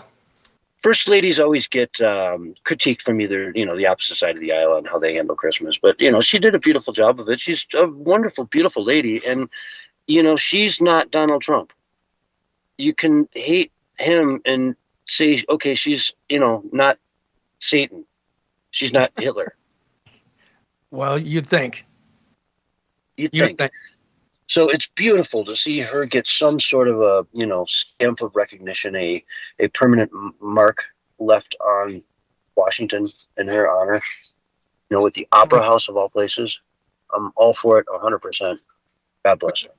One of the things that we've talked about, the Trump effect and so forth, I think, and this is it's a little off subject, but I just really want to get this in because I think it's super duper important. If we do get the arrest, indictments, and convictions, I think it's going to be a unifying moment, because the left is not going to have their lie to fall back on anymore, and they're going to have to just concede. And maybe then we can have some non-bipartisan, some non-partisanship going on, right? Where some, you know what I'm trying to say, where we get along with each other. We have some unity. I hope we have a giant mea culpa coming out in the next 6 months or so, when all this information comes out and everyone says, wow, the Donald Trump lied 30,000 times ticker, right? Let's start rolling that thing back when we start realizing that some of the things he quote unquote lied about, he was actually telling the truth, and the media was lying about it. Cha-ching. Right? Cha-ching, cha-ching. Okay, all of a sudden we got, we find out about the Hunter laptop being real. Okay, that's 8,000 lies he told that, get cleared from the record because they turned out to be true. Now we've got another 20,000. Well, he's down to he lied 400 times. He lied 200 times. No, he lied twice. Yeah, and they had nothing to get to that point. Politics, it was just personal stuff because he didn't want to share it, so he lied. Yeah, exactly. Whatever. Either way, folks, we're all out of time. We've got to go, but stay tuned. DREAGUS Productions has another couple hours of content coming to you. We're going to cut it off here. We will see you Sunday night, but everyone else, stay tuned for more from DREAGUS Productions. All right, great job, guys. All right. Excellent. Glad you guys stuck with us, man. They're in the streaming sites. Thank you for staying tuned in, man. Yeah, I'm gonna keep you guys going so that I can get Jack going here in a little bit. I hope Jack has a good show today. Jack's always Good got luck, something Jack. good to say and great news and information, and who knows, we might even talk disclosure to the hitchhiker effect. What's that? Yeah. 411. Yeah, he talks about that, about the missing people, a lot. I've gone down many rabbit holes. There's no question. I don't know that there's many that I haven't gone down. I'm still going down new rabbit holes every now and then, though. It's always interesting. Yeah. People don't understand. You know, I like to look at all the stuff, even if it's far out there. I'm not saying 411 is far out there, but I like looking at the stuff because even in the stuff that's kind of like far out there, there's usually a kernel of truth in there that you can pick out that you never would have noticed had you not like gone down that rabbit hole. Yep. I'm just telling you, that's my experience.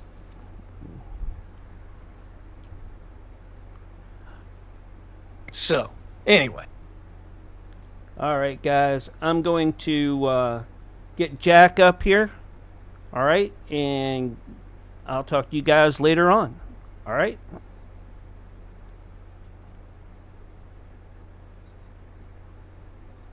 For a living. I'm gonna get Jack going here, and I'll take care of this tomorrow. I'll catch you guys later on. All right. All right, bro. Have a good evening. You too. All right. All right, man. Groovy. All right, hold on here. Let me get Jack Carey up on and out here. So get Jack in the room. Jack. David Campione.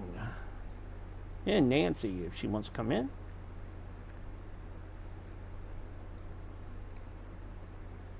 Getting ready to switch over and to the next show, Jack Carey's Paranormal Intelligence Agency radio show. There we go. You there, Jack? Hello, hello, hello. Hello. There you go. All right. How you doing? I wanted to make sure you had enough time to take in. We had enough time to clear out for your show. Cool. To take you right up to like the 55 to 56 minute mark. All right. Sounds good. How you doing? Doing pretty good. The guys said, hope you have a great show. We got lots of folks in the Kick channel and other places listening to us tonight. Appreciate everybody out there. Jack will be coming in here real soon and talking about all the strangeness that goes on in the world. You got that right.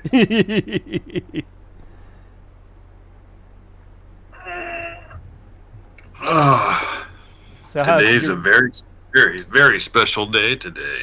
Really? Yeah, in the paranormal world, we'll be talking all about it. Today is the day of the Botto. So this affects everybody on the planet.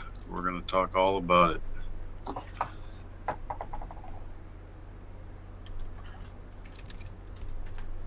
There we go. We got about a minute, and then we'll get this rolling. What do we got for crypto tonight? Crypto tonight, I'm talking about a remote viewing that I had, or that some remote viewers did regarding Bigfoot and where they saw a kind of machine that fits the description of the Black Satellite Night. Cool. Actually projecting that down onto the Earth, almost like a living hologram. All right. Well, Here's your All right. countdown. We won't get too much into that before we get on the air, all right? Sure. 5, 4, 3, 2, 1, and Jack, you are live and on the radio side right now. Welcome back, everybody, to Paranormal Intelligence Agency Radio Live worldwide. We are broadcasting from an abandoned nuclear missile silo 300 feet deep, lost in the post-apocalyptic radioactive wastelands of the Dakota Territories. And I am your host, Jack Carey, and I have a voice for radio and a face for milk cartons, and I'm joined, as always, by the paranormal crime fighting duo, Miss Daisy and the Sundance Kid, working security in the silo tonight. And high above us, believe it or not, swarming in what they call an eclipse, are droves of Mothmen. They are glowing, radioactive in the night, and they are looking for human flesh, so beware. I don't expect any of them will get into the silo tonight, but we are keeping an eye out, and this, as usual, has been one of those crazy weeks. They're all crazy right now as we're going through this weird phase of the upswing of the Kali Yuga. So that's actually a pretty cool place to be if you're part of the human species. However, if you're unaccustomed to surfing these cosmic waves as they're coming in, you can get a little bit seasick, a little bit queasy with all of the turbulence that's taking place in our event stream, and this is something we've been talking about on an ongoing basis in our cyber prophecy part of the show. And I always like to remind everybody our cyber prophecy part of the show is really made up of not only the webbot, but of the findings of premier remote viewing groups around the world, the Schumann Resonance Indicator, Vedic astrology, and ancient predictions all coming together into a singular whole, into a singularity of paranormal, if you will. And we're kind of right in the midst of a major turbulent time here in our event stream, and that's the month of July. We're coming up to a close on July, and that's okay because going into August, we're still going to have quite a bit of stuff taking place, but it's not going to be quite as stressful as a lot of stuff that occurred in July. Then there's a major uptick that takes place in the fall.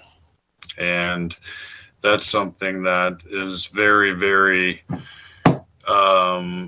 interesting because, as we'll see tonight, there's a lot of good stuff happening on paranormal in the news that is going to sort of come to play in the fall. It was just announced last couple of days that there's going to be yet another UAP hearing by the Congress and the Senate.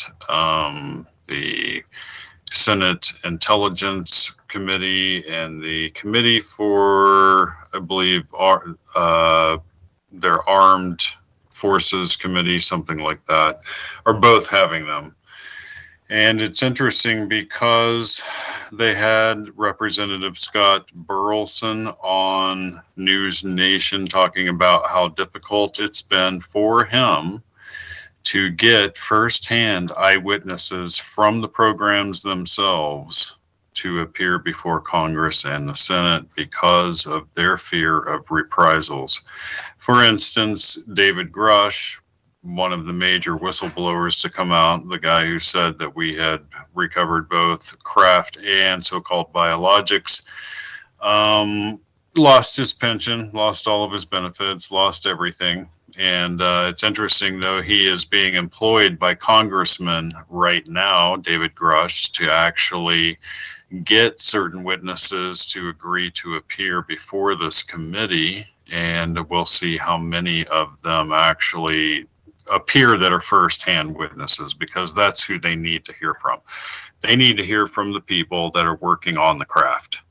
They need to hear from the people that are working on the alien bodies, the actual scientists that are there every day with the bodies and with the craft. That's who they need to hear from.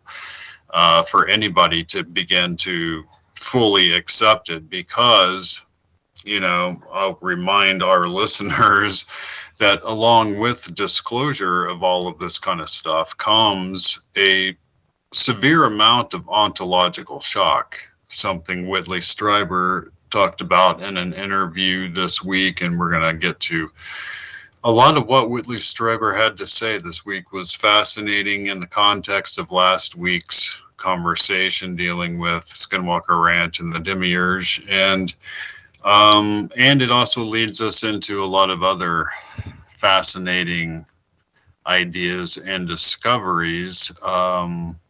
You know, I went down an exotic, very strange rabbit hole this week dealing with holographic universe theory, and we're going to be discussing some of that tonight. It really kind of, as usual, all bleeds together into a singular whole. But getting back to our cyber prophecies, we're right in that in the throes of when you're going to see major economic change take place too. Interestingly enough, the Webbot has long predicted a point of financial turmoil that takes place right before things like cryptocurrency sort of take over economies. They become the accepted form of like currency, etc. So it's interesting then that the Congress and the Senate and the President signed into law three new bills dealing with cryptocurrency. That's really interesting, because the Webbot predicted this years and years ago, and here you got to see it manifest right before our eyes in the form of these three bills. Now there's literally nothing that's going to stand in the way of its predictions for, say, like Bitcoin to come true, which, you know, this clears the way for so-called institutional retirement type funding to actually flow into these Bitcoin ETFs, into Bitcoin itself, and that's really all that's required for it to take off and fulfill the predictions that were projected by the Webbot decades ago. Whenever Bitcoin was down in the penny range, it was saying that eventually people will own a tiny, tiny little fraction of a Bitcoin, right? A tiny little fraction of one, and you'll still be a millionaire. That's how valuable it becomes over time. So, you know, that's interesting stuff. Who knows if any of the other cryptos take off or not? I'm not a financial advisor. I'm a paranormal analyst, but that's very interesting stuff. And it coincides with this whole changing of our economy, coincides with the prediction that the money used to cover up the alien technology dries up in such a way that this stuff becomes readily known to people, right? And that's the disclosure that we're facing. Ross Coulthart this week brought up some interesting points. He makes the point that it looks like people in the Trump administration have so-called drunk the Kool-Aid, meaning that they have fallen prey to the same people in the military-industrial complex who are convincing even senior Congress and senators, congressmen and senators that who have been read into the UFO programs. We're going to get to that because some of these guys have been read in. But, you know, they're being basically lied to. These senators, the congressmen, the president, they're all hearing from people in the Pentagon telling them, look, this is crucial that we beat our enemies to the weaponization of this alien technology. If we can't beat them to the weaponization of this technology, then whoever wins that race will end up ruling this planet. If you're a senator and this is all new to you and it's a problem that you don't want to have to deal with to begin with, and and there's aliens, and in this general's telling you, no, don't talk about it because this is vital to our national security, of course they're going to keep it a secret. They're never going to go against that. And that literally leaves us with the only thing left, which is so-called catastrophic disclosure. I find it fascinating then that Russ Coulthard also had on this week a scientist he's probably the premier radar scientist on the planet. A guy that's, invented many different kinds of radars and what have you. And he has come up with a brilliant and fascinating idea that has already been proven works. They're just now trying to accumulate $5 million to be able to actually put these things into production that will then be sold out to you and I, the public. And I'm talking about a new type of passive radar that's no bigger than a modem that you would buy. Retail cost is going to be about $500. It automatically networks with everybody else that has one of these passive radars, and it networks with their Skywatch program, which is centralized to this entire passive radar network. This guy discovered that you could use existing radio waves as a passive radar and track UFO movements that way, and in such a way that they can't be hidden. So imagine, in effect, a future very shortly where you'll be able to purchase a $500 UFO detector that will sit in your house and literally detect anomalous craft as they fly overhead. And you will be part of a network of these taking place all around the country. And all of that information will be fed to a central computer that then can feed it into a model and show exactly where all of these craft are flying, where they're going to, where they're coming from, everything in like 3D. That's going to be crazy. And there's really, unless the government, he says, government officials have not stepped in yet to discuss this matter, and he doesn't think that they will for whatever reason. He has a couple of theories as to why he's not been approached by the guys in black suits about it, but maybe they don't think it'll work, or maybe they think they'll not be able to raise the money to be able to actually produce these things. I don't know, but it is fascinating if they're able to get it off the ground. And it is, actually used by the public, that would fulfill the Webbot prediction that true disclosure comes about from the populace itself. It doesn't trickle down from the top. It actually comes from the population, and the population then begins to spontaneously make all kinds of changes that can no longer be controlled by the top. That's really how it describes it in a nutshell. That's the easy way to describe it. And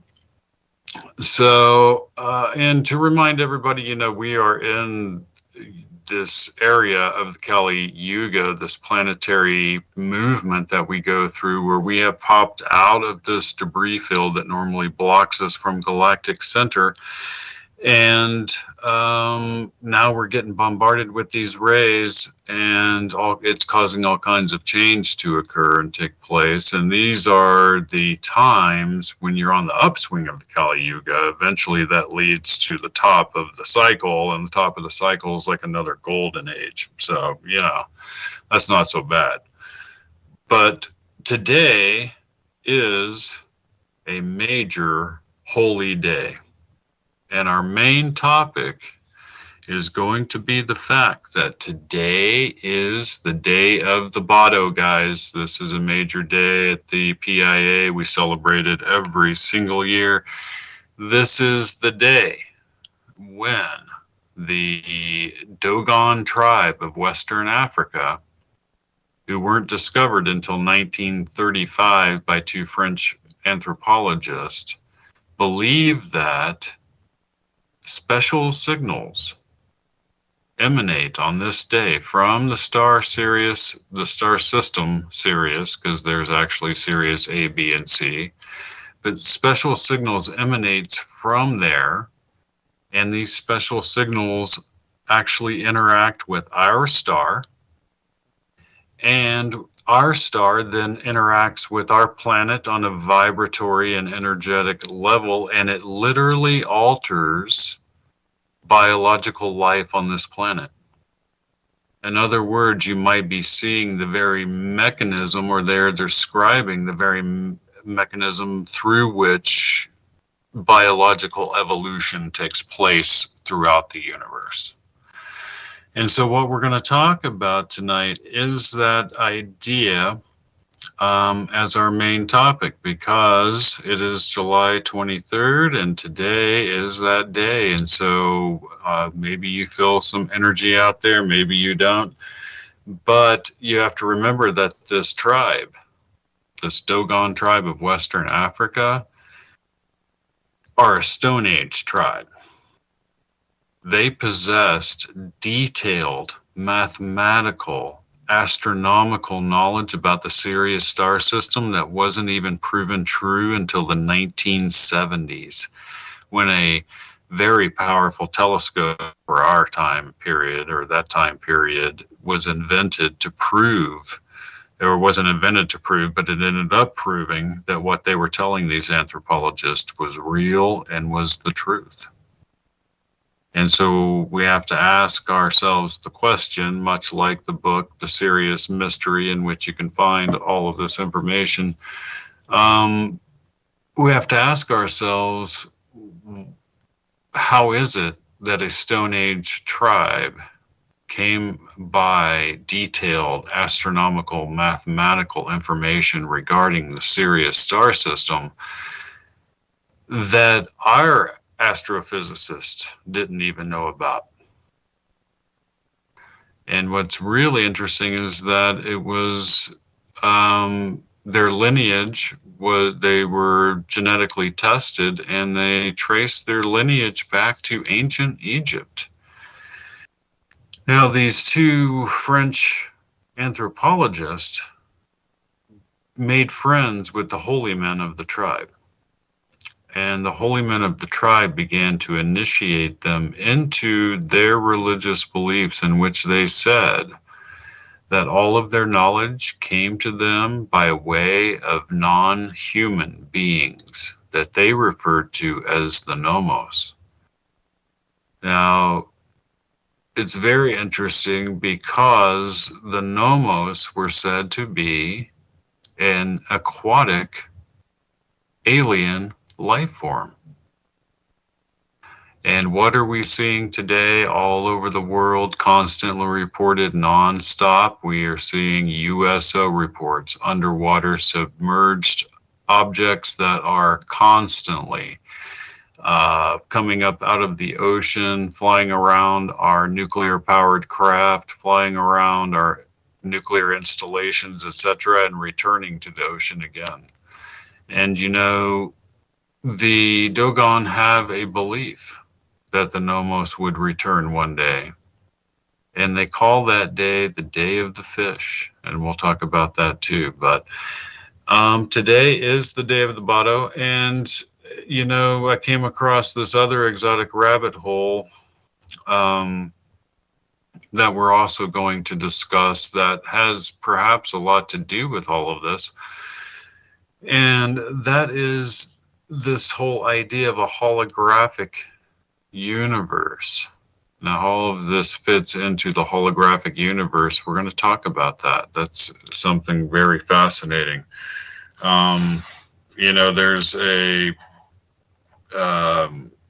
famous game designer that's out there in the world, and let's see if I can come up with his name. His name is Rizwan Virk. Strange name, but he's from like India, or his family's from like India. So, but this guy was, you know, a Silicon Valley guy that hit it big and designed video games and still does, and he's a major success in all of that. And he's come out on a few podcasts talking about how really what they seem to have discovered by developing ever more realistic video games is what appears to be an underlying code to our reality matrix.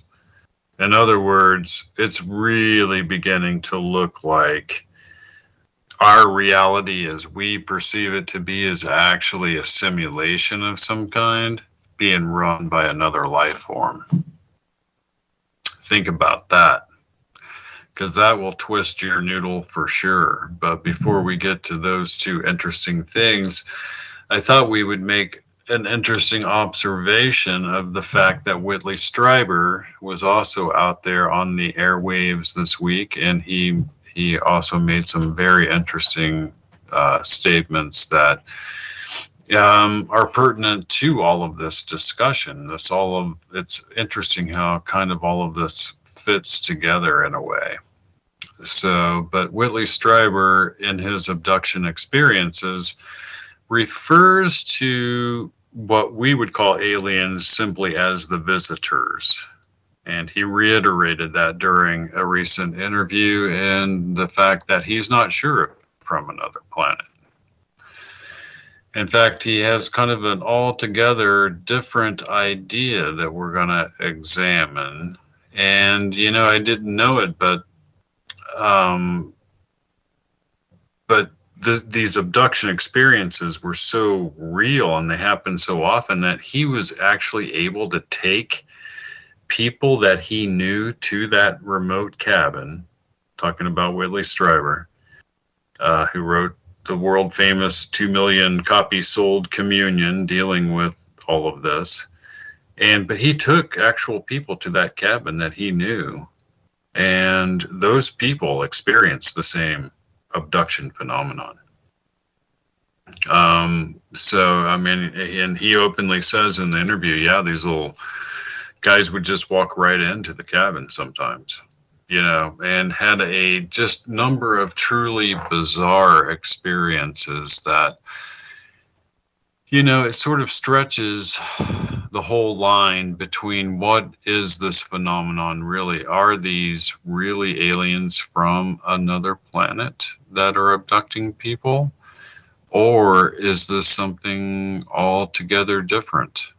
Does it stretch into holographic theory, holographic universal theory, and the idea that we're actually in a hologram that is a simulation? And as Niels Bohr once put it, the only way you would ever know that you're in that simulation is when something is altered in the matrix around you. And we have, now that everybody is a walking camera, we have many, many dozens, if not hundreds, of examples of what appear to be little glitches in the so-called matrix. That's interesting stuff.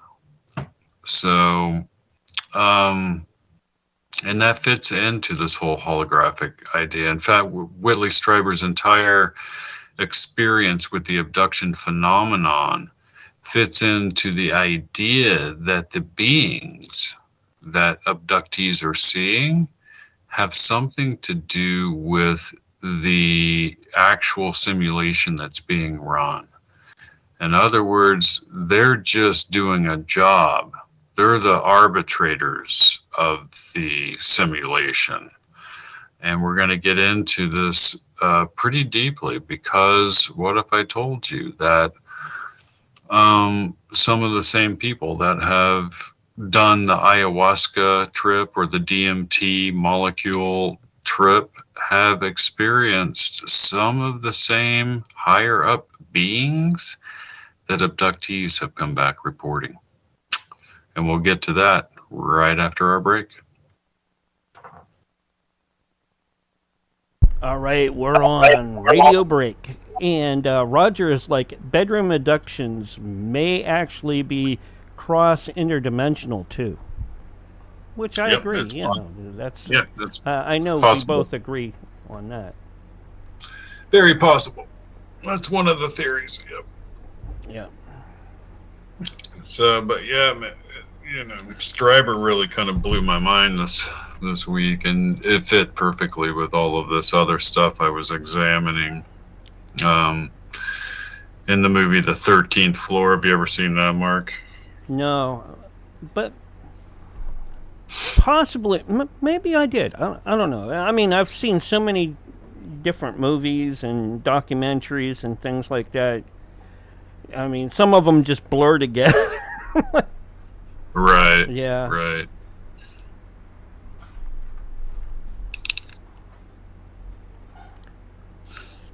But looks like Nancy's back. Let's see if we can get her to connect tonight. Nice. She was thinking it was the next day. I'm like, no, you're on Wednesday. Oh, I lost track of time. Okay. Last week. Oh, wow. We still had a good show, though.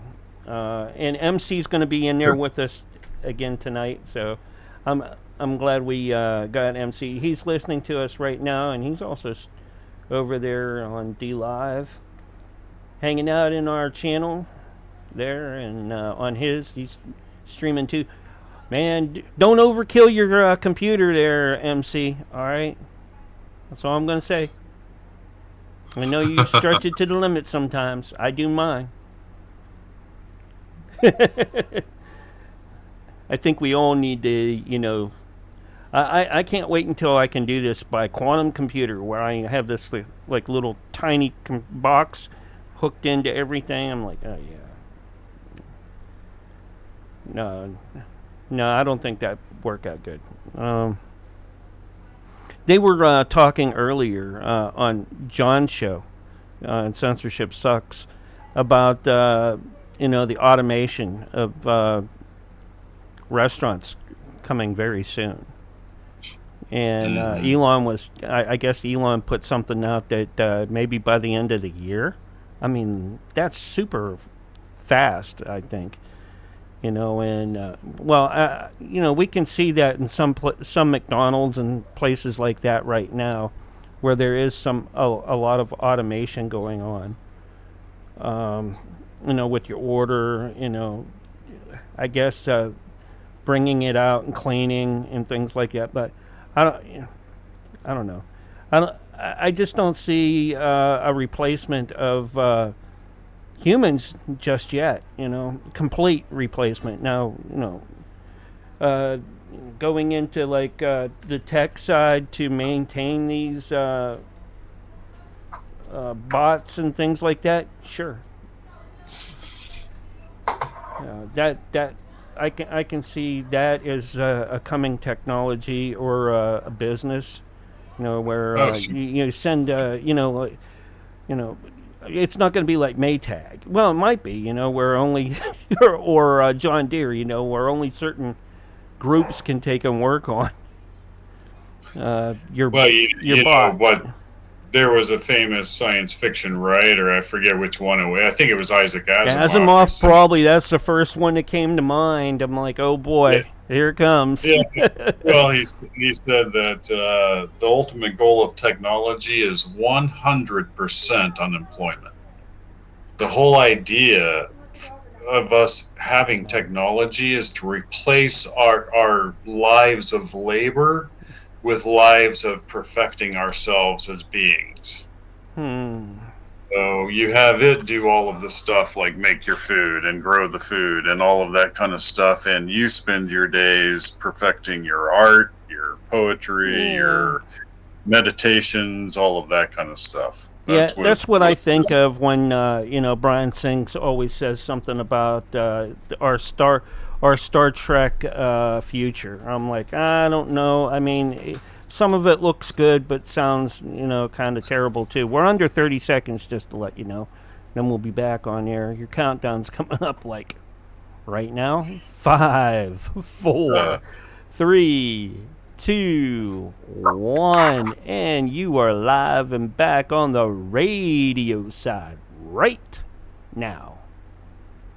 Welcome back, everybody, to Paranormal Intelligence Agency Radio Live, and I am your host, Jack Carey, your tour guide to the Twilight Zone, and we are discussing yet another crazy line of evidence, crazy rabbit hole.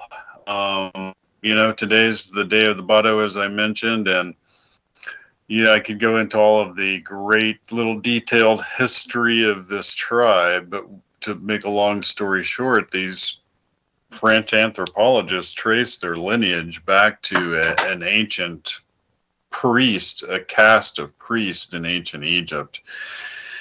And each group of priests in ancient Egypt basically guarded their own particular secret of some kind. That's the beginning of the mystery schools, right? And a lot of these secrets came from survivors of Atlantis, which is interesting. But so they don't really know at what point in ancient history this knowledge came into being. Only that the Dogon believed that this knowledge was bestowed upon them by the Nomos, which is an aquatic alien race, they say traveled here from a watery planet somewhere in the Sirius star system. These creatures used to come up on the shore, they said. They would teach humanity all the lessons about, math and astronomy and all that kind of stuff, civilization, and then they would return to the world's oceans again. I find that truly fascinating because one of the major cyber prophecies is that over the course of this year, much of the world's attention will be turned to the world's oceans and the idea that there are vast numbers of aliens living there, right? So that kind of coincides with what they were saying, this whole event that occurred to them. What's really fascinating to me is the fact that they believe that the Nomos taught people how to actually build the pyramids, right? And what's interesting is that there's a discrepancy, a mathematical discrepancy that comes down to a very small fraction. And that very small fraction is for people who really want to know, is 0.0136, right? That's known as the particle of Pythagoras, but it's also the active mechanism for harmonic mathematics. That's fascinating, because whoever built the pyramids had to have known that to be the case for it to be exact that way. And the reason I say that is because the big pyramid at Giza, when you take the mass of that and you compare that to the mass of the second largest pyramid of Giza, the difference in their mass is the exact same difference, exact down to a fraction of 0.0136 of Sirius be in our star. In other words, the little thing that makes this little mathematical discrepancy that causes harmonic mathematics to work is present between Sirius and our star. So to make it easy, imagine that you're in a mansion and you can hear music playing, and you walk over to a room where there's a lady playing a violin at one end of the room. And at the other end of the room, there's a piano with the top propped open. And you walk over to the piano and you look down at it, and you can see each note that she's playing vibrate in the piano strings, right? So that's basic harmonic math at work, right? The idea that if you can vibrate at the same vibrational rate as another body of mass, you can cause change between the two without any sort of physical connection at all, simply through the fact that they're sharing a vibrational rate. That mechanism, that relationship exists between Sirius and our star, which would indicate that this isn't a unique relationship at all. It actually indicates that this is an underlying structure of the universe itself, that between stellar bodies exist these harmonic laws of vibratory energy, and that really kind of makes the universe much like a giant music machine of vibratory energy, right? And you can see a reality where a pulse, there's been a pulse recorded coming from like the center of our galaxy, but what if one of these pulses of energy comes out every so often from the center of the universe, and it travels through every single star system through this mechanism, through this harmonic mechanism, this vibratory energy. And it's through that mechanism that all biological life is affected throughout the universe, or at least throughout our own galaxy. That's the idea that the Dogon had. And that was the idea that they said that the Nomos gave to them, right? That's fascinating. But where it really gets even more fascinating, and where it sort of segues into this whole holographic universal idea, this idea that maybe you and I are actually living in somebody else's simulation program. How would we know the difference? Elon Musk even said, imagine that there's a world like the Earth, and that there's a civilization that gets advanced enough on that world that it begins to create billions of other simulated worlds and realities. If that's the case, then the odds of us being on base reality is 1 in billions. So you have to ask yourself, what are the odds that we are, in fact, just a simulated reality created probably on another world somewhere? Maybe the Earth doesn't really exist. This is the kind of mind-bending noodle of a rabbit hole that you go down, right, when you begin to examine this. But what I say is, where this crosses over is the fact that this same apparent mechanism, this harmonic vibratory energy mechanism that can cause change between matter and mass in this reality structure, appears to be present in human biology. In other words, there are vibratory energy zones throughout the human body that we refer to as chakras, which literally is Sanskrit and means wheel of light. Well, light is in and of itself vibratory energy.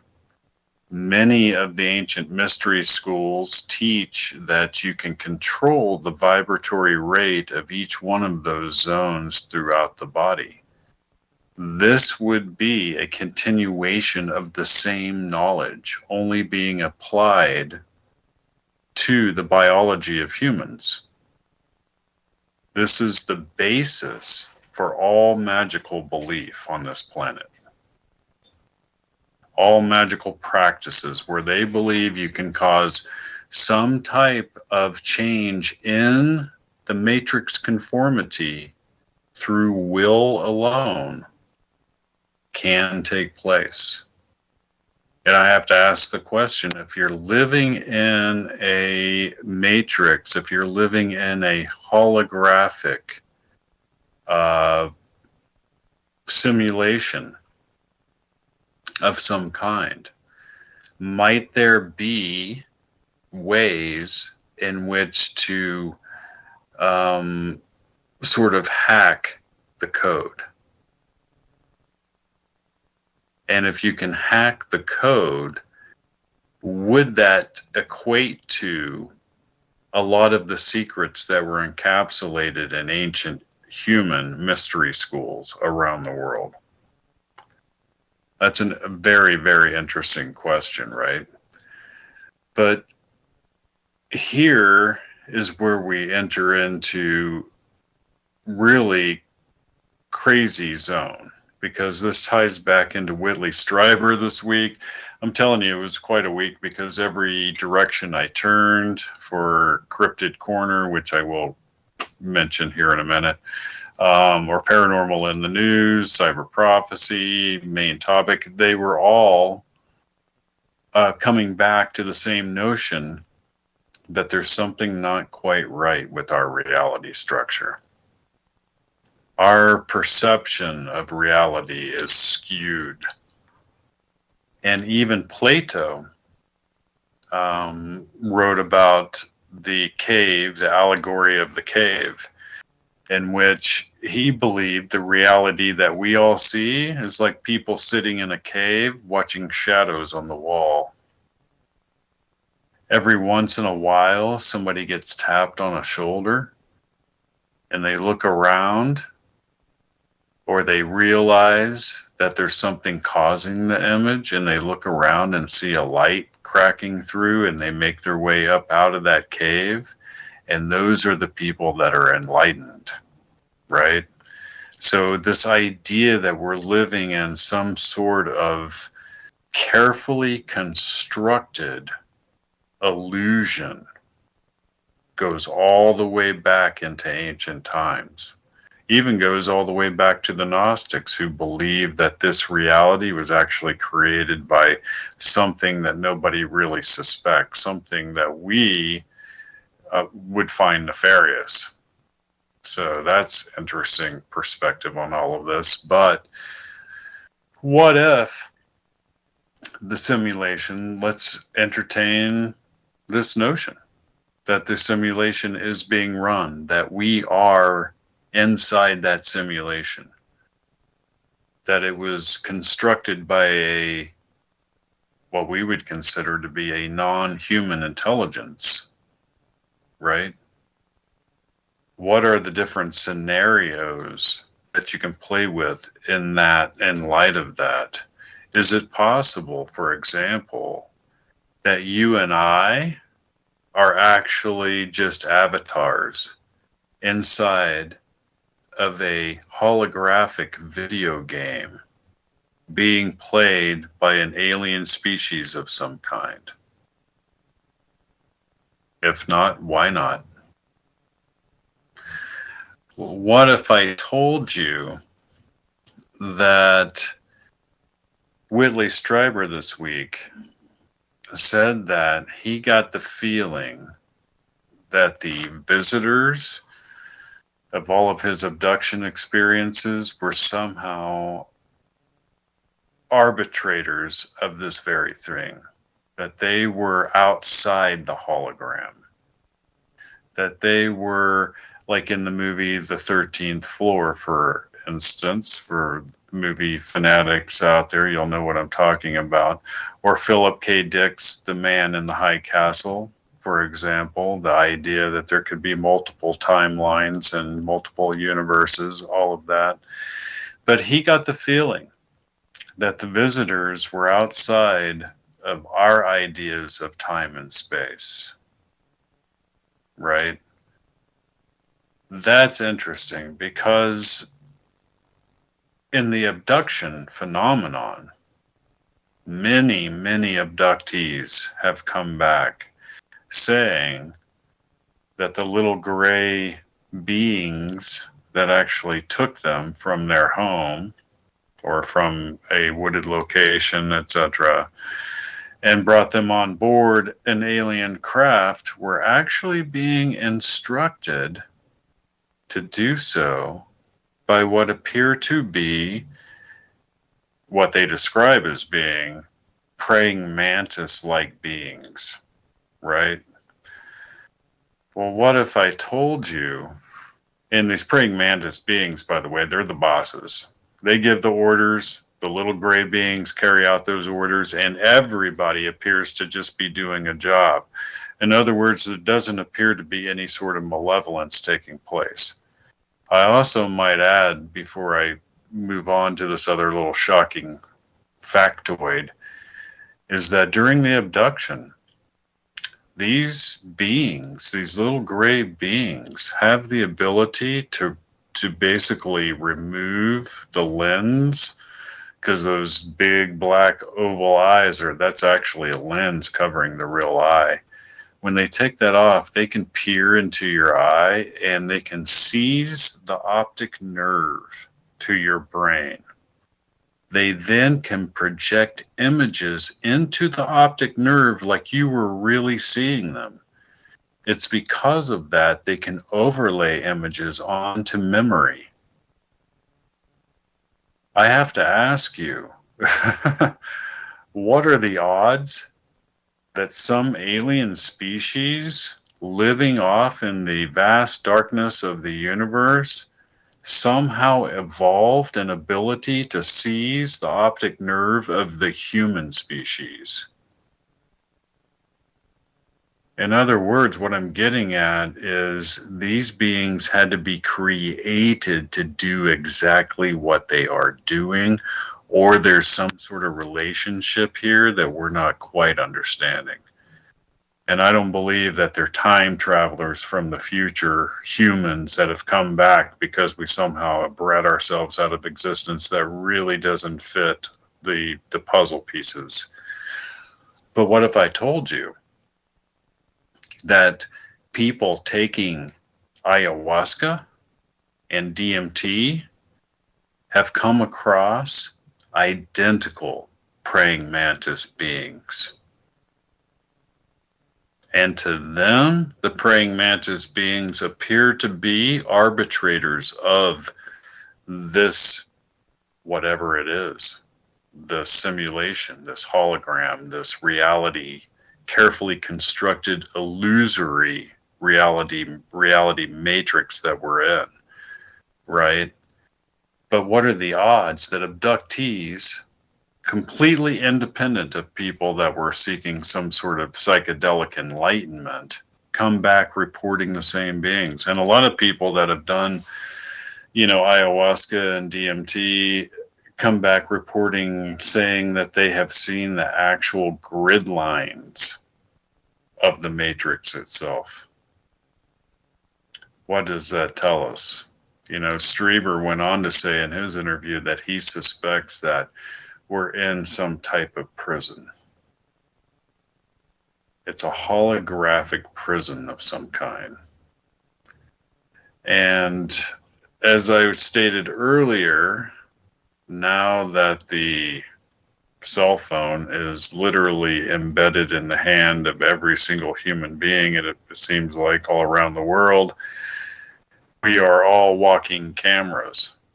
So the programmers, let's call them that, I like that. The programmers aren't perfect. Their coding doesn't appear to be perfect. And there's little glitches that show up. And we're calling those glitches in the Matrix, right? Just like in the Matrix films, just like in the 13th Floor, just like in Man in the High Castle, you know, and Philip K. Dick's, well, I forget if he wrote the 13th Floor or not, but in the 13th Floor, they asked the question, when is one of these guys going to crawl up the extension cord and strangle their god to death?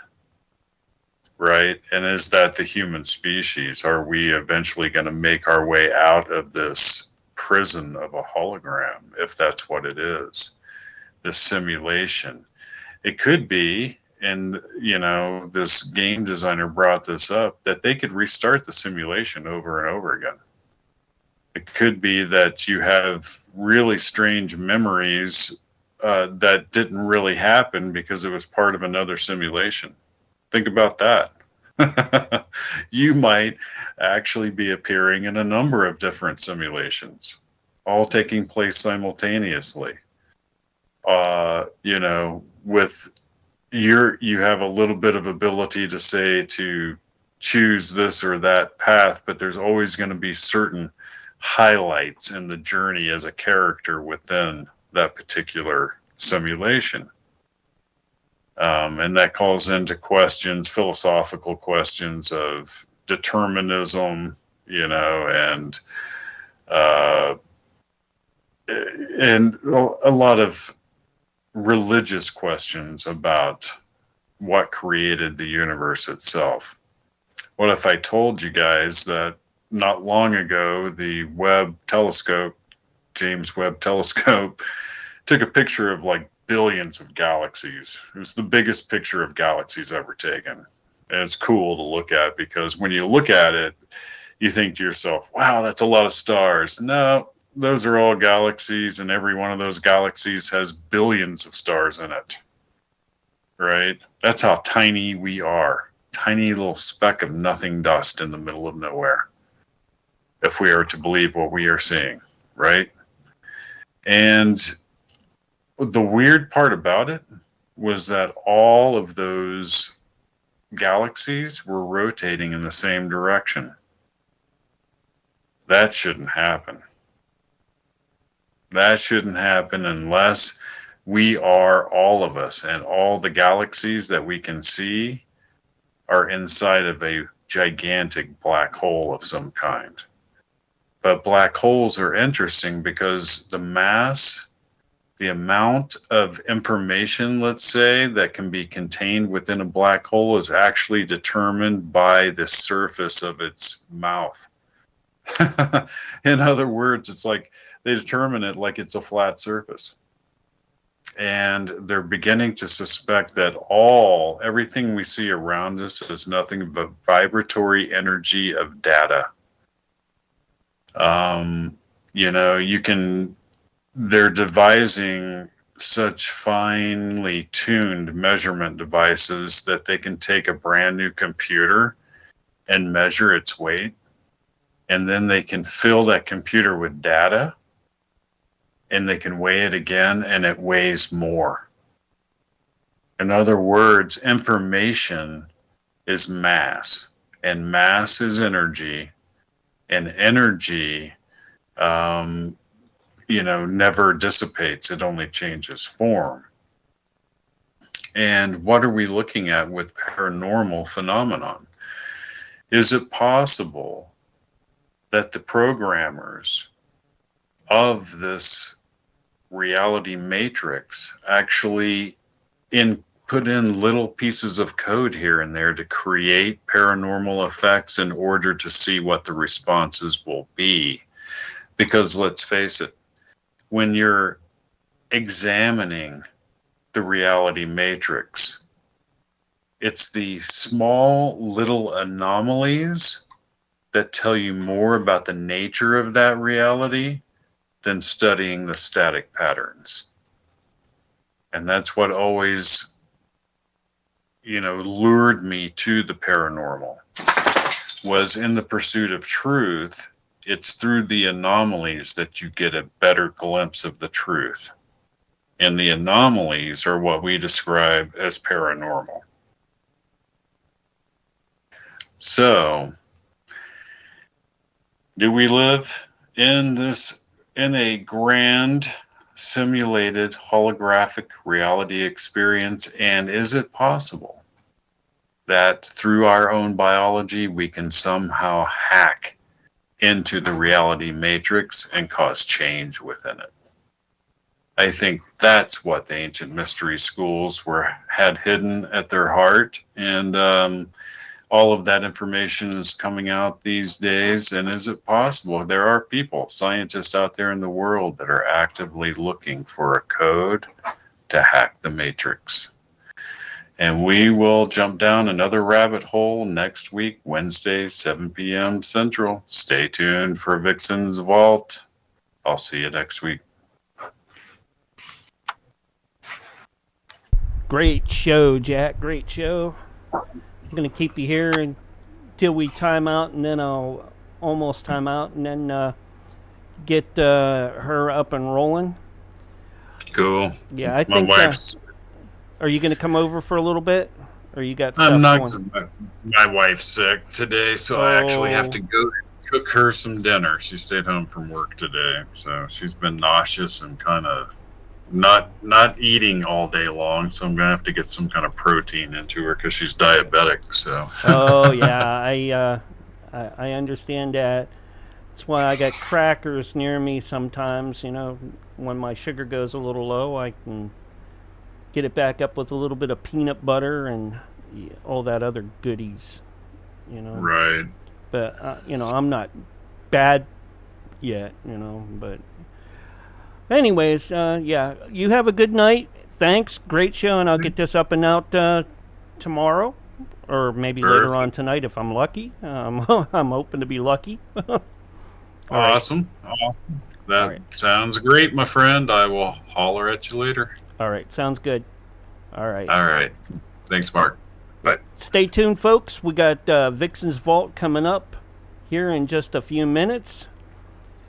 And I'm going to get Nancy and the crew, her Legion of Chaos, going very shortly.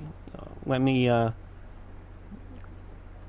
take and get over there. I want to make sure that she has enough time between her breaks and all that.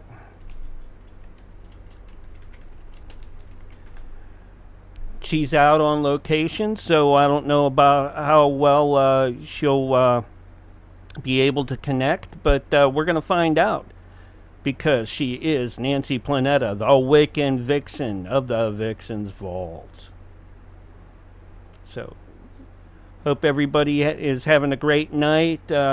Shout outs to everybody. Love everybody that's sticking with us. I'm going to switch us over here.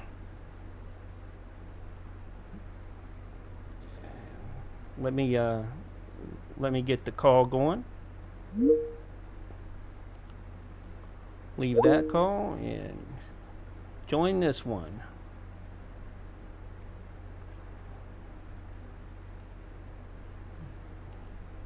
Oh, I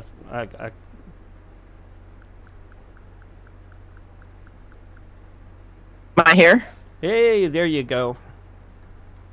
Can you hear me loud and clear? Oh, perfect. You sound absolutely like you're back home at your house.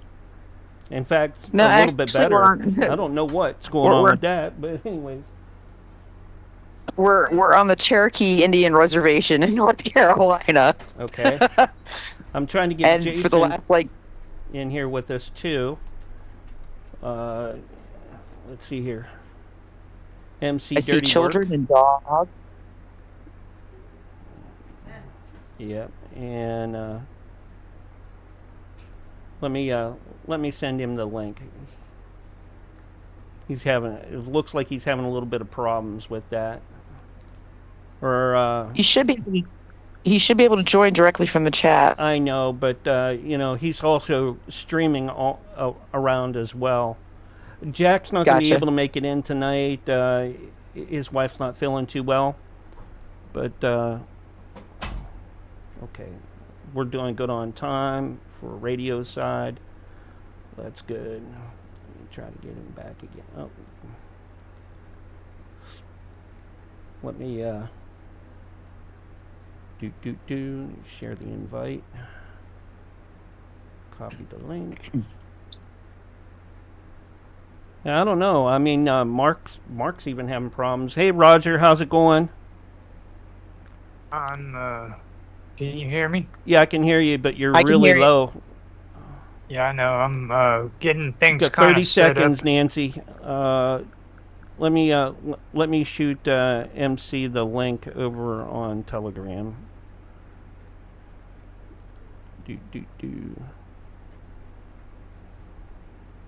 Good news is. Anyways, here's your countdown. 5, 4, 3, 2, 1, and you are live and on the radio side right now. And I'll bring Jason in. It is 9 p.m. Eastern Standard Time, and actually, I am talking to you today on the road. I'm actually on a little bit of a Vixen vacation. Oh, how does that sound? Welcome, everybody, to the Vixen's Vault. Today's date is July the 23rd, 2025. Again, it is 9 p.m. Eastern Standard Time. I'd like to welcome you all to my inner sanctum. It's been a heck of a 2 weeks for me. It's kind of a whirlwind. Had a ton of work, and then on top of that, I had an incredible convention that I attended, which was the Full Disclosure Now convention. That was Brian Sang's convention. As y'all know, we've had Brian on the show many, many, many times, and I got to tell you, he did an incredible event. Really, really enjoyed it, but it was a full week, and literally from that point, we literally jumped off the convention, ran home, dropped one suitcase, picked up another suitcase, got on the road, and headed to Gatlinburg and Pigeon Forge, Tennessee, where we spent several days. And then today we just hopped over to the Cherokee Indian Reservation in Cherokee, North Carolina, which is where I'm coming to you from now. So it's been an interesting week. And I had to tell you folks, yesterday I was in Gatlinburg and I was kind of laughing. And I had Jack Carey on the mind, God help me. But why would I have Jack Carey on the mind? Well, because the downtown convention center in Gatlinburg had this gigantic sign that said, "Welcome all Bigfoot hunters for the Bigfoot convention, July the 26th through the 28th." And I'm like, huh. Kind of looked at Raphael, my husband, and said, "Oh, that's right. I think we are in Bigfoot country," which set me off on an adventure. So I made him visit 1.5 million tourist destinations looking for Bigfoot shirts. And I finally found one, a really funny one. There were a couple really funny ones actually, but the one I ended up with is the one I really enjoy. So had a connection there with Jack. And I got to tell you, after driving through the Smokies for the last several days, there is nothing more refreshing on this planet than when you can literally disconnect from everything and feel like you're at the top of the world. And I have to tell y'all, I mean, my Marine, my Raphael, Mr. Black and White, actually, when we were up at the very top, oh my gosh, I forget. It's actually it's on the state line between Tennessee and North Carolina, but it's like a dome area. It's at the very top of the mountains, and it's at one of the peak ends of the Appalachian Trail.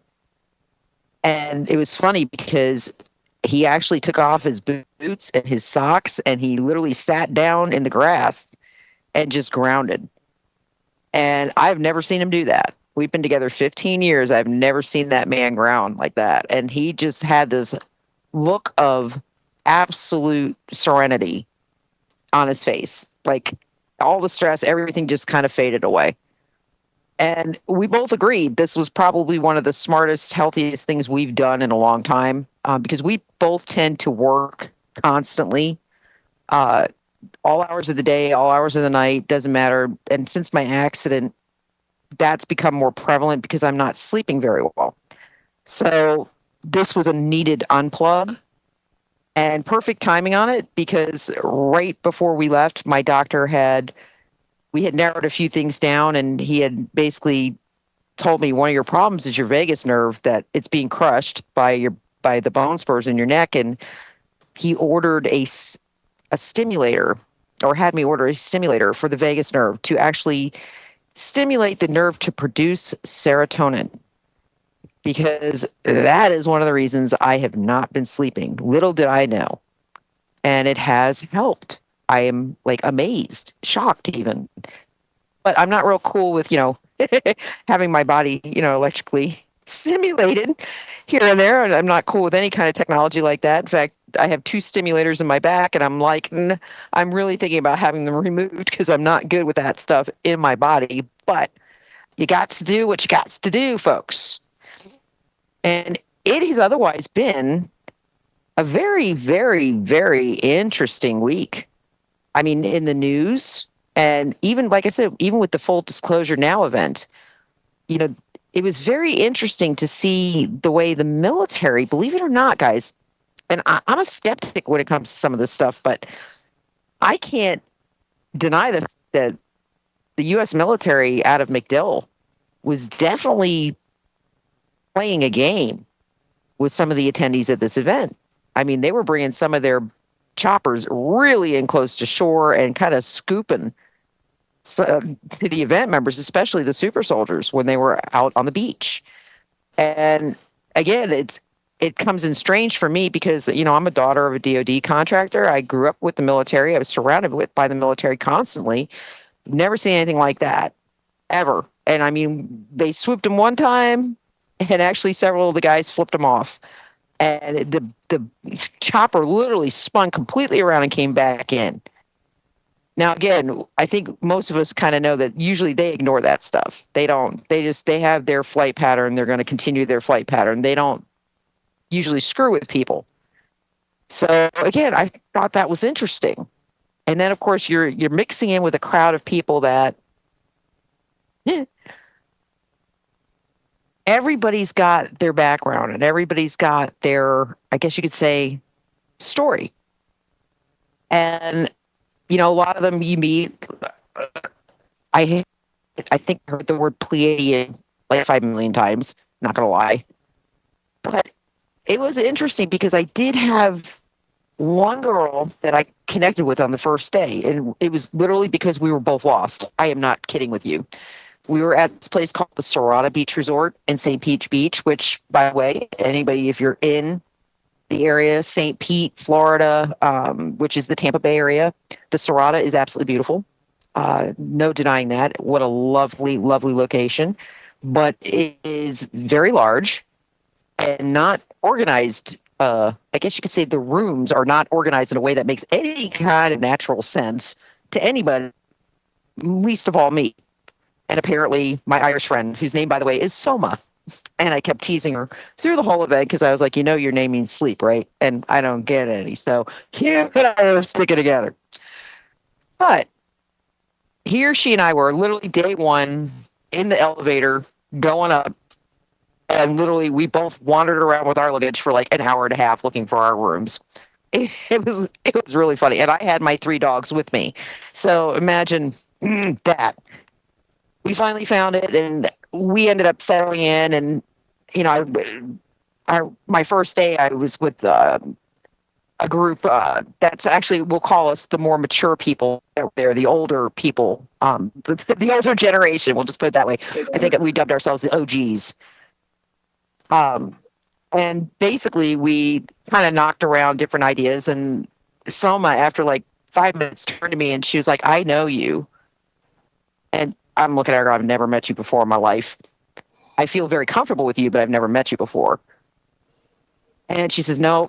She says, we know each other. She goes, from a past life. She goes, you're different. You're very different. And I'm like, okay. Again, my skeptic guy kind of creeps up on me. That was the pickup point. But about 10 minutes, it was the pick. No, someone's not like that. You met her. A few minutes after that, Christy joined our crowd, and Christy's, let's just say she's from the New York area. She's a retired police officer. She's another one who believes she's Pleiadian. But she looked at me and said something that kind of shook me to my core. which was, she looked at me, she goes, I look at you, she goes, normally I can see people, their past lives, I can see like glimpses. And she says, and I look at you and I see AI. And my head whipped around. It's like, excuse me? She says, no, like, you're like AI.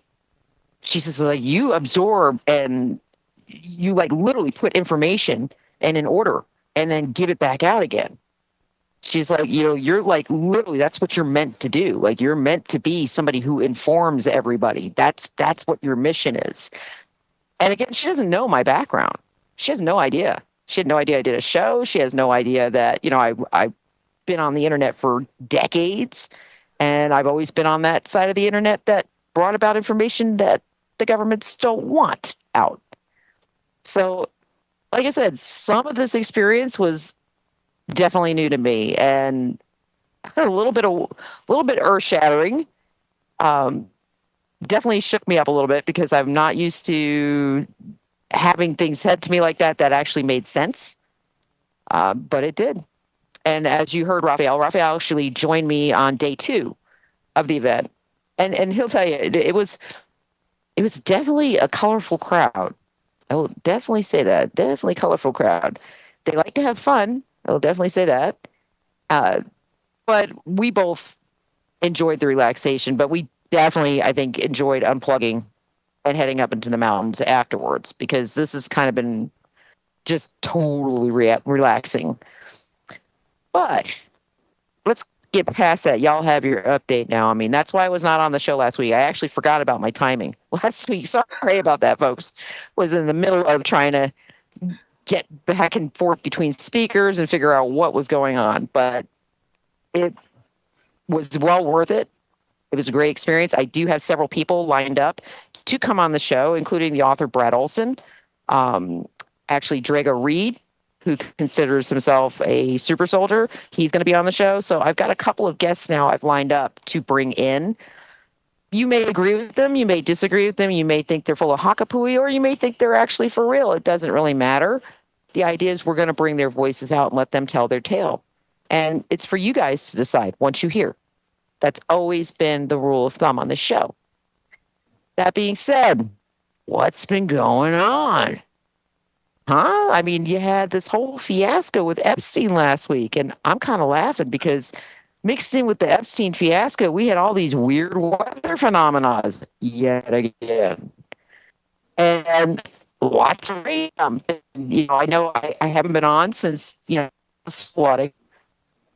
And now we've had multiple cities, especially towards the center of the country, heading toward a little bit to the east, and now Florida's getting pelted. But they keep calling, and this is the press, and this is where I get mad when it comes to irresponsibility of the press in their reporting. The Texas event, absolutely, that was tragic. Absolutely, it was a once in a lifetime flood.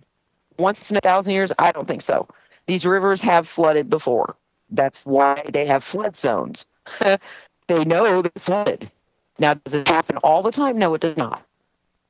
But what made this specifically tragic was the fact, the one campsite where the youngest campers were the ones closest to the river's edge, and that entire cabin got flooded. And every single camper in that particular cabin was lost.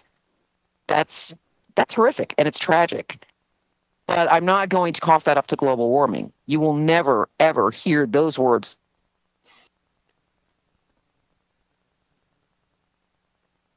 And I think we lost Nancy. But I'm sure that she'll be right back.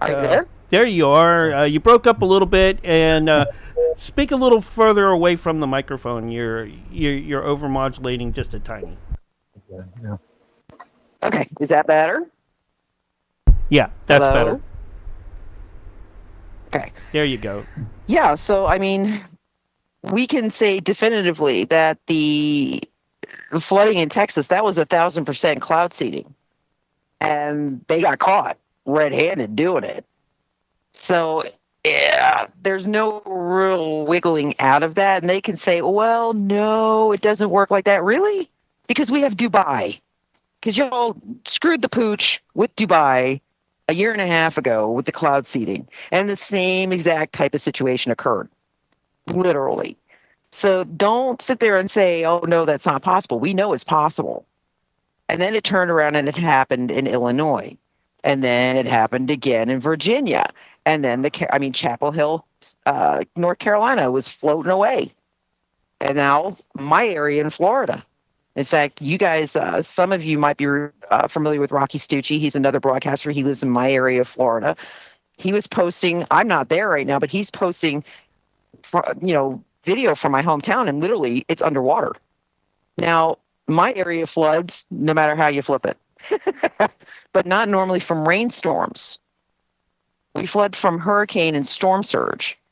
We don't normally flood out due to rainstorms. And right now it's from rainstorms, which, again, we can sit here and debate all day long. But the fact is the timing of this, and like I said, we know that at minimal, Texas was 1,000% caused by cloud seeding. We know Chapel Hill was caused by cloud seeding. We know Virginia was caused by cloud seeding. Why? Because we can actually tie it to the same cloud seeding company, which is, by the way, tied to who? Mr. Peter Thiel from what tier? Which I find very, very interesting. You know why? Because not even a week before that, Trump had put forth an edict which basically disengaged the Navy satellites that were being used for what? NOAA, which is our National Oceanic Administration, which basically is supposed to be the ones watching all the weather. And as soon as that happened, you have to laugh, because the first people on the air and complaining were what? The representatives from NOAA and the meteorologists. And, my rebuttal to that is very plain and simple. If the Trump administration disengaged those satellites from NOAA, it's because NOAA was up to no good with those satellites, or there was technology being engaged in those satellites which was dangerous to national security. That would be the only reason they'd be disengaged. It's not due to budget cuts. It's not anything to do with any of that. It had absolutely to do with national security. So again, the fact that it's all links back to Palantir, and Palantir's gigantic DoD contract that they just looped in. And that is, again, now we're talking AI. We're talking all these different things that are being brought in technology. And where do you think AI was being engaged? It is being engaged in our satellite technology. It's problematic, folks. It's big time problematic. And actually, it's all right, Mark. I can see Mark messaging in the chat. I'd like to welcome Jason to the show. Jason, quickly. I know I can see he's jumped on. He finally was able to get in. We were going to do that earlier, but I'd like to welcome you to the show. Jason, jump on in. Hey, what's happening, everybody? Please be here. You're check one, check two. There you go. Alrighty. Yeah, pleased to be here. Hi, everybody. How is everybody? Dandy, I hope. All right. How you doing today? I'm just peachy keen. I picked up MC from D Live for us. So yeah, he's one of the great channels that I follow there. I appreciate you. That's awesome. Always glad to have more people. What kind of dirty work you do? Hi, Roger. Man? Hi, Roger. Oh, I want to hear about the dirty work. See Mark over there too. Hi. Nancy, I heard dirty work. Well, MC does dirty work, dude. I want to know what's up with the dirty work he does. And yeah, you sure? You sure? Tell me, man. Tell me. Yeah, tell me all about it. Well, Dirty Work was a stage name that I got in the year 2000 when I went from being primarily a DJ for 5 years and accidentally kind of became a frontman, a vocalist. So my name went from DJ Quigs to MC Dirty Work. That's cool. Yeah. I used to, Sorry, Nancy. I had to get that out. No, it's okay. I'm Nancy, actually looking at Raphael right now. I'm puddled. The name so- comes from a darker point in my life, but we'll get to that. Nancy, just on the previous point, I'm just thinking if what you're suggesting is true, then is there 2 points? Is there an issue of potential manslaughter? A manslaughter Yes. case? Manslaughter and more. Yeah. Also, on the point of artificial intelligence, I really dislike that in this concept because, after all, somebody had to create that, somebody had to design it, somebody had to program it, somebody had to invent it in the first place. So you can't really blame a. As an example, I can if this building did go up in flames, I could blame this lighter for doing that, or I could blame me for handling that lighter. If that makes sense. Say that again. No. If let's say this building that I'm sitting in at the moment goes up in flames, I could blame this lighter for doing that, or I could blame me for handling that lighter for doing that. Therefore, that's why I don't to bring that into the case of artificial intelligence. Is it not the developers? Is it not the designers of the system, the framework? Fault. Well, that's the problem. As you know, and I know, Mark, that's the problem with AI. And it's always been my problem with AI. AI is only as good as the people who are inputting the information. And if you have only one group of people putting that information in other words, it's not well-rounded. It's not well-rounded. It doesn't have enough input from different, I guess you could say, ways of viewing things. In other words, the facts that are posted into AI are all dependent on the programmers. So if you have a bunch of anti-Trump programmers, their facts going into AI are going to come out as Trump's a pedophile. Trump was on Epstein's, Lolita Express. It's going to be information that is not necessarily correct. It's got a skew to it. There's no way to make AI perfect. And we found that out with, the test that they ran recently where the AI literally was doing what? It got angry and it lied in order to not be shut down. So that's kind of a problem because it's artificial intelligence that is actually mimicking human instinct to protect itself. Well, I mean, so ChatGPT lies to me all the time, dude. Like, I mean, that's not even a good argument. I hate freaking ChatGPT. Like, I have to constantly remind it that freaking to stop lying to me. When I say I want 3,000 words in an article, I want 3,000 words. And what did it tell you? No, it tells you that it's giving you 3,000 words when you clearly know it's only 1,600. Point blank lying to you. Okay. You have to look at AI like a kid. The programmers are the parents, and the kid will have the same biases that the parents have. And in the same way, like you were saying about it lying, I mean, it's typically things like knowing to be honest. Being honest is the best policy. Those are things that come with time and life experience. And if AI is really and as young and nascent as it is, it's going to be as petulant as a child. Mm-hmm. It doesn't have just because it has access to all the information in the world doesn't mean that it's wise. That comes with age. Okay. I've got a major issue with this. I was watching, I think it was an Eli, the computer guy, video earlier. Don't know if you've seen him, but he's quite a controversial technician in the US.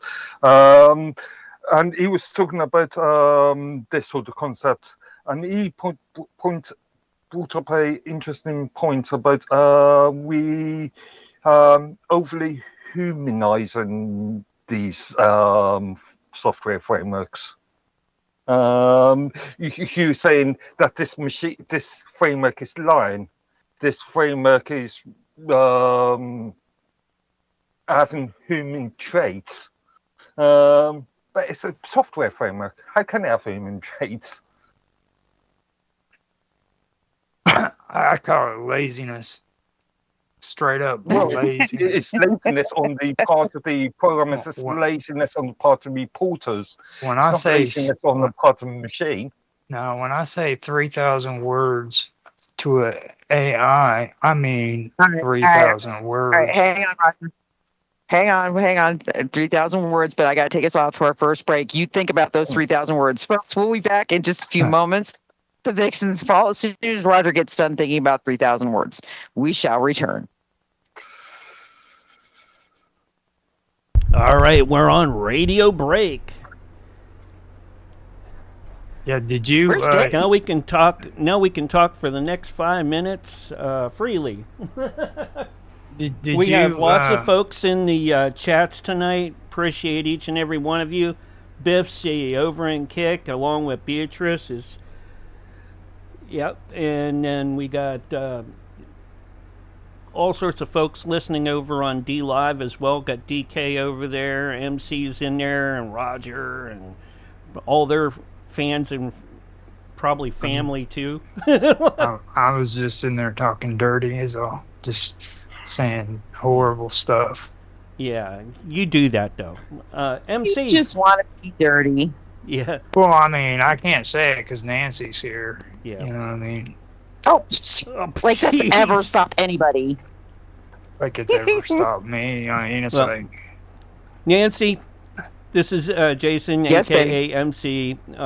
Sorry I didn't get to get him in here earlier so you guys could chat a little bit, but I figure now that we're on break, maybe you guys can get in. MC does a lot of work with 9/11 on his channel, as well as he does a lot of stuff on Jordan Maxwell like I do when I'm not streaming, like the radio shows like we're doing tonight. And well, I tell you, yeah, if he's doing work on 9/11, I mean that's something Rafi would. You guys could actually slam shot that back and forth because that's one of his favorite subjects. No joke. Yeah, I mean, it sneaks up every year. I didn't realize. I mean, we'll be down there live streaming on 9/11 from New York. I'm down there every year. That's. Yep. I'm actually from that area. Just like that. Sneaks up. I'm sorry. Go ahead. No, it's. I can hear Ralphie there now too. Yeah, I'm actually from that area. I had my cousin's husband was actually.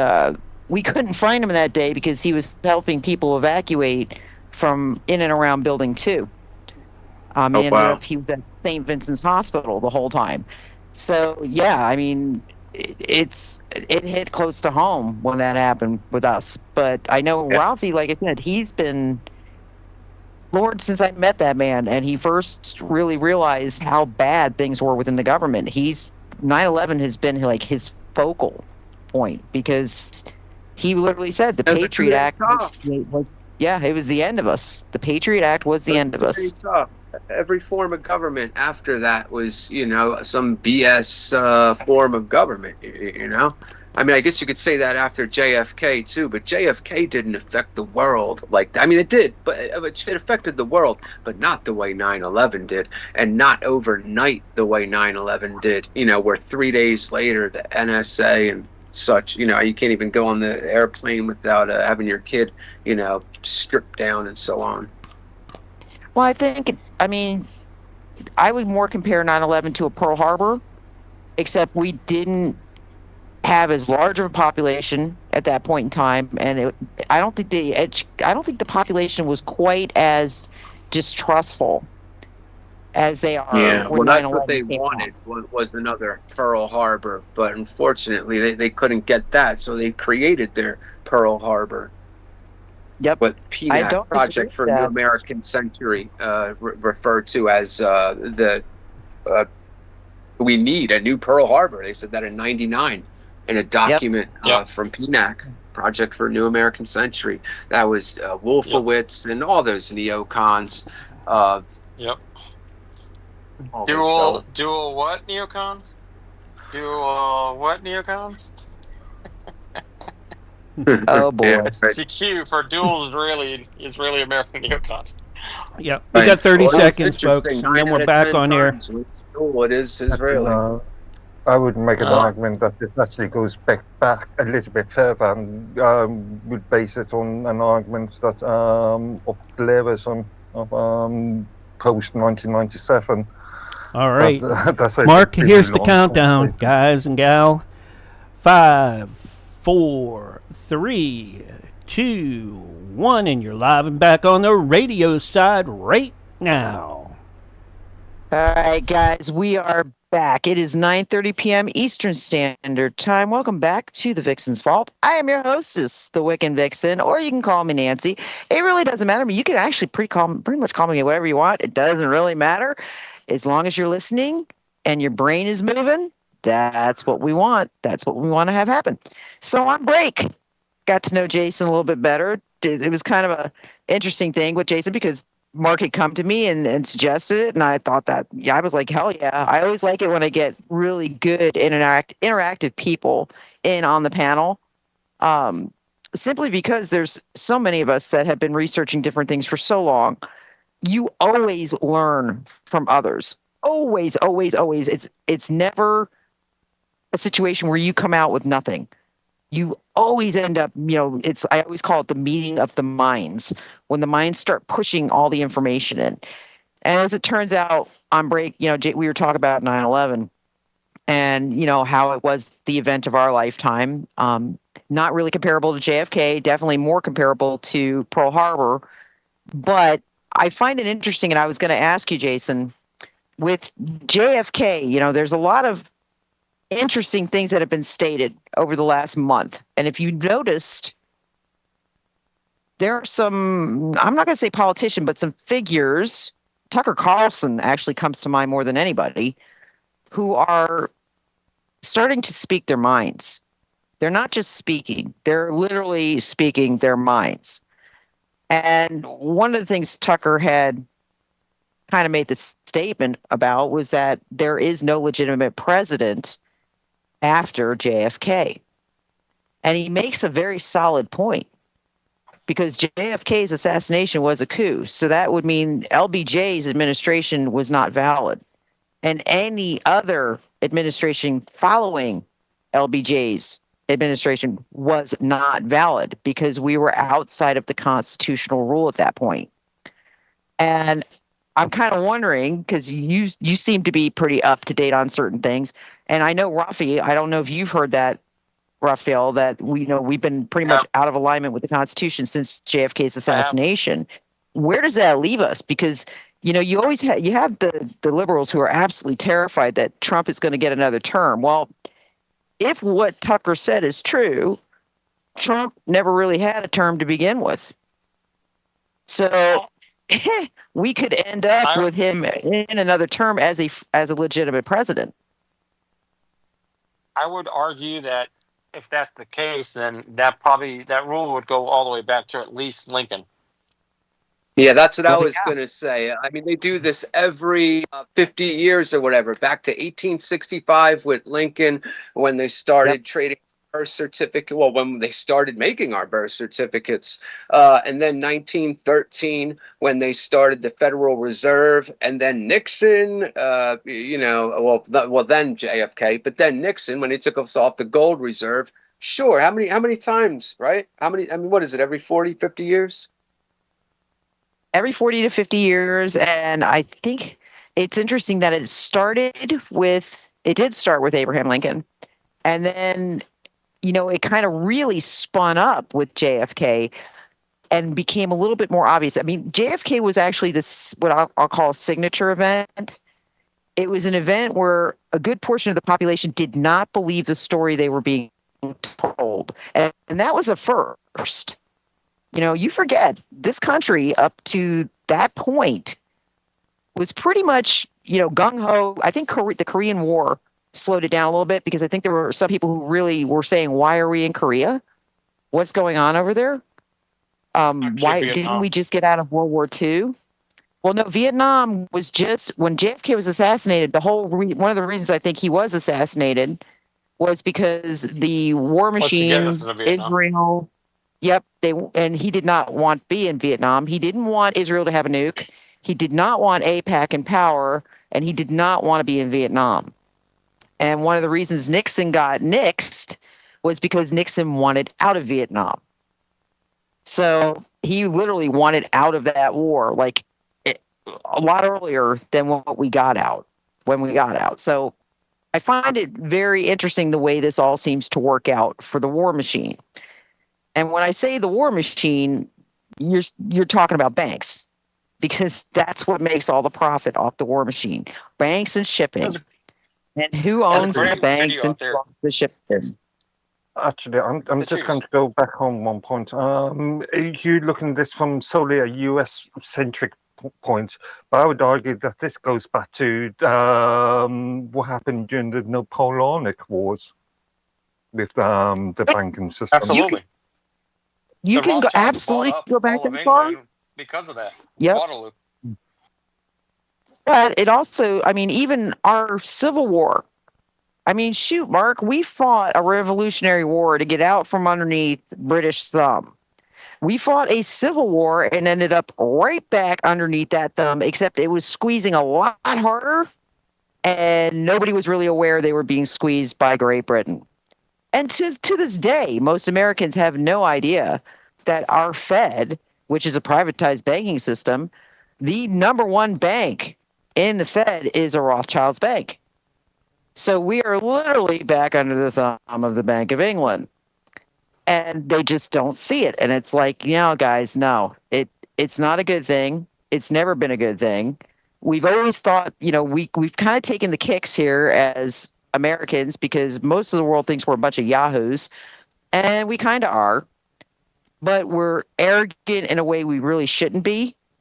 So you have to think that the peerage within Great Britain was actually laughing their asses off at us, because the whole time we were dependent on them. We just didn't know it. That's why when Great Britain went to they went to socialized medicine, they went to a lot of actually quite a bit of socialism. All of a sudden we started to see our government leaning into socialism. And again, people here have no clue. You say socialism, and they say, "Oh, we're not socialistic." I'm like, ever hear of Social Security? What the hell do you think that is? What do you think the unions actually are? What do you think the military runs on? The entire military system is based off socialism. So it's kind of an eye opener. Go ahead, Ralphie. And beyond that, it was shit. Now I'm off track. I'm trying to remember what I was going to say. I'm sorry. Go ahead. I'll remember in a second. But yeah, I'm off track now. I had some great thoughts. But that's where we're at in a lot of ways, Mark. And a lot more people now within the United States are waking up to the point of why they have a birth certificate, why their name's in capital letters on their power bills, why all these things that we've known for decades and decades and decades. Normal people, normies, we'll call them, are say, is there really something to that? They always heard about it, but they always thought it was crap. They always thought it was, fly by night conspiracy crap, because that's what the government tells them it is. But it's not. Go ahead, Ben. Sorry. I didn't mean to interrupt. So basically, you were talking about the Federal Reserve and the fact that the people are tired of the Federal Reserve and all their shit that comes with it. But it's not just our people that are tired of it. You know, we know that there's something wrong with it. It's no more federal than the Federal Express, and they're printing our money away. But it's not just us. It's countries around the world that are tired of our crap.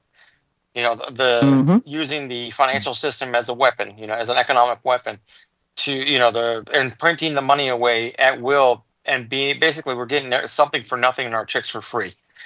And then to top it off, you know, Trump is arrogantly saying that because the BRICS are creating their own financial system to protect themselves, rightfully so, that they're somehow declaring war on the United States monetary system, which is it's BS, it's bullshit.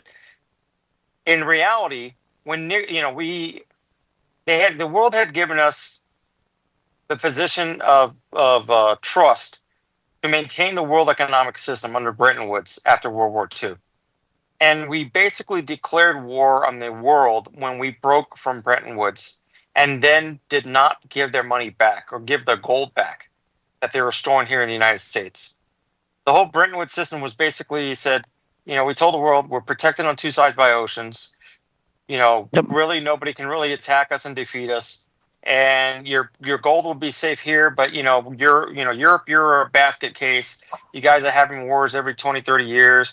And, you know, if somebody comes and raids you, you know, at the very least we can replace the dollars, you know, based on the amount of gold you have in storage.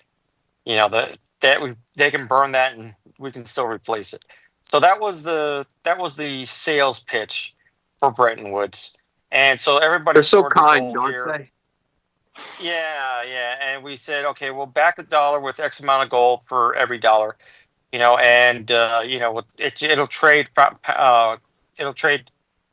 for equal amounts of dollars to gold, and so on and so forth. But when Nixon took us off the gold standard, we bent everybody over the table, and I don't mean just the United States citizens. We bent everybody over the table, and they didn't have a choice.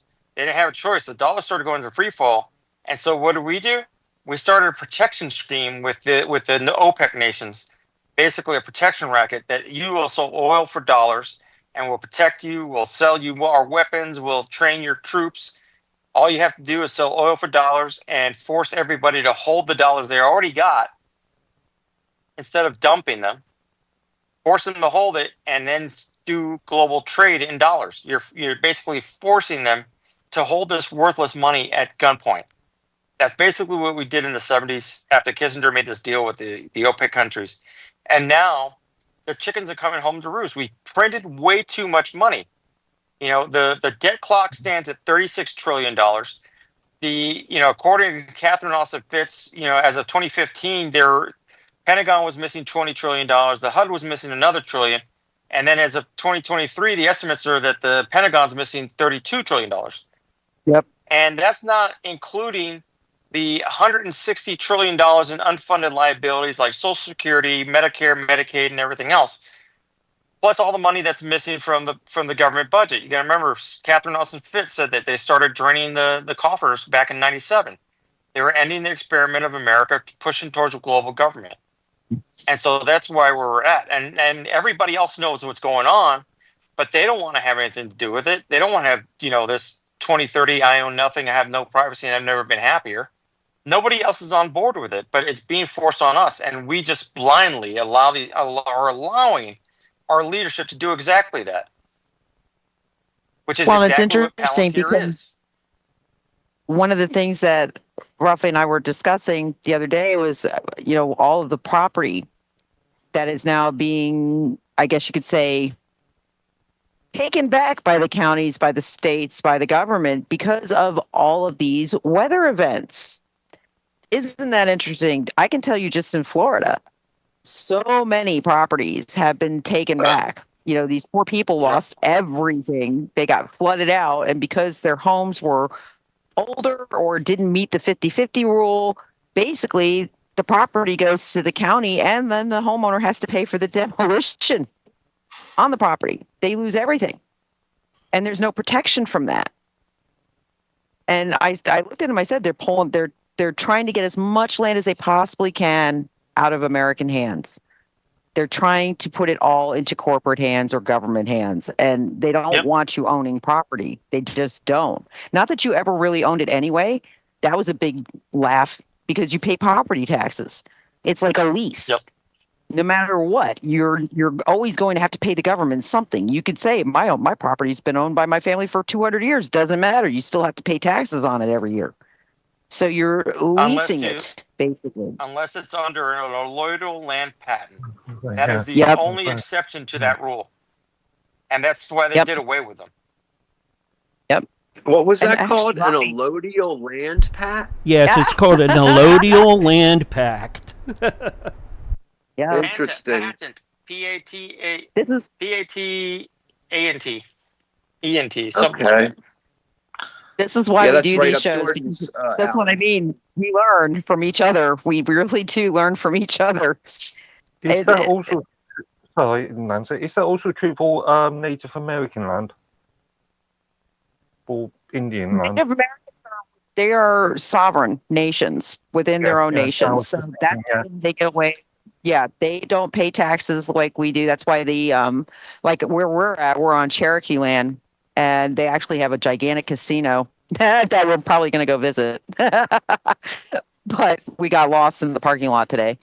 But it's literally, they don't. Tobacco shops too. Lots of tobacco shops, yep.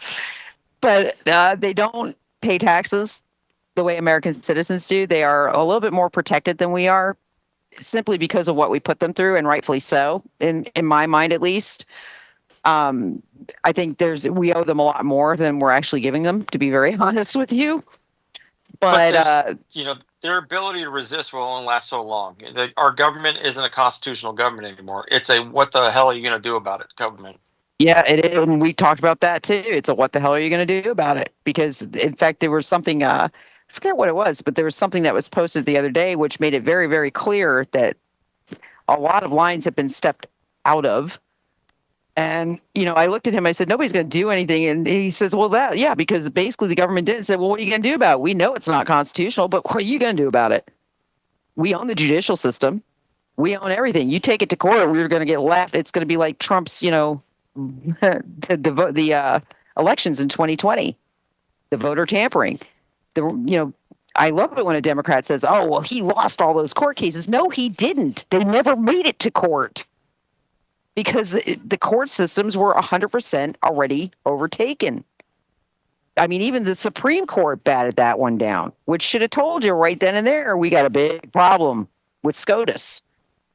Because, again, voter sanctity should be the number one concern of this country.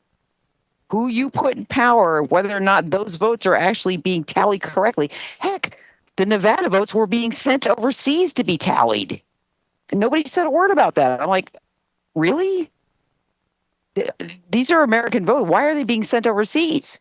That's crazy. But that's the world we live in. It's unfortunate, but it's true.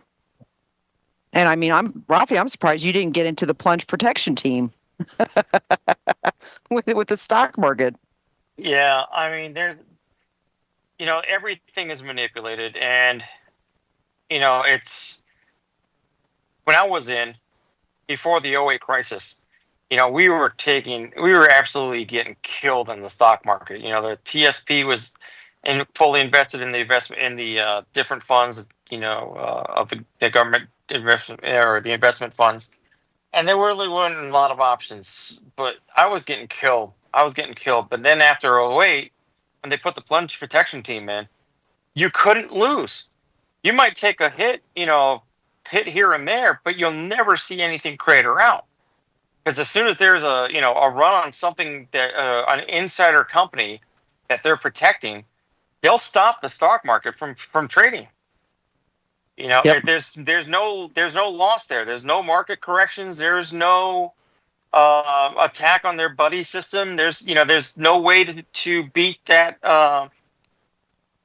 To make that market go down. It's just, people have been making money hand over fist in the stock market, and it's only because they can't lose. The casino is rigged.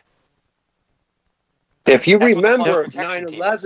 9/11 happened on a Tuesday, and they shut down the markets until that following Monday. Yeah, They shut but in, not right? before the walkers invested in or shorted the airline stocks. Oh, right. Forget about it. The put options and such. But I mean, once anything organic could happen, no, it couldn't happen because they already shut that down. They made it so folks they they grounded every jet for 3 days. I was just thinking that was interesting. The minute folks could take their money out or put it in organically, oh no, just calm down for a while. Do that on Monday. Exactly, and this is what I'm talking about. You can't lose at this point. It's just they won't allow these companies to lose. And when that term "too big to fail" came about, you knew we were done. I mean, you're talking about monopolies across the board. I am convinced that the COVID was rolled out to kill Main Street, to allow Wall Street to become the monopoly. Because again, you got to go back to that essay by that Dutch Parliament member. The essay is called "It's 2030. I own nothing. I have no privacy, and I've never been happier." They plan on wiping us out on Main Street and home ownership and everything that makes America what it was. And it's not just here. They're planning on doing this globally. Because this is their plan universally. I mean, you look at Saudi Arabia. They're building the line. It's a giant city that's just one solid line straight across the country. Yep, that's a World Everybody's gonna be Economic enclosed Forum within two plan. walls. Yeah, that's it. 15-minute cities. Everything's monitored, tracked, and controlled. You're gonna have. Those of you that took the jab are probably already marked. You're tagged and you're chirping Bluetooth low energy signatures. A lot of people don't want to hear that, but I think that's exactly what they were trying to do. Self-assembling nanotechnology is in your system. You can't get out of the system now. You're permanently tagged. What I'm concerned about is getting, God forbid, if you need a blood transfusion or something. I mean, I may be getting surgery, and I guess I'm going to see if I can use my own blood. I mean, I'm really concerned about that. That would be the only way. I mean, really, you would have to start doing blood draws now and keeping it in storage, and even then, it's only good for a certain amount of time. So, other than that, I don't know of any other way to get guaranteed untainted blood. If you have children, like I know I can go to my daughter and have her. I know she was never jabbed, so I know that I've got. And Rafi, you could probably go to one of your sons. Neither one of them were jabbed. If you have children or family members that share your blood type that are clean, that's a good idea. I've got some cousins that haven't been jabbed. Yep, and Good that's thing. your own. Yeah. So it's. I mean, and they're refusing. I found that interesting too. They're absolutely refusing to delineate between those who have been jabbed and those who have not been jabbed when it comes to blood donation. They are refusing to identify. And that doesn't surprise me. Given the amount of just ridiculous amount of deaths that are occurring now. I mean, the Florida Surgeon General just last week went public and basically put, I think it was almost 450,000 deaths in the state of Florida on the head of Pfizer. I mean, I was like, here we go. Here we go. They're going to get them. But here's the thing. It's worse than that. I mean, this stuff can be, I was reading something not too long ago. It was something about how it can be sexually transmitted and that the mRNA or the COVID something or another is the spike protein is in the sperm. They knew that. England was warning them. In fact, England, when they were doing the AstraZeneca vaccine, they were telling people not to have sex for at least 5 days following the AstraZeneca vaccine because it was transmissible. I remember that very clearly because I remember thinking, what? Are you kidding me right now? So what does that do if you're pregnant? You know, if you're what? Well, again, if my theory is correct, and again, what I'm talking about with when I say the Bluetooth low energy identification signal, when I was actually contracted to run a COVID vaccine site, which Nancy will tell you she hazed me until I finally gave it up. I did. I ran a COVID vaccine site, and I watched in abject horror as I realized what was happening. So back, they got to roll it back. The UN had been calling for universal digital identity for decades. Robbie, you got to hold that Yep, thought. I got to take us out to our got it, second break. Okay. I'm so sorry because that's a great subject. All right, guys, when we come back, we're actually going to continue on that roll because he does have a very interesting tale to tell with us. Hang in there. We shall return with more of the Vixen's Vault in approximately 5 to 10 minutes because this is our long break. Hang in there, guys. We shall return. All right, we're on radio break, and I got the link here. Did everybody get the link? What? The link for the next. The next. Look here. Legion of Chaos Part 2. Yeah. Just YouTube URL. Well, usually I do disconnect. I see Dave Campione and the other one lit up now. I didn't see him lit up before, so I don't know. Probably get him in here as well. So that'll be good. Hold on, Jason. Well, I've reached out across platforms because she is on Telegram. She is posting on Telegram. Who? So I'm thinking maybe she has a headache. No, Vicky's sick. She said. Yeah, I'm thinking she has a headache. Yeah. Yeah. We got about a minute and a half until this one ends. And then I'm going to let it end, and then we'll go over there on the next one. That way you'll have time to finish out and not have to, like, cut it at the 5-minute mark, you know?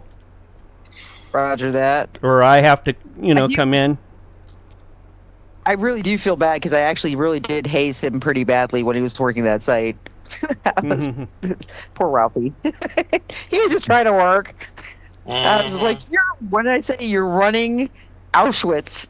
I think that's one of the words I used. Auschwitz. There you go. That's a bit of a leap. Yeah. Yeah. I did. Like to make a big shout out to Biffsy, Beatrice, and all the other the Great Conspiracy, and Roger Hansen, who's also restreaming in the Kick and all the other platforms that we're on right now. Roger, if you're over in my my DLive, go ahead and give shout outs as well over there to folks that I'm missing, maybe. Okay. Yeah. And looks like we lost Nancy, and we'll be we're gonna lose this in a few minutes. So, well, not that, but we'll be back. We got more of the Vixen's Vault Part 2 coming up. It's a 2-hour show, folks. We talk more than just the stuff that we're talking about tonight. We do everything from paranormal to conspiracy, as you can tell. With her, nothing holds back. Smoke in peace, DP Mother Sucker in the Kick chat. Appreciate you guys. Also, Great Conspiracy, please give shout outs to folks over there since I'm kind of on hold right here. Thank you. And let me, we're close enough. I'm going to get us over on the other one now. Okay? So I'll see you guys. I'll see you guys over in the next chat. Join.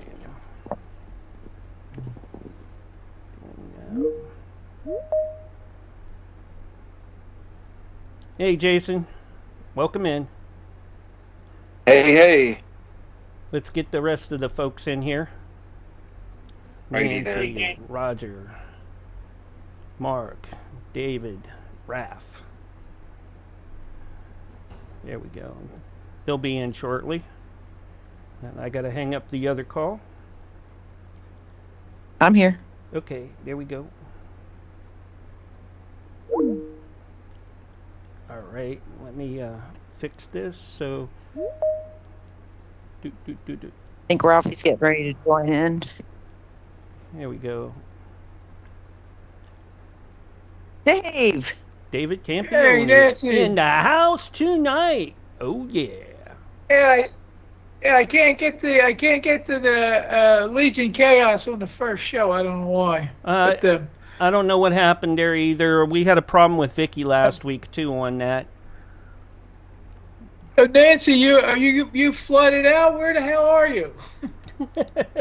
No, Hudson did. Hudson was like, I mean, Hudson and Pasco County got absolutely destroyed with rain this week. Like tons of it out of nowhere.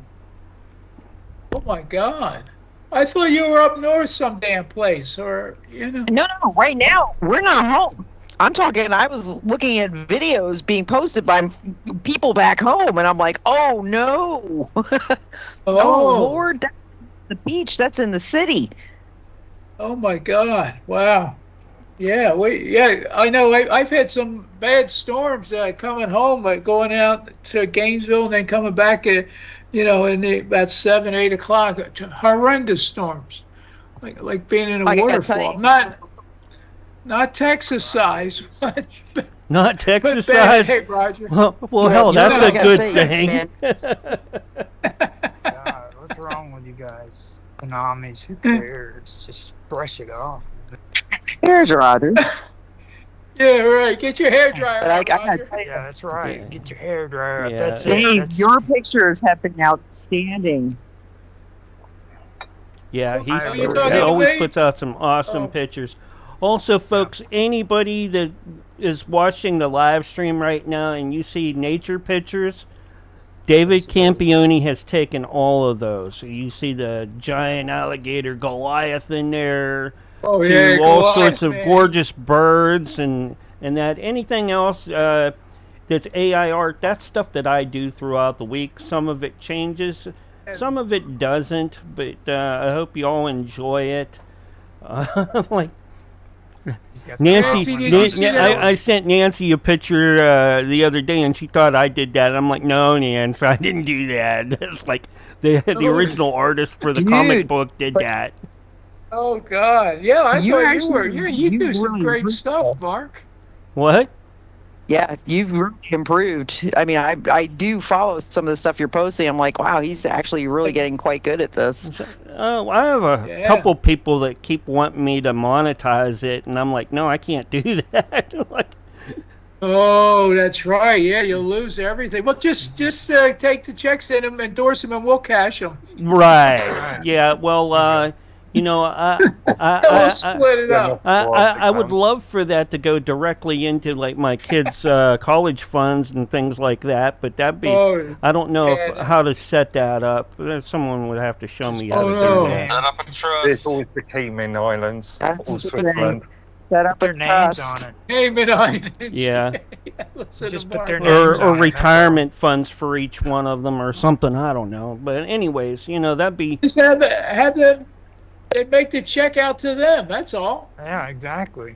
right. Just put the name on there for them. Like your oldest daughter, like with this right here. Yeah, just they make don't it- want any. Like my older kids, they don't want anything to do with that. They're like, Dad, come on now. We're on our own. We're in Florida. They ain't gonna bitch if the paycheck comes down. Yeah, you know what I'm saying? no. It's like just all of a sudden they're getting money for free. Yeah. Come on, dude. They ain't gonna say nothing. Yeah. Oh, yeah. you get this. You get this settlement. After I pass or something like that, and there'll be no more radio shows. I'm like, okay. Heck, do it while the radio show's going on. Just put their name on the freaking radio channel as being the owners, and then they'll just get the money, and you can just kick back and be the cool producer. Yeah, but that would take setting accounts up, and then when I do that, then it would mean that I would. It counts against me because the taxes, Oh, yeah. You know what I'm saying? So See, it goes back to the government. Right. See? And if you think I'm gonna, let the mothers take care of it, not on your life. I'm talking about like the conversation they were just having about the crooked government, man. It's like freaking you should be able to do that with no problem. Right. But oh no, man, got to let the government 30 take care of seconds. Yeah, FCC, remember, guys? Okay, you know, the other branch is... Hey, Jason, how you doing? Yeah. And Rafi's in here I'm tonight. well. Oh, my God. Yeah, okay, What's up, good. guys? Good. Good to see you. I'm trying to get Jason to have you on his show one of these days, too. Anyways, here's your countdown. 5, 4, 3, 2, 1. And Nance, you are live and on the radio side, like right now. Nancy. 10:04 p.m. Eastern Standard Time, coming at you from North Carolina. Can you hear me? Hello? Yeah, Yeah, we can hear you now. Oh, that was interesting. 10:05 Eastern Standard. Well, no, it's still 10:04 Eastern Standard Time. Welcome back, folks, to the Vixen's Vault. Can y'all hear me? Yes. Can anybody hear me? Yeah. Bye. Yes. I can hear you. Just lagging. Can you hear us? Y'all. Yes, Hey, I can y'all. hear you perfectly. I'm just starting to why sound I'm like a lagging. Verizon I was commercial. doing Yeah. fine all the way up to this point. She's all saying y'all and stuff. Alrighty. She went to the wrong state. Now Can you hear me now? y'all. Can you hear me now? Yes. Good. Yep. All right, Yeah. guys. Welcome back to the show. All righty. And when we left off, Ralphie was kind of giving us his story about working for the Auschwitz camp in Tampa of the jab. So, Ralphie, I'm going to hand it over to you. Keep on going. Don't even go there, man. Yeah, she was trying to make me feel like a Nazi soldier. Yeah, she really was. Yeah. So what I was talking about with the how it ties all together with the digital identity, the COVID jab, the chirping of Bluetooth low energy signatures, and so on. So basically, the UN called for universal digital identity, and we're seeing signs of that now. You know, they don't want any encryption, and they're getting to the point where they want everybody to have a universal digital ID just to log into the internet, to use your central bank digital currencies, to be able to use your, access medical care, et cetera, et cetera, et cetera. Fast forward to the Real ID Act. If you don't know what that is, it's basically the federal government's mandates to the state saying that they have to be absolutely positive of the person that they're giving an ID to. And basically, they want everything but a sperm sample and a stool sample. Nancy had to dig up old divorce records just for her driver's license. Are you kidding? It's one of those deals. Basically, they turn states' IDs into a federal ID, which is something that at the subconscious level, the U.S. populace has been weary of since Social Security came out, because people said back then that Social Security number was going to be used as a federal registry, a federal identity, and sure enough, it has. But going fast forward to Real ID, now they have your biometric data. When you go there, they're taking pictures of your face. It's not just a picture, though. It's a full scan of your biometric points on your face. And once they positively identify you, you are permanently tied to that driver's license, to your identity in their system. And then, you fast forward to COVID, when they started giving out the jabs. Like I said, I was working managing the sites, and each of the nurses had a device where they would get the person's identity card. They would scan it, all right, and punch in all their information off the license, and then take the shot, the jab. Each of those jabs were basically kept in cold storage, and they would be handed out like one at a time for each person. But at the end of the vial, they had an RFID chip that they would scan into the same machine. And what that's doing, it is tying your identity to the contents of that specific vial. All right. So that way, when you start chirping, whatever identity number you start chirping, it will permanently be tied to your real ID. So you'll no longer have to give a driver's license in the future. You'll automatically be scanned for your identity. It won't be changing any eyeballs like Minority Report or anything like that. It is in your blood, and it will pass.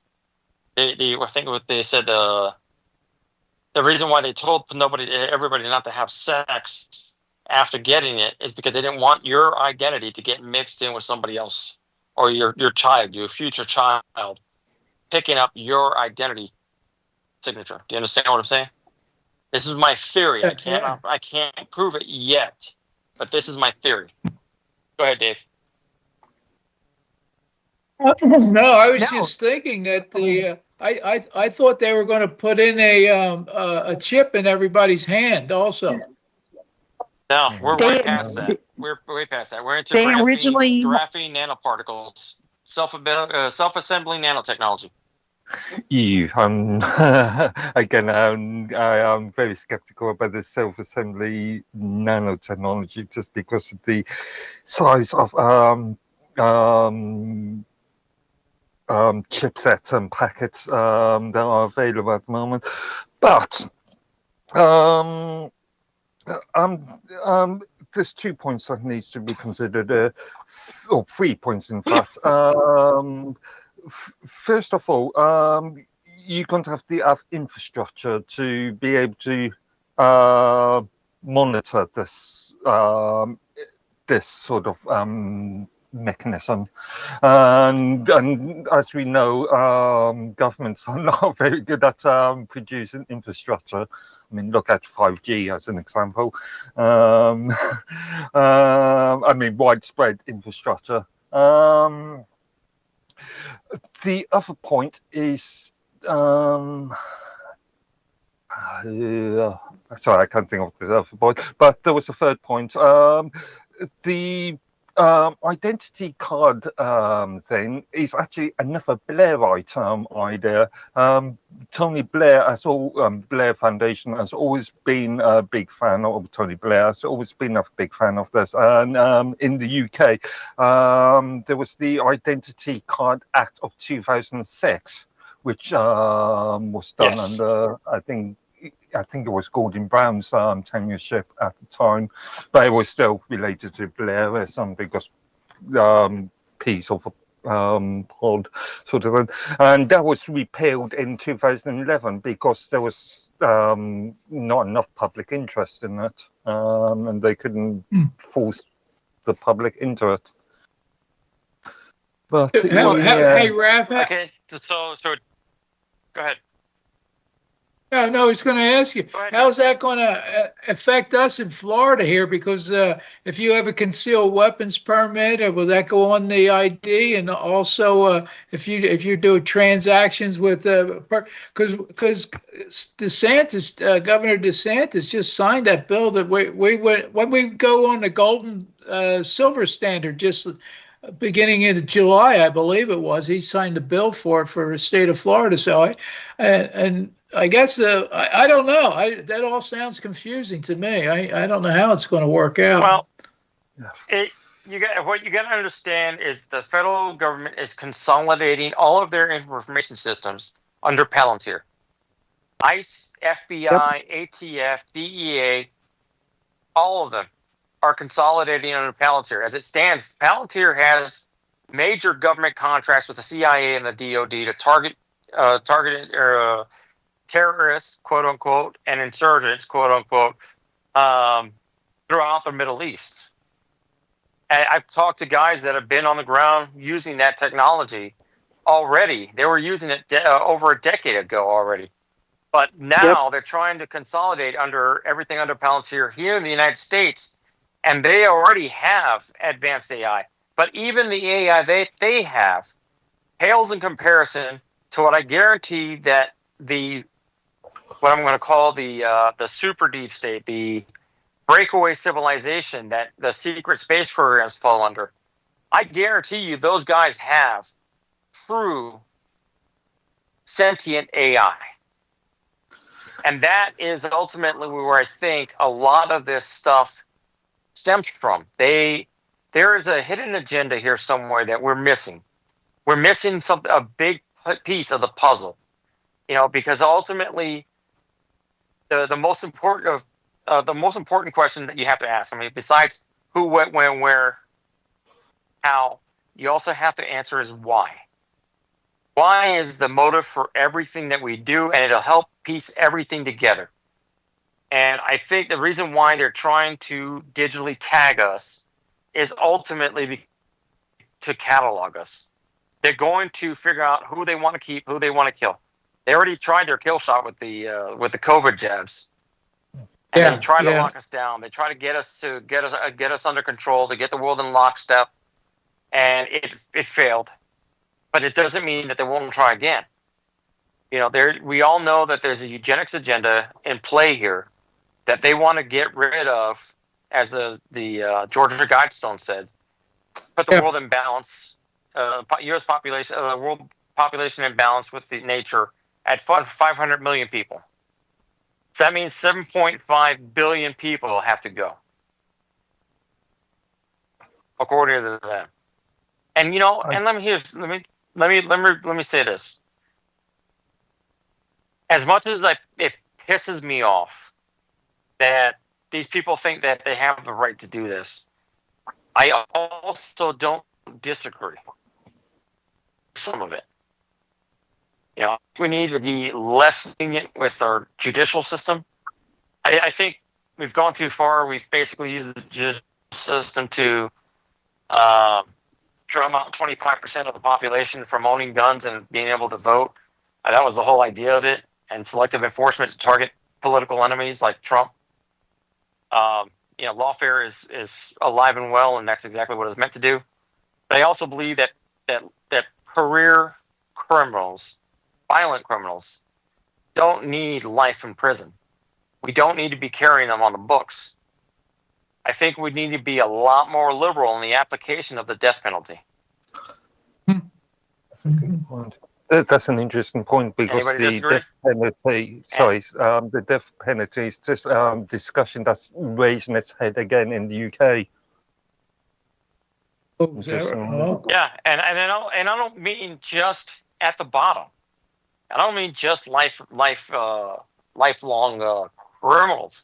I'm talking about white collar crime as well. Career politicians that have been fleecing us, and just basically passing policies that allow corporations to basically kill the American people, to make us sick and die. That feed us poison, that give us cancer, that allows them to profit off of more poison that kills us anyway. It's so damn corrupt. I've said it before and I'll say it again. If God came down and gave me an easy button that allowed me to nuke New York, D.C., Chicago, L.A., New Orleans, I would push that button repeatedly until I couldn't push it anymore. I'd be smashing that button because it is so damn corrupt. We will never, as a species on this planet, will never be able to elevate to another level until we rid ourselves, till we unlighten the load and get rid of this ruling cabal that is determined to enslave us. Because all that under that dead underbelly of the population that can't read, can't write, can't stay out of the jail, a lot of that is the doing of the very people at the top. Yep. They wanted us they don't want us dumb as doorknobs, just smart enough to pull the levers and push the buttons, but not smart enough to actually think for ourselves. This comes back to what I was saying last week on this program, which is 40-hour work weeks and, however many hour, sleep weeks, wife weeks, dog weeks, food weeks, school weeks. By the time you do it all, you don't have time to even listen to a radio program like this, much less Yep. be on or run one. Just how they want it. I mean, That it's is the so point. designed that way. That is exactly the point. They keep you on that treadmill. They keep you on that hamster wheel, just running and running and running, just trying to stay above water. So you don't pay attention to what they're doing up at the top. Most of the population still don't understand that they had FEMA camps during the Obama administration, that they were getting ready to man, and plastic coffins for mass graves, or the guillotines that they were mass purchasing. All of this stuff that was already being rolled out. And the red dot, blue dot list, for which, for letting the American populace know I got a red dot on my curb. I can't believe you mentioned that, the red dot, blue dot list. I was just thinking of that about 5 minutes ago when you were speaking. I was going to mention that. Yeah. I saw something on the news about 20 years ago where on the mailbox, some had a blue dot and some had a red dot. It's exactly what you were speaking of. And then, right. You took the words out of my mouth, brother. Rex 84. It all fell under Rex 84. And, every White House has always had a dissident list. But the Obama administration took it to a whole new level, and that's how Susan Rice got caught accessing NSA databases from her desktop, which is highly illegal. But they had their dissident list taken to a whole nother level. And I talked about this on the radio show one week. And one day I went to go, after that show, I went to go check my mail, and all of a sudden I see a red dot painted on my curb, and yeah, sure as hell. I did a show the next week, and I talked about exactly that. I said, it was in Safety Harbor. Yep. Yeah, it was in Safety Harbor, and I was pissed. So you had this actually happen? Yes. Yeah, they were sending me a message. Oh my. But it had. Wow. Where do you live? It did not have the intended effect. Florida. It was in Florida. Oh, wow. Unbelievable. Wow, wow. Well, I lived in Hollywood for a little while. It did not. Holy moly. Okay. Yeah, no, it was in Florida. We're across the bay from MacDill Air Force Base, so you can imagine. But the next show I jumped on. I said, I flat out stated, I knew how I was talking to whoever was listening. I said, I'm one of you guys. You trained me. I'm not an easy target. And if you want to send somebody after me, you can try. But if I win, the first thing I'm going to do is hold their pocket litter, and I'm going to live stream them and everything that they have on them before I ever call the cops so that you can't bury this. And in Florida, you got that stand your own ground law. So you can do it. Damn right.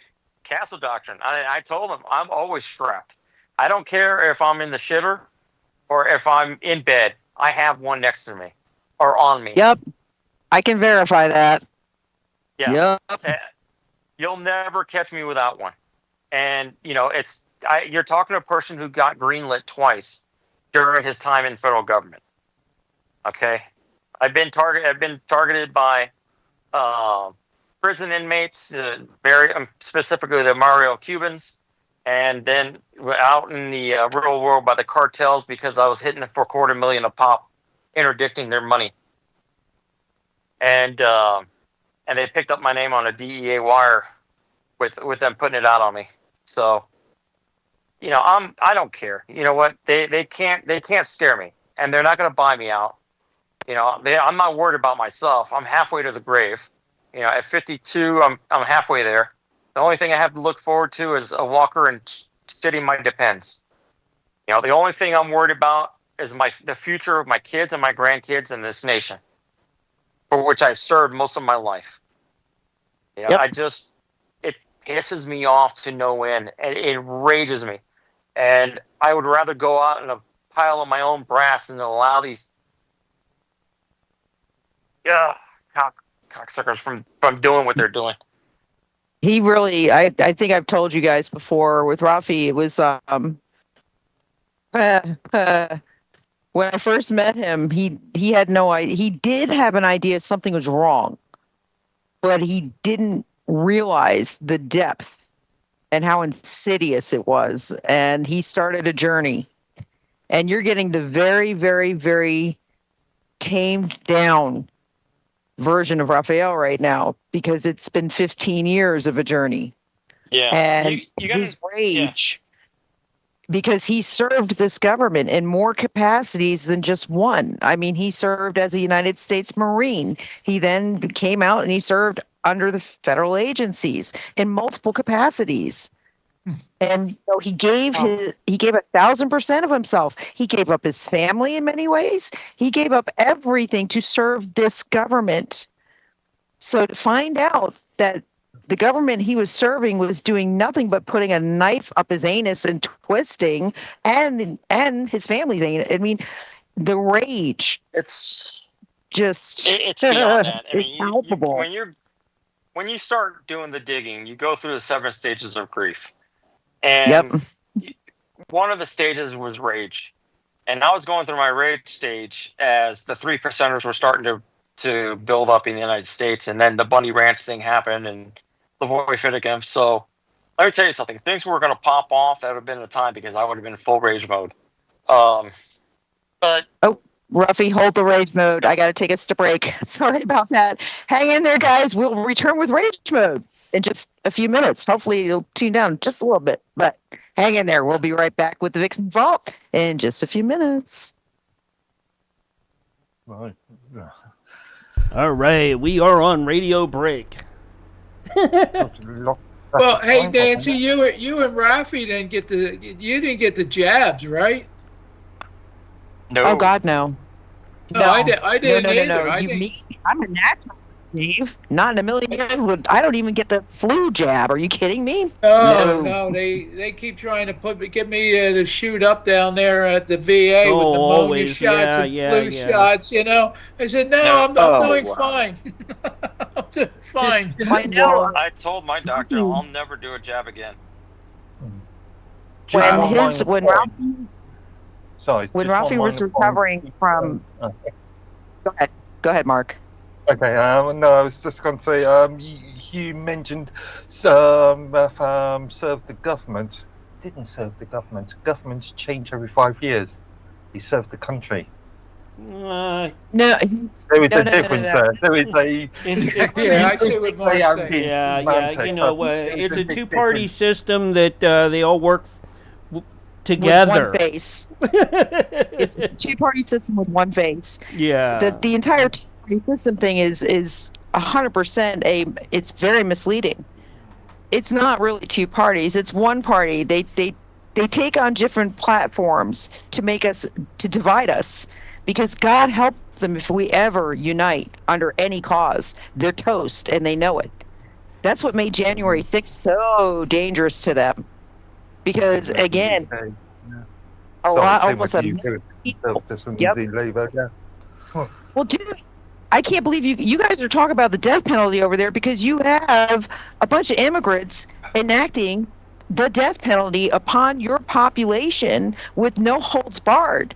They're being protected, and they're taking out your population. Yeah, and probably the only people over there where he's at that's ever going to get the death penalty is people like, Sargon of Akkad, and people who speak out against the government. All right. Another thing, they would probably also make them into martyrs if they did that too, to certain ones of them. You guys keep talking about this two-party. You keep talking about this two-party thing. You got to understand something. No, hold up. You've been suckered into believing that too. Like your political parties have absolutely nothing to do with government. Yeah. Okay. You say it's a two-party. No, it's not. Okay, that's what these political parties have you convinced in, believing that you have to believe in them because you're a part of their political party, and they have absolutely nothing to do with government whatsoever. You know, there's that reminds actually me of a old Minister TV series joke in which one of the actors stated that governments come and go. Governments don't really have any real power. It's the civil service that have the power. It's the civil service that really pushes the envelope.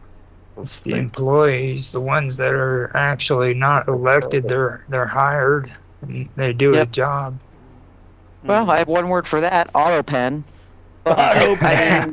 Oh my God! Right. I knew you was gonna go there. I'm like, here it comes, auto pen. I had to because it was retarded. But I mean, here's the thing: it was insidious here because they literally made a leviathan of a workforce. The DoD is the absolute largest employer in the world. In the world, guys, like there's not even a comparison.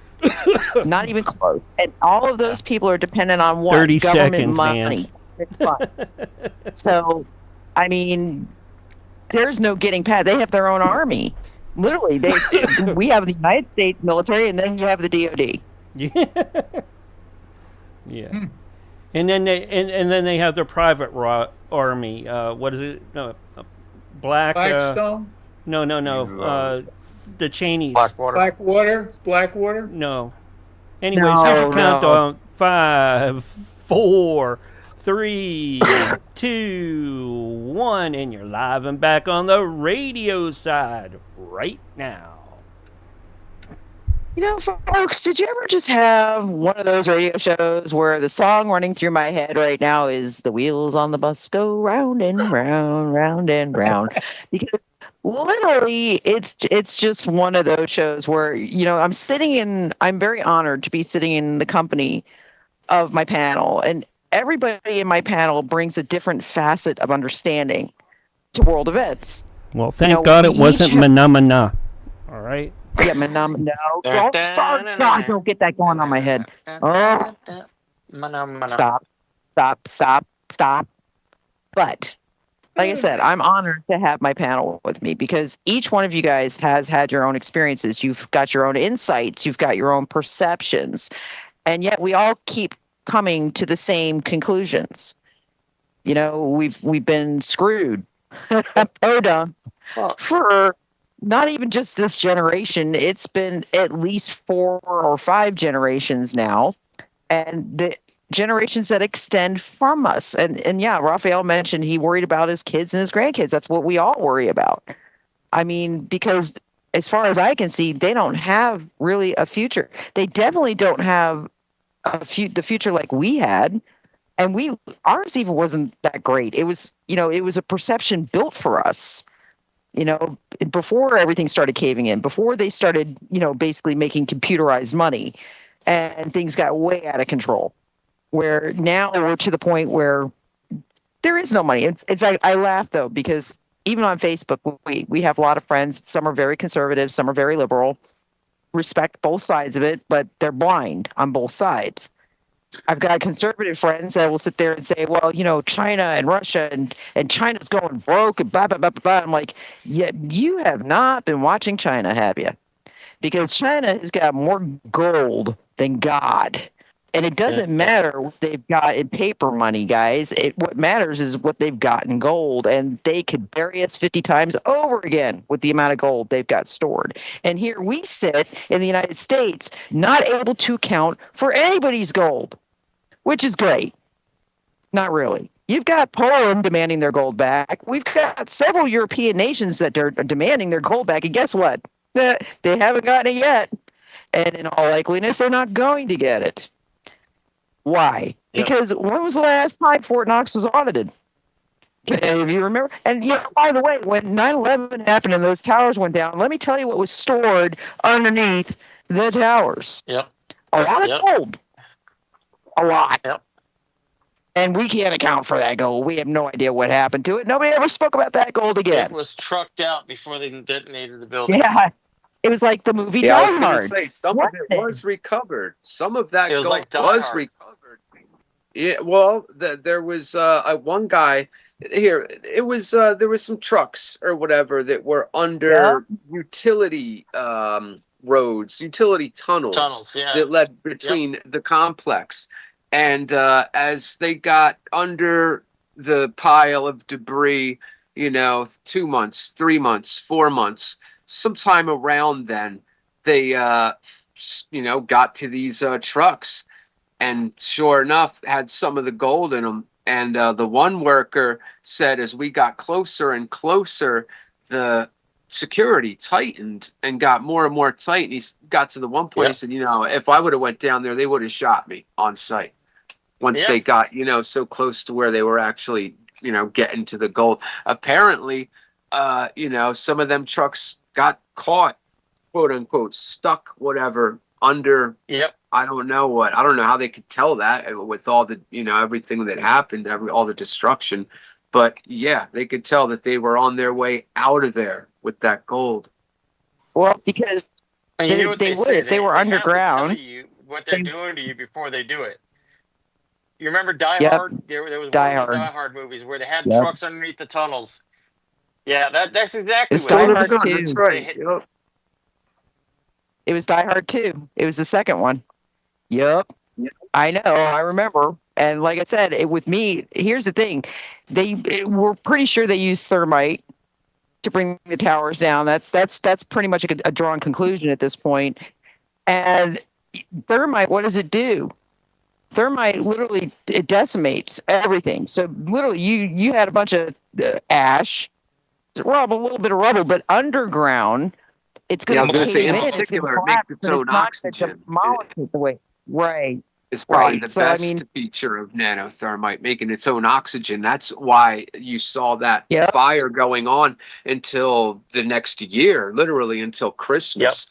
Because Yep, it it was, it's still burning down there so low. They were still bringing out red hot iron months later. Yep. And we have a very good friend who he's involved in the lawsuit. He was actually there during 9/11. He was working for NYPD. Oh, he was in And, the cleanup. Yeah. Yep.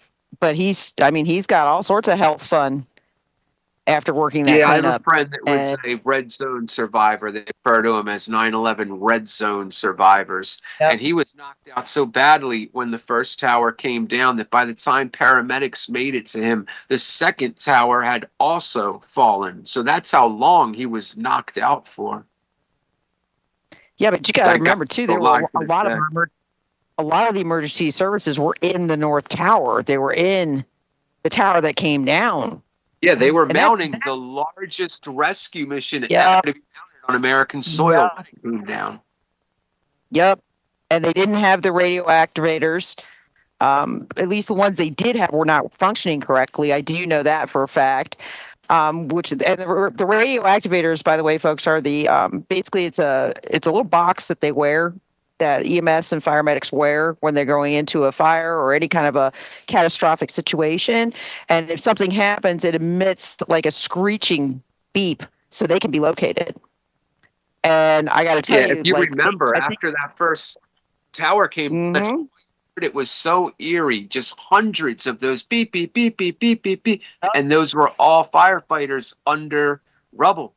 I mean, all you heard was those things going off, at hundreds of them. I mean, well, 343 to be exact. Yeah, I'll never Yep. forget that. But like I said, it was, and those people, my heart, my son is a fire paramedic, and I love the fact that he's doing that. I think that's a great career. But I always think about that day, because it is a career where, yeah, every time you go on a response, you're taking life and limb in hand. And 9/11, those guys had no idea, man. They were just doing their job.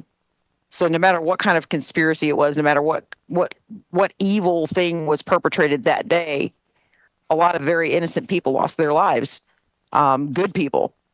And they're never going to come back, and their families are never going to get them back. And I don't think there's ever going to be justice for them. I'll be very honest. I'm hopeful.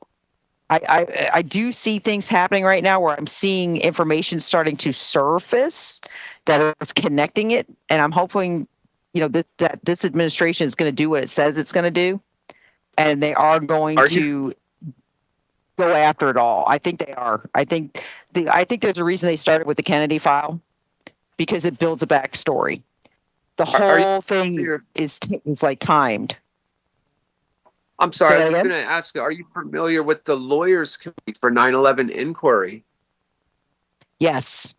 Okay, Yes. very good. Yeah. So, yeah, they've been working their tails off. They're still working their tails off even after that mandamus lawsuit where they had to sue the FBI and win. Because basically, if you're the FBI and you get 10,000 or more signatures on a petition, you've got to move your feet. You've got to work in a business-like time frame. And if you don't, you can get sued under what's called a mandamus lawsuit.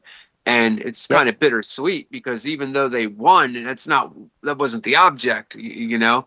But yeah, Mick Harrison and David Meiswinkle of the Lawyers Committee for 9/11 Inquiry. Yeah, that's I don't know. Those are the folks taking care of business on the legal end. You know, I still actually have my original copy of the 9/11 Commission report. Oh, I actually ordered that years, and I still have it because it was such a joke to me. You know, that was one of the only books that I've actually read when I was that age. You know, I was 21, 22. I wasn't into books. But yeah, that was one of the ones that I've actually bought and read. Yep. And I still, you know, I'm still kind of divided. I know a lot of people are saying that the planes are actually holograms. I'm kind of caught with that because I know I've seen the film, but it's easy to hoax film. It's easy to literally make people see what they want to see or don't want to see. Yeah. And yeah, I mean, I know It's too kinda like many the people that Pentagon. were there that saw the planes, and it's like, yes, you can have mass hysteria. Yes, that can occur too, but a lot of people saw those planes, so it's. I have a problem with that. Ralphie and I used to argue, and he turned out to be right. I didn't think thermite took the buildings down initially. Years of him talking to me, showing me different evidence that made me actually change my mind on that, where I was like, you know what, you're right. That doesn't work. That doesn't, for an actual, the pancaking does work because those buildings were designed to pancake. I know that. You can look up the designer of the Trade Center, and you'll see that he literally designed those buildings to pancake to prevent collateral damage to the surrounding areas because of their height. But It wasn't just. it did not sorry. explain the burn. Yeah, it didn't explain the burn. It didn't explain the heat of the fire. It didn't explain a lot of, even the jet fuel. The jet fuel would only have gone so far. It did not explain a lot. So Ralphie actually, he was right to keep on me for that because I think he is right. I think it was thermite. Not only would It's the not jet just that. fuel only have went so far, but only have one elevator that it could go that far down. It's a Yep. elevator for furniture and whatnot. That's not how skyscraper buildings work. Skyscraper buildings No. go up 1/3, they go up another third, and then the final third. So let's say it's 80 stories. Then it would go up to about 33, then 66, and then the final whatever. There's no like where they just have a the magic elevator that just goes all the way to the top. It's, Yeah, it's but not those just the buildings thermite. weren't designed. It's not just. They were designed to pancake, though. I can tell you that because I did look also into designed that. to take. They were also designed to take the hit from a 727, but more importantly, even before the airplanes hit, there was an explosion in the basement of the buildings. Yeah. There are multiple reports from the firefighters and the maintenance staff of WTC 1 and 2 that said that there was an explosion before the planes hit that threw them. Willie Rodriguez said that as well. There you go. That's the guy. He got smashed into the ceiling of his office in the upper levels of the basement. There was There a guy were who had happened- skin off his fingers. There was people that needed reconstructive surgery because they got hit in the face with parts of the basement wall.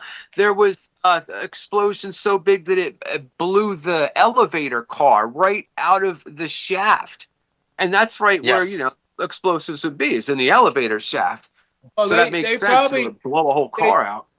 They probably figured it out because in '93 they tried to blow it from the below. Yeah. And then That's where right. was and then everybody forgets that. But now you guys Yeah, just the box brought it truck. out, so now they know that this is where we're going to set the thermite bombs or whatever it is, the thermite. I guess they're bombs. And then, because we learned a lesson. They couldn't bring it down in '93, but they figured had everybody looking up, and they were blowing the basement down. Oh, Jesus. Well, the basement explosion was meant to weaken the structure from the bottom, but Yeah. the thermite was meant to incinerate it to basically free fall speed. It basically disintegrated the whole damn thing, going all the way down to the bottom. And there were two Israeli art student teams had run of the building for an entire year prior to 9/11. Gelatin and That's right. All right, and those guys, I have a picture of them standing in the World Trade Center building, on one of the floors, looking out the window. But behind one of the guys is a bunch of boxes of BB-18 blasting caps. And just recently, I went to go try to find the inventory, the BB-18 blasting caps. They've changed the moniker of the BB-18. Well, it's Lightel blasting caps. fuse. They're not exactly fuses. Cap. They're Lightel fuse. Right. Yes, Lightel that's fuse exactly company. what I'm saying is before, when I first looked into it, it was blasting caps. Yep. But again, I got to tell you guys, every time, Mark noticed it a few months back, and it's been going on actually for about 5 years now. Every time you see the archive sites go down, you need to be very concerned. And I'm going to say that very clearly as a person who works in cybersecurity. When you see those archive sites going down, they are literally removing, rewriting, reinserting. And they do it on a regular basis. Yep. So that's why, people say, it's the Mandela effect. It's not the Mandela effect. Not at all. Yeah. They're 1,000% rewriting it. Well, the thing about it, though, is it's not just there that they rewrite history. There's so much of our history that's been rewritten that I question all of it. It's even going back to World War II, especially World War II. We were told that Hitler was, an anti-Jew, that everything was about being anti-Jew, that they were the Aryan race, and that they were supposed to be the supreme race and this, that, whatever. But the only race that I know of that practices supremacy are the Jews. To them, everybody else are Gentiles and Goys. All right? They're the only ones that I know of. Then, you go back in history and you actually start digging into it. The reason why Hitler invaded Poland to begin with were because the Jews were killing Germans. The same Jews that kicked off the Bolshevik Revolution. These guys are a supranational. What do you call it? They're a supranational organization. They're basically they're lined along their religious lines, and I don't even know if the Eastern European ones can be aligned that way. I think they just. They are. Well, it's not just, you forget. You have the Sasson family. People don't remember things. You've got the Rothschilds. Those are the West. Okay, Rothschilds are the West Jews. Yeah. You have the Sassons that are the Eastern Oriental Jews. Okay, they are literally in fact their headquarters was Baghdad for many, many generations, and they extended over into the Far East. So people are not aware of that. They what are you talking about? I'm like, yeah, look up the history of the Sasson family. Yep. Sorry, look up their history. What I was looking for. But but even going back, you can actually go on YouTube and find AI translated Hitler's speeches. AI translated. You can hear it in watch his speeches and hear his own voice translated into English through AI. And I thought it was fascinating, so I listened to them. And a lot of the things that we're talking about today, he was talking about back then. Not just the banking system. The banking system and the Jews, they really screwed Germany. That's the reason why. I think the reason why things went down the way that it did. But more importantly, one of the things that Hitler talked about was about us, the United States, how we're ruled by a two-party system that each party gets to rule for 20 years until we basically get fed up with it, and then we hand the baton over to the other party. They do it for 20 years, and then they keep handing it off every 20 years. But in reality, nothing ever changes because they're still they're still pursuing whatever true goals they have. You know what I'm saying?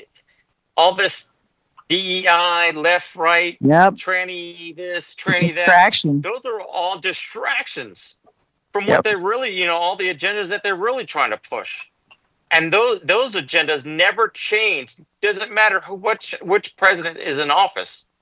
Their job is to keep that football rolling until they get to whatever goals they're trying to get to. That's the truth, and it's been going on for a long time. And it's not just banking though, hon. It's shipping. That's another powerful place people do not think about. They've run shipping for thousands of years, pretty much. I mean, they've always run the shipping, and that's what got things transferred around the world. They run logistics. Logistics is what makes everything go. And people just don't think about that. It's without logistics, we have nothing. My point is that the victors write the history, and I think it's been rewritten. I think that it was like an 18-hour video on Rumble that I started watching. It was basically an alternative viewpoint to what really went down during World War II. And they started making some points that got me thinking, kind of like when I started looking into 9/11. You're right. This doesn't add up. There 2 and 2 does not equal 4 here. And I think there's a lot more to explore there than they're allowing us to. But if you dare to question anything, you're anti-Semite and you're a Holocaust denier. But you know what? Maybe we should be questioning it. And anything you can't question, you should be looking into. I mean, hell, when I was in the... What did I say to you the other day? What did I say to you the other day? I said, why in God's name would they have let Hitler live? We know they did. Yeah. We've got the papers now that say he was 100% in South America. So why? Why would you... That right there should make you question the entire round of what you were told. And I'm not saying that what happened was right. That's not what I'm saying. What I'm saying is you need to question. Because you know what? If we don't, then we deserve what we get. And that is all I can say. If you're not questioning, if you don't question the power, and that power is out of control, and your life is miserable, you deserve that miserable life because you didn't question the power to begin with. You got to question it. It's just, you can't complain about the way things are unless you're willing to make the changes that need to be made to get them to something that's livable for everybody. Because what we're under right now, this is not livable. When they say we live in this holographic world, they're not playing, except it's a perceptionally holographic world. They built our perceptions by teaching us an incorrect history. And that is not a good thing. We have an entire society that if this all comes out, if the truth comes out, we're going to lose about half of society because they're not going to be able to handle it. They're not going to be able to make it right in their heads. They're just not. Ralphie, it took you 15 years to get your head around things. I've been doing this for 30 years. So, literally, imagine the people who have no idea. It's just go ahead, Mark. I know we got to start wrapping it up. I'm watching the time. All right. With that, guys, I'm going to go ahead and Jason, I'm going to hand it over to you. Tell everybody where they can find you. And I hope you join us again next week because this was wonderful. All right. I just want to say, and you know what, folks, until they get uncomfortable enough, aren't going to do anything. And that'll be when you see it. Folks can find me at DLive Friday, Saturday, and Sunday morning. Also Rumble and YouTube. MC Dirty Work. I like that. That's pretty funny, actually. MC Dirty Work. All right, Roger Hanson, give it up, brother. Am I on? Where's Roger? Am I on? Can you hear me? Yeah. Yes, I can hear you now. Okay, cool. That's it.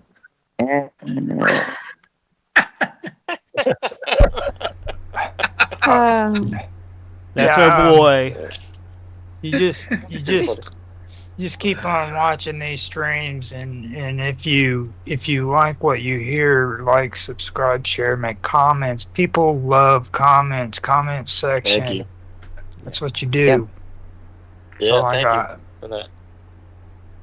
Dave Campione, tell everybody where they can find you, my brother. Yeah, you can find me. I have a UFO spacecraft identification manual up on Amazon.com under David Campione, and also under David Champ on Facebook. And you can wow me or type in wow for some of my nature photographs that are up there.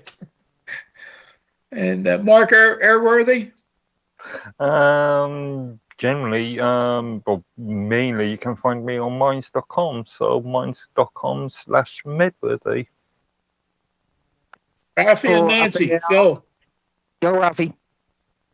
You can find me on Twitter at X_ICE_1811. Okay, I was going to say you clicked off a little bit there at the end of that. All right, guys, you can find me on Facebook as Nancy Planetta or Wiccan Vixen. Either one will pull up my account. On Twitter, you can find me as Rider on the Storm. On Telegram, I am under Wiccan Vixen. I actually run multiple channels on Telegram. So basically plop into any one of them. Most of them are Patriot channels, which I love, and we are keeping each other up to date constantly. And Roger, hush. Hush. All right, guys, that's out of here for the evening. Next week, I actually want to hit a little bit on. Wow, I'm going to have to kill Roger. Roger, toss the Dutchie and put it out in the ashtray. All right. Join us next week again for the Vixen's Vault, where I can yell at Roger yet again at the end of my show. God, I love that, man. He's belching into his microphone. Right. Join us next week. Oh, Lord. Good night. We'll see you next week. All right, we're off the air now. Sorry, Roger. I didn't mean.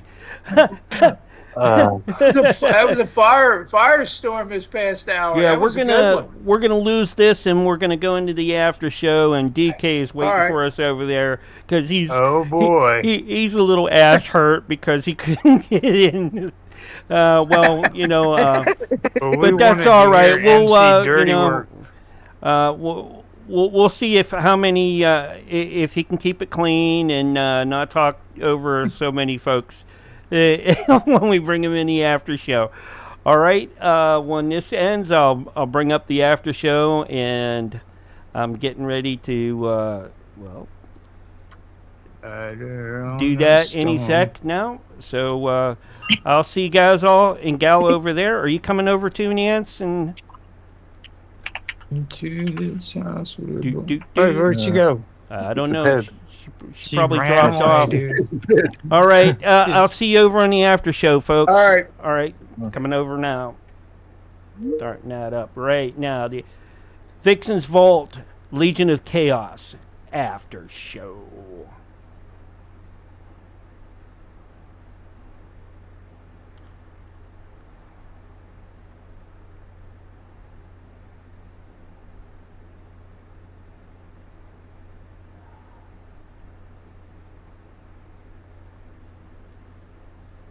Are you there, Mark? I'm here. Oh, okay. I see your picture. Mark Airworthy. He's back. Yeah. I'm trying to see if Nance is going to join us. I'm trying to get Jason in with this too. Oh, okay. Okay. Having a little bit of problems with Jason. Let me give him the invite to that one again. And once I do that, I'm gonna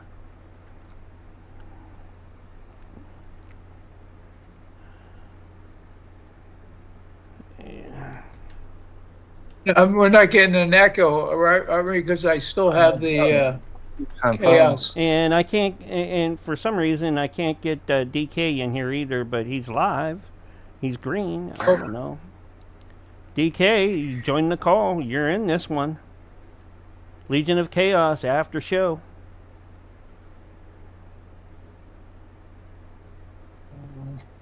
Okay. I would go check on them, but I was in the middle of transferring. Wanted to make sure the audio sounded good. I thought, Roger, I thought you were going to do a streaming, or was that a couple days ago? No, I am. Oh, you talking about like right now? Yeah. No, I mean from Japan. Oh, we already. Well, they already did that the other night. I was in there for a little bit. Okay. Yeah, that was kind of cool. Yeah.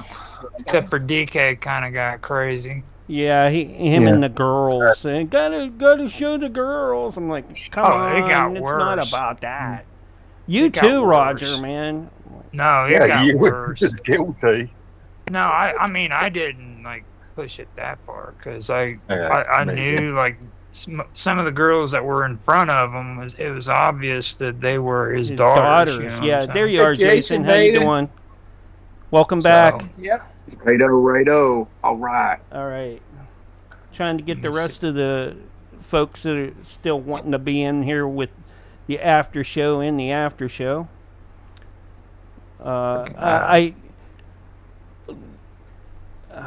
DK can come in here. You know, he's been wanting to come in. Weird. He's got lots and lots to say. I'm like, come on. I could have sworn I just saw his logo up on. Yeah. Well, I was trying to call him, but he didn't pick up. So I don't know. There he is. Okay, I got him. I'm going to bring him in. I got him in. There he is. I just saw his logo. There it is. There he is. Look out, cats, dogs, kids, curtain climbers, and crumb bakers. Computer then. All hell's gonna break loose now. DK in the house. No, honestly, man, you're talking about so many things that I've been wanting to talk about or have already talked about. I was like, damn, why can't you just let me on the show? I know I screwed up. That wasn't my decision. But that wasn't the thing my. is, yeah, I know, but the thing is, there's 100 more things that I know that you were trying to talk about. Yeah. Well, as you guys, now that we're in here, I'm going to take in. I'm disconnecting Telegram right now and a few other sites. All right, and let's see here. Telegram should be okay. No, it gave out on me for some reason. It does that every now and then, so I just. Telegram uses lots of bandwidth, I will admit that. It's Yeah. like a really big drain on bandwidth. It can be at times. Just for people who don't realize, Telegram is a really big drain on shit. Yeah, but shit, Mark's got a freaking supercomputer, dude. You should. I'm amazed with all the stuff he's got set up, dude. And if he's crying about Telegram, maybe you should pay attention. Well, the reason for that. It's like, I've got all this, and that's the one that sucks.